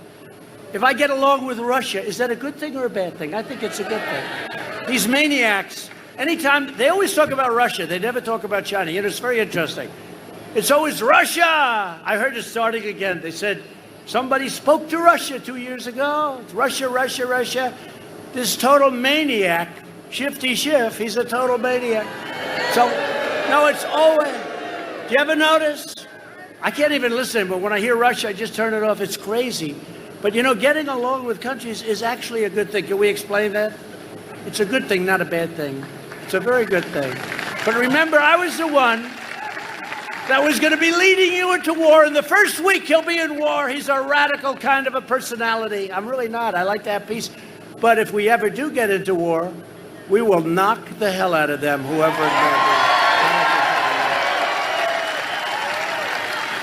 be. These guys only fight to tie. They don't fight to win. We fight to win. But you look at what's happening where they're all coming back home. I even reduced in Germany because Germany, they're an ally, but, you know, they took advantage of us very badly on trade and very badly with our military. So we removed a lot of soldiers out of Germany. They're not happy. They said, this is going to hurt our economy. Well, it's good for our economy, okay? They thought it was going to hurt the German economy. Well, they don't treat us right. They don't pay their bills. They're delinquent. You know what delinquent is? They're delinquent. They don't pay their bills. We protect them. They don't pay their bills. We got to do something. And they treat us horribly on trade through the European Union, which basically they run. Together, we've been rapidly fixing a half a century of disasters, and Biden was there for every one of them. Joe Biden supported NAFTA, China's entry into the world trade. He supported the Korean deal. The Korean deal was so bad. It was so bad. This was a deal that was going to produce South Korea, done by crooked Hillary Clinton. This was a deal that was going to produce 250,000 jobs. She said, this will be 250,000. And she was right. For South Korea, it produced 250,000. For us, we got nothing. We got losses. We got nothing. It was a terrible deal. I renegotiated it. Now it's a good deal.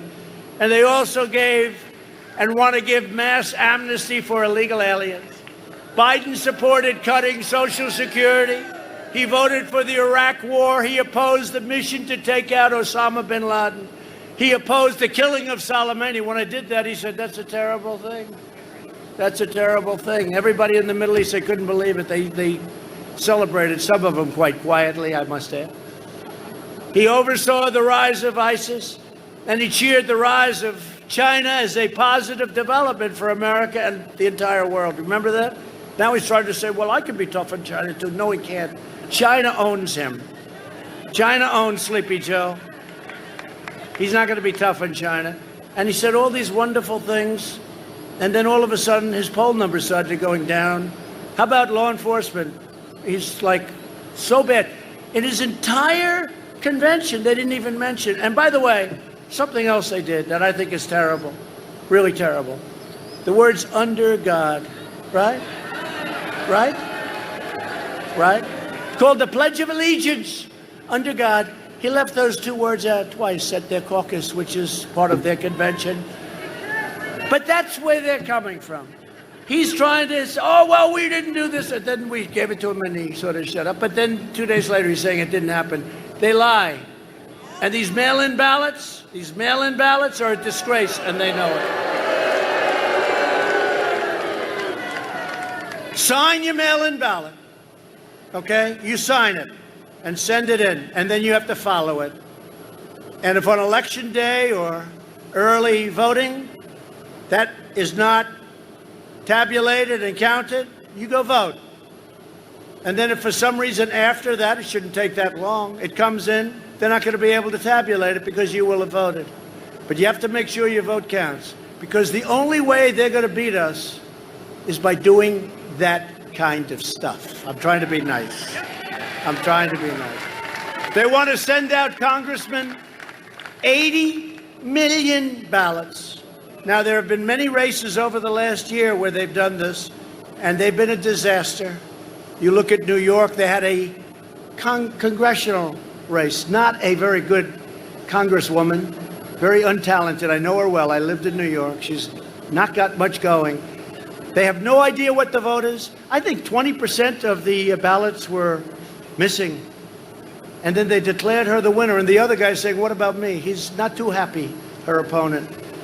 You look at what happened in Paterson, New Jersey. You look at what happened in Virginia. You look at what happened. There's not a race And these are small. These are easy to control. Now they want to send out 80 million unsolicited. I like it much better. They used to say universal. They used to say live ballots. I like the word unsolicited and solicited. Solicited's okay, because that's when you're asking and you want it, then you send in the necessary paperwork and documentation, and you get the ballot and you fill it out. That's okay. But you can't, this whole thing with the unsolicited. Unsolicited means you're sitting there. You know, we have a big enthusiasm edge. But when they throw these things in your face, and the lists are inaccurate, and people are dead, and dogs have gotten ballots, they have. Dogs have gotten ballots. And they know I'm right, and everybody knows I'm right, and they say I'm right behind the closed doors, and it's a disgrace what they do to our country. 80 million unsolicited ballots, people that had no idea, people that weren't going to vote, in all fairness. It's really unfair because our people have enthusiasm. They're going out to vote. They're all going out to vote. Everybody here going to vote? Everybody? But they have no enthusiasm. I said, so that's unfair. That guy walks and then he'll have somebody knock on the door, say, listen, would like your ballot. I don't want to vote. I don't care about Biden. I'm a Democrat. I don't care about this guy. Well, look, where is it? Here, take it. Blah, blah, blah. They even have a provision where you don't have to verify signatures. What is going on? And they have another provision in some states where you can harvest. That's where you grab them all together and drop them. And in Nevada, they actually have a provision where they don't have to be counted till 7 days after the election. So that means if we have a close election, could be close. I hope it's not. I hope we have a landslide like you've never seen.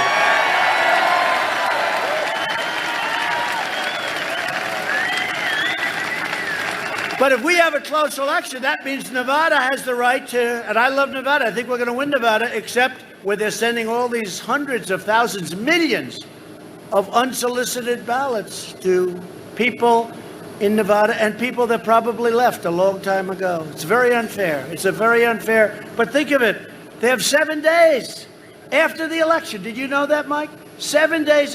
What does that mean? I want to see the results of the election on November 3rd. Right? And by the way, if it's anything like these other events, it could go on forever. I mean, the congressional race, which they just gave up and they declared her a winner, which they should not have done. They should make that do-over. And I think in Patterson they have a do-over. I think they're going to do it over because it was just ripe with fraud, theft. People were selling ballots. People were selling ballots. And you know, they talk about Russia. They're so worried about Russia. What about sending out 80 million ballots? That's your real problem. And you know, if Russia or China or these other countries want to cheat, all they have to do is forge ballots. It's much easier than the way they have to go about it, right? So we have to put pressure on these people. Now, the good news is we have a lot of court cases.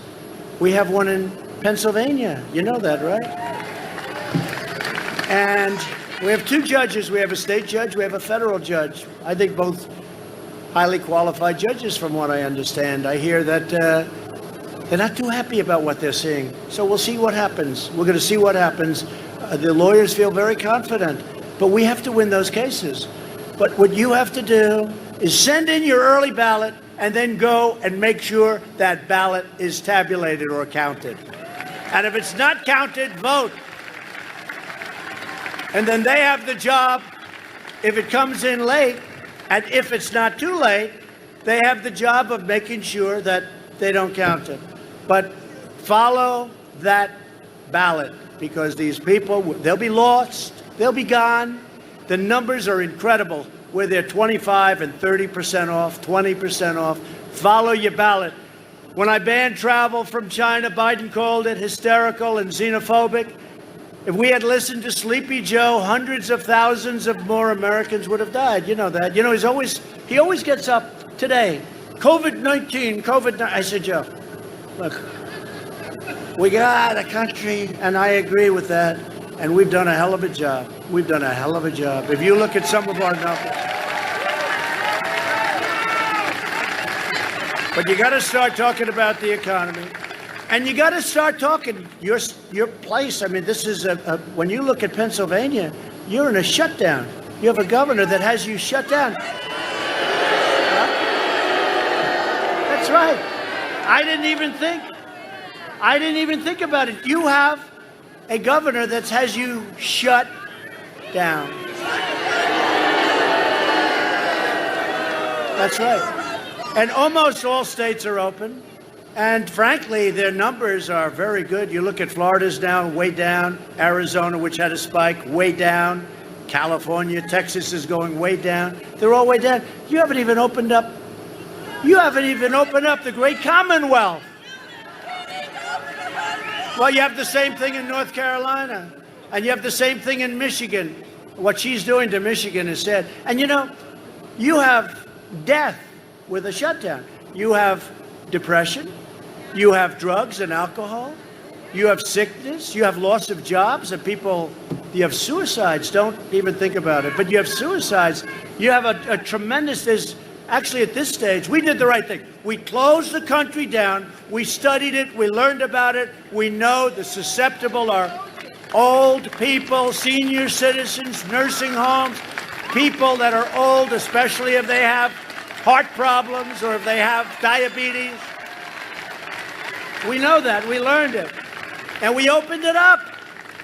But the problem, these shutdowns are causing much bigger problems. You remember my original statement, right? The cure can't be greater. It was an original statement that a lot of people picked up, but it's so true. You have to open up this Commonwealth. It has to be opened up. It has to be opened up now. But here's what I think they're doing.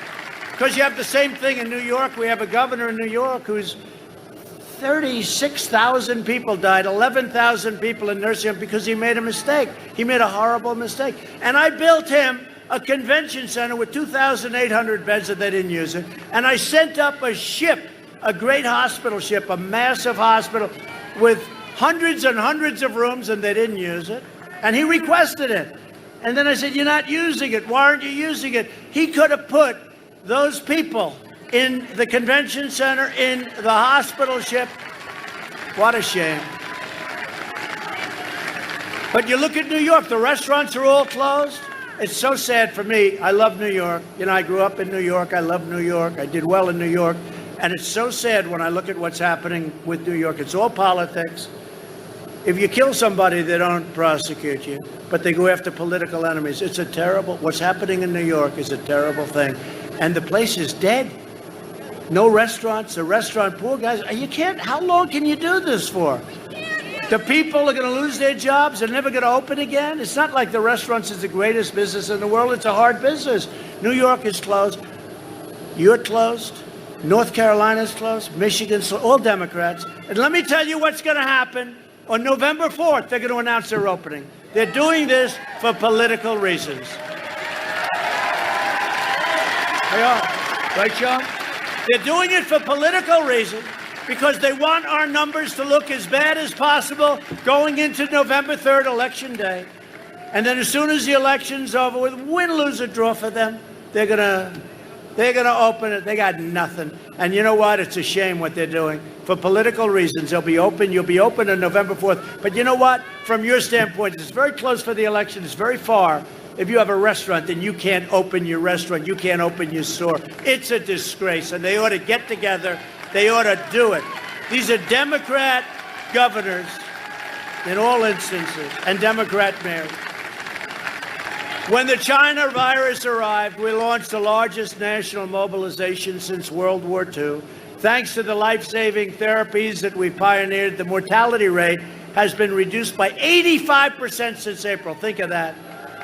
And we've achieved among the lowest case fatality rates of any major country anywhere in the world. You never hear that from the fake news. They don't want to talk to you about it.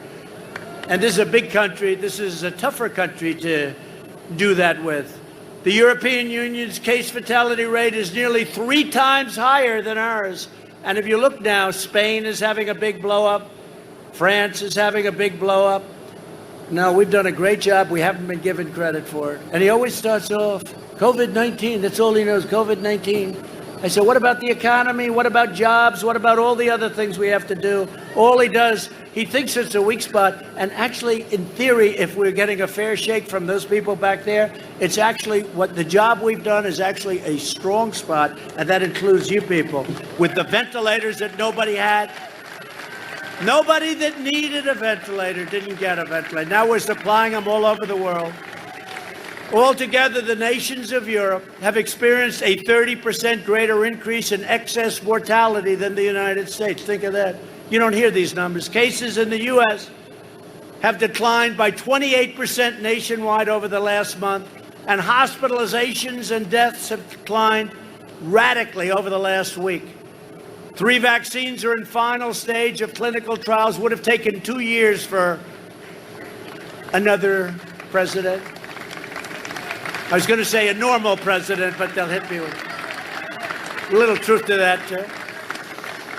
No, but for another president, especially, in the last administration, they had the H1N1 pandemic. It was called swine flu. Joe always calls it the N1H1. He gets it mixed up. No, it's the H1N1, Joe. Not that it matters, I guess. No, do you ever notice? He's always calling it the other. He calls it the opposite. He has no clue where he is. But he keeps saying, if he was... Well, he didn't want to ban China, and we saved hundreds of thousands of lives by banning China. I was the only one that wanted to do it, actually. And then we banned Europe, because I saw what was happening in Italy and Spain and France. And we banned Europe. We saved hundreds of thousands. And if I didn't do the closing and the opening... So we're at 175,000, far too. Look, 1 is too much, because this was given to us by China, and it's a disgrace. It's a disgrace. They could have stopped it. They stopped it from going into China, but not going to the rest of the world, including our country. It's a disgrace. But think of it. Joe Biden got the worst marks you've ever seen for his handling of the H1N1 swine flu. They said it was incompetent. And the head guy, who now he's trying to retract. It's a little tough. That's one great thing about the tape. He said it was horrible. He said we did a horrible job. He said they got lucky. It's not contagious like this. This is a tough one. I can look at that guy, he'll catch it right there, and he's very far away from me. It's a tough one because it's so contagious. But the swine flu is a different thing. But also, nothing's easy about that, pandemics or epidemics. And his marks. Take a look at the job they did. It was so bad that their top person criticized it, and they went after him. They said, don't ever say that again. But it's a little late. He said it was one of the worst jobs. And we actually had a Gallup poll where we got very high marks for the job we did. And they had a poll where it was so low, it wasn't recordable. And then he's coming along and telling us how to solve this very difficult problem. We've done a great job, and I don't want credit, but I want the people, Mike Pence, I tell you what, our Vice President,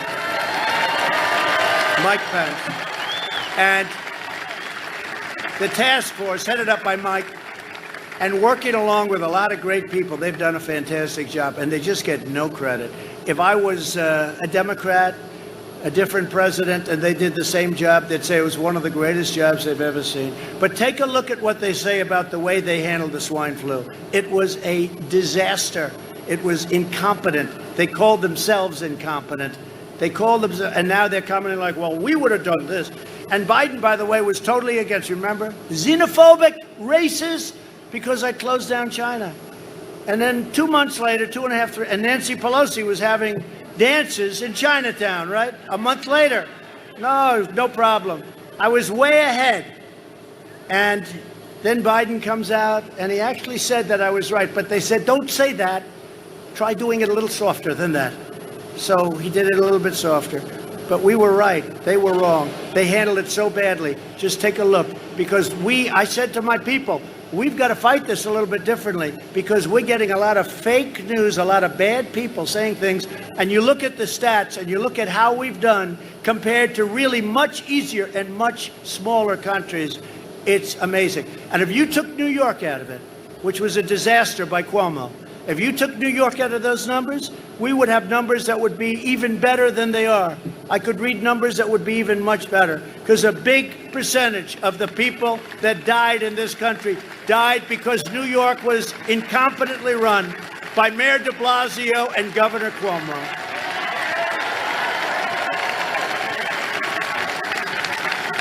And by the way, just today, there's another incredible thing happening. Pfizer, great company, announced that it expects to have the results of its vaccine trials in a matter of weeks, very shortly. Incredible. Under Operation Warp Speed, we remain on track to produce a safe and effective vaccine in that record time that we talked about. This would have been years later. It will be delivered before, in my opinion, before the end of the year, but it really might even be delivered before the end of October. How do you like that? Wouldn't that be nice? That would be nice. And you know why? Not because of the election. Be nice because we want to save people. That's why it'd be nice.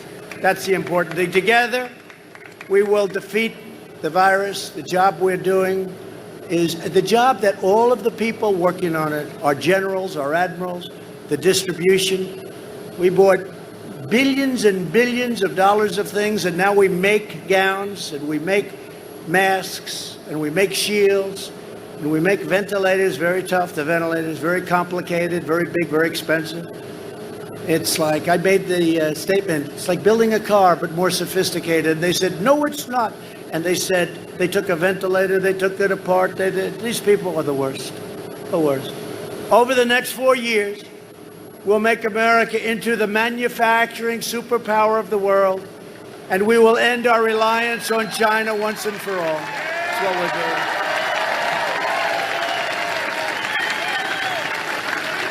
And let me just tell you something.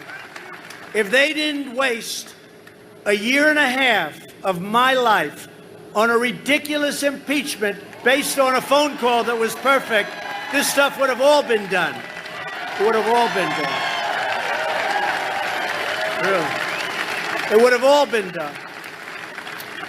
And yet, with all of this stuff, the fake Russia witch hunt, the fake Ukraine, how about that? Did anybody read the transcript of that call? It was a perfect call. Hey, congratulations, good luck. It was like a perfect call. Now they'll take it back and they'll say, well, I don't know. This was a perfect, in history, there's never been anything like this. It was a totally lopsided, 100% political witch hunt. And it goes on and on. These are bad people. I really believe they don't love our country. I watched Nancy Pelosi. You must wear your mask. You have to wear your mask. And we're going to keep every beauty salon closed in California and all over the country. And then I see a picture. I say, Nancy Pelosi, well, where's her mask? And I'll tell you what.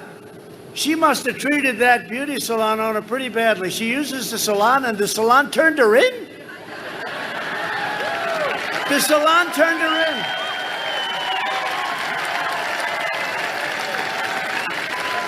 I don't think I would have turned her in. I would have said, well, you know, she's a customer. I got to take care of my customers, right? But she made them open, and the salon turned her in, and the salon did business with her. How much do they hate Nancy Pelosi? Look at her. And then she made a terrible mistake, because you want people that can't be set up. She said, I was set up. I was set up by the salon owner. I was set up. I said, tell me she didn't say that, please. So I just put out that if she was set up, then she shouldn't be leading the House of Representatives. I want the salon owner to lead the House of Representatives because she set up, think of it, she set up the Speaker of the House. That was a big mistake. As soon as I heard, she said, well, she set me up. Nancy, you're not supposed to get set up. You're representing our country. You know what she should have done, honestly? She should have said, I made a mistake, sorry. And nobody would be talking about it. This is like the biggest story. This is the big crazy Nancy. Highly overrated person, let me just say. She is a highly overrated person. They give her such good play. She is a highly overrated person. Look, They just turned off a camera because they don't want me saying that.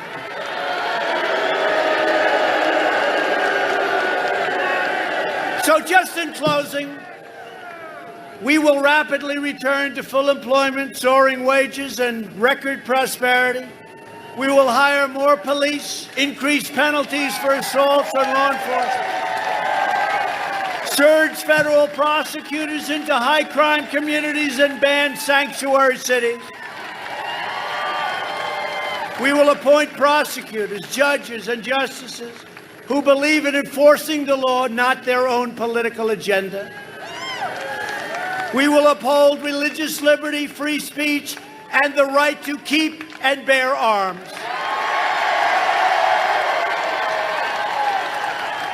We will strike down terrorists who threaten our citizens. We will not let them threaten our citizens.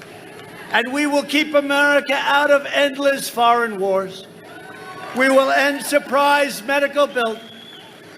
We don't want surprise medical billing. You know what happens. It's terrible. But we have ended it. And also, we've signed something that's incredible. You're going to see. Some people say it's bigger than health care, and I signed it.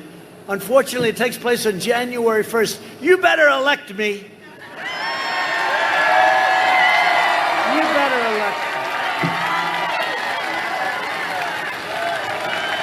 It's called price transparency.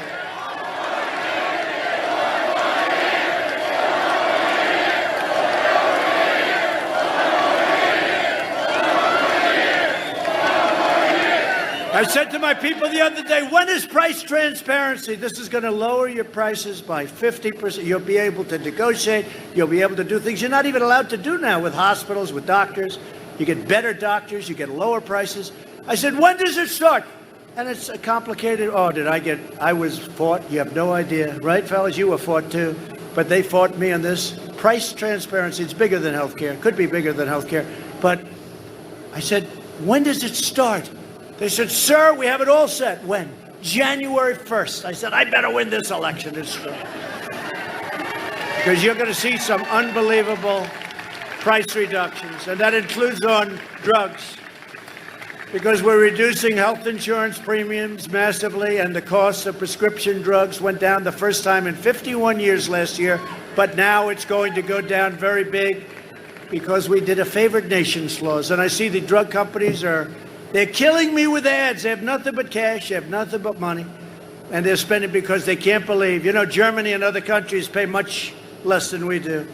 And we want to have, what we have to have is we have to have a comparison of prices. And that's what it is. It's called favored nations laws. I instituted a favorite. So if we're paying $2.50 for a pill, and some nation is paying 10 cents for the same exact pill from the same factory, right? We get the 10-cent price. So what's going to happen? That'll go up. Ours will come way down. They can't believe it. The drug companies can't believe. And I will tell you, Mark Meadows is here, our chief of staff. Where's Mark? They want to negotiate. We signed it. It's all done. They want to negotiate, and they are negotiating. So let's see what happens. But we're going to get you cuts on prescription drugs, the likes of which you've never seen. We'll protect Medicare and Social Security. They will not be able to protect it. It will always protect patients with pre-existing conditions, always. America will land the first woman on the moon, and the United States will be the first nation to land an astronaut on Mars. When I took over, NASA was dead. Now it's the most vibrant space center in the world by far. We will restore patriotic education to our schools, and we'll teach our children to love our country, honor our history, and always respect our great American flag. And we will live by the timeless words of our national motto, in God we trust.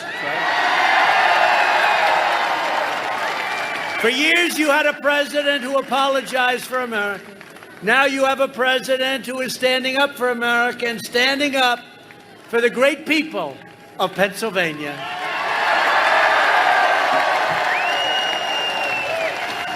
From Pittsburgh to Harrisburg, from Erie to Easton, and from Bethlehem to right here in Arnold Palmer's beloved Latrobe. I love Arnold Palmer. Arnold, where are you, Arnold? We love Arnold. There was only one Arnold. We stand on the shoulders of Pennsylvania patriots who gave their blood, sweat, and tears for this beloved nation. Pennsylvania is the state where our founding fathers declared American independence, right? Declared American independence. Add the word Commonwealth in there. This way they won't criticize. It's where the Army weathered its brutal winter at Valley Forge, and where General George Washington, who, by the way, they want all of the name Washington removed from everything. I haven't been keeping up with it. What did he do? George Washington, they want the name off, Congressman. Are we okay, Sean? I don't think you like that idea too much. George Washington, they want his name off everything. But we'll keep it. I promise you this. As long as you have cancel culture, you better have a strong president. Cancel culture. George Washington, can you believe it? But he led his men on a daring mission across the Delaware. This is the Commonwealth where our Union was saved by the heroes of Gettysburg, and where generations of tough, strong Pennsylvania workers mined the coal, worked the railroads, forged the steel that made America into the greatest and most powerful nation in the history of the world. That's in the history of the world, and we are making it greater than it's ever been before. That's what's going to happen. Proud of this country. And together we are taking back our country from these very, very deranged people. We are returning power to you, the American people. With your help and your devotion and your drive, we are going to keep on working. We are going to keep on fighting. And we are going to keep on winning, winning, winning.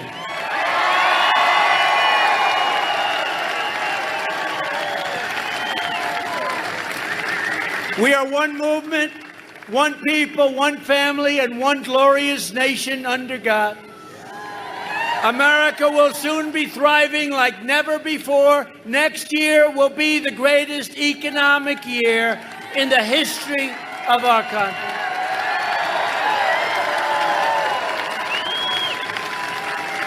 And together we will work very hard.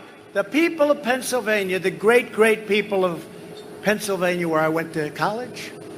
It's a place I know very well. But we will make America wealthy again. We will make America strong again. We will make America proud again. We will make America safe again. And we will make America great again. Thank you. Thank you, Pennsylvania. Another one in the books, and President Trump wrapping up his remarks in Western Pennsylvania in the city of Latrobe. I don't know how the guy has so much energy, but he is about ready to embark on one heck of a journey over the next 2 months. The campaigning is about to heat up. We will be in Winston-Salem, North Carolina on Tuesday of next week. We hope you'll join us for that. And there's rumors of a rally in Las Vegas on the 13th. We're going to go from 2 a week to 2 a day as we enter October. Things are going to heat up, and we appreciate you choosing Right Side Broadcasting for your source for President Trump events. We're going to send it back to the crew in Latrobe in just a few moments. But first, I want to say again, thank you to everyone, our moderators, everyone who shared the broadcast, and we really appreciate all of you who donate, because we can't get to these events without you. If you don't know the story of Right Side Broadcasting, I'll do my best to tell you really fast. But in 2016, I was sitting in my office at home and hearing then candidate Trump complain about not getting fair coverage in the media. And I decided maybe I should do something about it. So I decided to send a camera to a Trump rally. We actually showed the crowds. We showed the full events. And we didn't cut anything or take anything out of context. First video got 1 million views, and that's when I knew this is what we were going to do. And 5 years later, here we are, and hundreds of millions of views later. So it's proof that you can still do anything you want to in America. We've grown and now have a tremendous following, and we're very blessed to have this platform. So we're a small grassroots company. We don't take on investors. So if you want to support us, you can go to our website, rsbnetwork.com/donate. It's the best way to help us to get to the next event. We want to be at all of them. We've been at all of them. We want to continue to go and be your voice. And we want to help President Trump bypass mainstream media because they don't show it all the time, as you know. So we're going to send it back to Liz, to Alex, to Mike, who, by the way, doing a magnificent job tonight. We're going to send it back to them now in Latrobe. And so from Auburn, Alabama here, we're going to send it back to Western PA, to the crew. God bless y'all. Have a great night. And we'll see you on Saturday from D.C. next week Sunday for the Trump boat parade. You don't want to miss that. Donald Trump out rallying for support in Latrobe, Pennsylvania. It was a beautiful night here. Thousands gathered to show their support for President Trump, and we're glad that you were able to tune in and watch it with us. We hope you had an opportunity to enjoy all of the stream and enjoy the uninterrupted speech by President Donald Trump. Don't forget, Right Side Broadcasting Network is almost entirely viewer funded. That means we rely on your donations to get us from rally to rally, including this Tuesday in North Carolina, where President Trump will be out rallying support again. You can donate a number of ways. Put the $ in the YouTube super chat. Go to our website, www.rsbnetwork.com/donate, or send a check the old-fashioned way to 1550 O'Blanken Road, Suite 6, Box 344, Auburn, Alabama, 36830. We do want to say thank you to our partners, Disney Coins. They've been incredible. We know a lot of you were able to take advantage of the incredible deal going on tonight. So if you are tuning in and you're just now hearing about it, it's not too late. Until midnight, you can use code RSBN at checkout at www.disneycoins.com. This company provides some of the best collectible coins you can find, silver and copper. The best part is they highlight different moments from President Trump's administration since taking office in 2016, whether it be the southern border, Air Force One, Melania's beautiful face, the infamous red MAGA hat, you name it, there's a design for it. Go check all of them out. Here at RSBN, we're collecting all of the different coin designs, and we hope you'll join us. Again, use code RSBN at checkout. These things will last a lifetime, and this is history in the making, guys. This campaign is one for textbooks. I'm telling you, your grandkids will be reading about this, and you can own a piece of it. Go to www.disneycoins.com. This rally was super exciting. Many people commented on Twitter that President Trump just seemed to be having a great time, full of energy, happy to be there. We even saw some fist pumping at the end when he was exiting the stage. I'm going to bring my coworkers on over to tell us what they thought about tonight's event and to help wrap up. So here joining me is going to be Alex Caldwell and Mike, also known as Mike-nificent. I'm handing it off. But again, don't forget, Tuesday in North Carolina. What a rally we just saw here today. Wow, the energy in the room right now and during the rally, you feel it, like in your chest, you feel it. Trump really knows how to work the crowd. He knows how to get his base energized, and that is exactly what he did. Mike, what did you think about it? You know, the president never disappoints.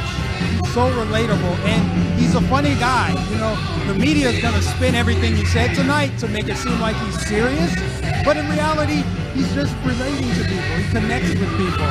You know, there's a saying, I don't know who originated it, but they said, like, Trump supporters take him seriously, but not literally. The media and everybody who hates him, all the critics, they take him literally, but not seriously, right? They didn't think he would deliver on his promises, but he has absolutely delivered on his promises.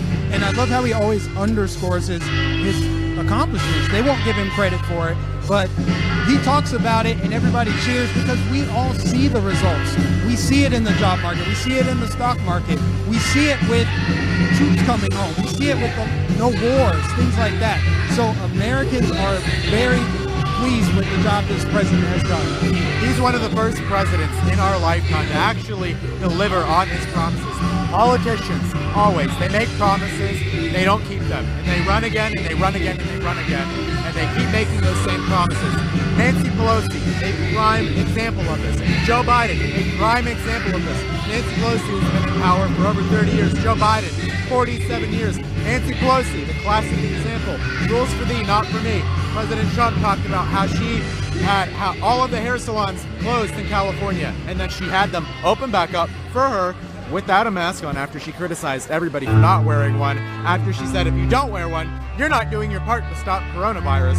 And so she went in and she got her blowout. It doesn't matter that you guys aren't allowed to open your businesses in California because, God forbid, Nancy Pelosi cannot get her blowout, because that's one of the most pressing issues we have in this country, Nancy Pelosi's hair. So I think President Trump did a very good job at pointing out the hypocrisy among the left, among Nancy Pelosi, Joe Biden, Andrew Cuomo, Bill de Blasio, mentioning every Democrat out there, going after mail-in voting and how they've been trying to rig it with mail-in voting, specifically the congressional election in New York, in New Jersey, one of the races there, in Virginia. He talked about a lot of different things, and he made a lot of different points that I think the crowd pretty much agreed with. Yeah, when you talk about Nancy Pelosi, what an evil thing to do, right? She's telling everybody, you can't go to work, you can't open your business, you can't go to the nail salon, but I can, and I'm fine with it, and I can sleep at night. Who are these people that run our country? They are absolutely, positively swamp creatures. Joe Biden being the Loch Ness Monster. So Trump absolutely needs to drain this swamp. We need to vote these Democrat politicians out. And in their reign of terror, they have been terrorizing this country for far too long. And the enthusiasm that Trump has will play out, hopefully, we think it will, November 3rd, guys. So November 3rd, go out and vote. Continue to support Right Side Broadcasting. You can support us through PayPal. You can support us through Super Chats, P.O. Box. Keep sending us to these rallies so we can keep bringing you live coverage of President Trump at these rallies. Yes, of course. And yes, please make sure you donate to us and keep continuing to support us so that we can go to these rallies and continually go to these rallies and show you the crowd size, show you what the president says. I'm curious to see tomorrow what the media is going to twist in regards to the things that he said tonight. You know, that's what they always love to do. That's the classic media thing to do. I'm really curious to see how they do that. But if you want to see us, continue to keep seeing us, give you what actually happens, show you the crowd, show you what people are actually thinking rather than picking and choosing certain supporters that might support an agenda that the media would have. Please continue to donate to us at rspnetwork.com/donate because we are entirely viewer funded and it's up to you guys. Please help us out here. Yes, and with that, we are going to wrap, guys. God bless you. Thank you for tuning in.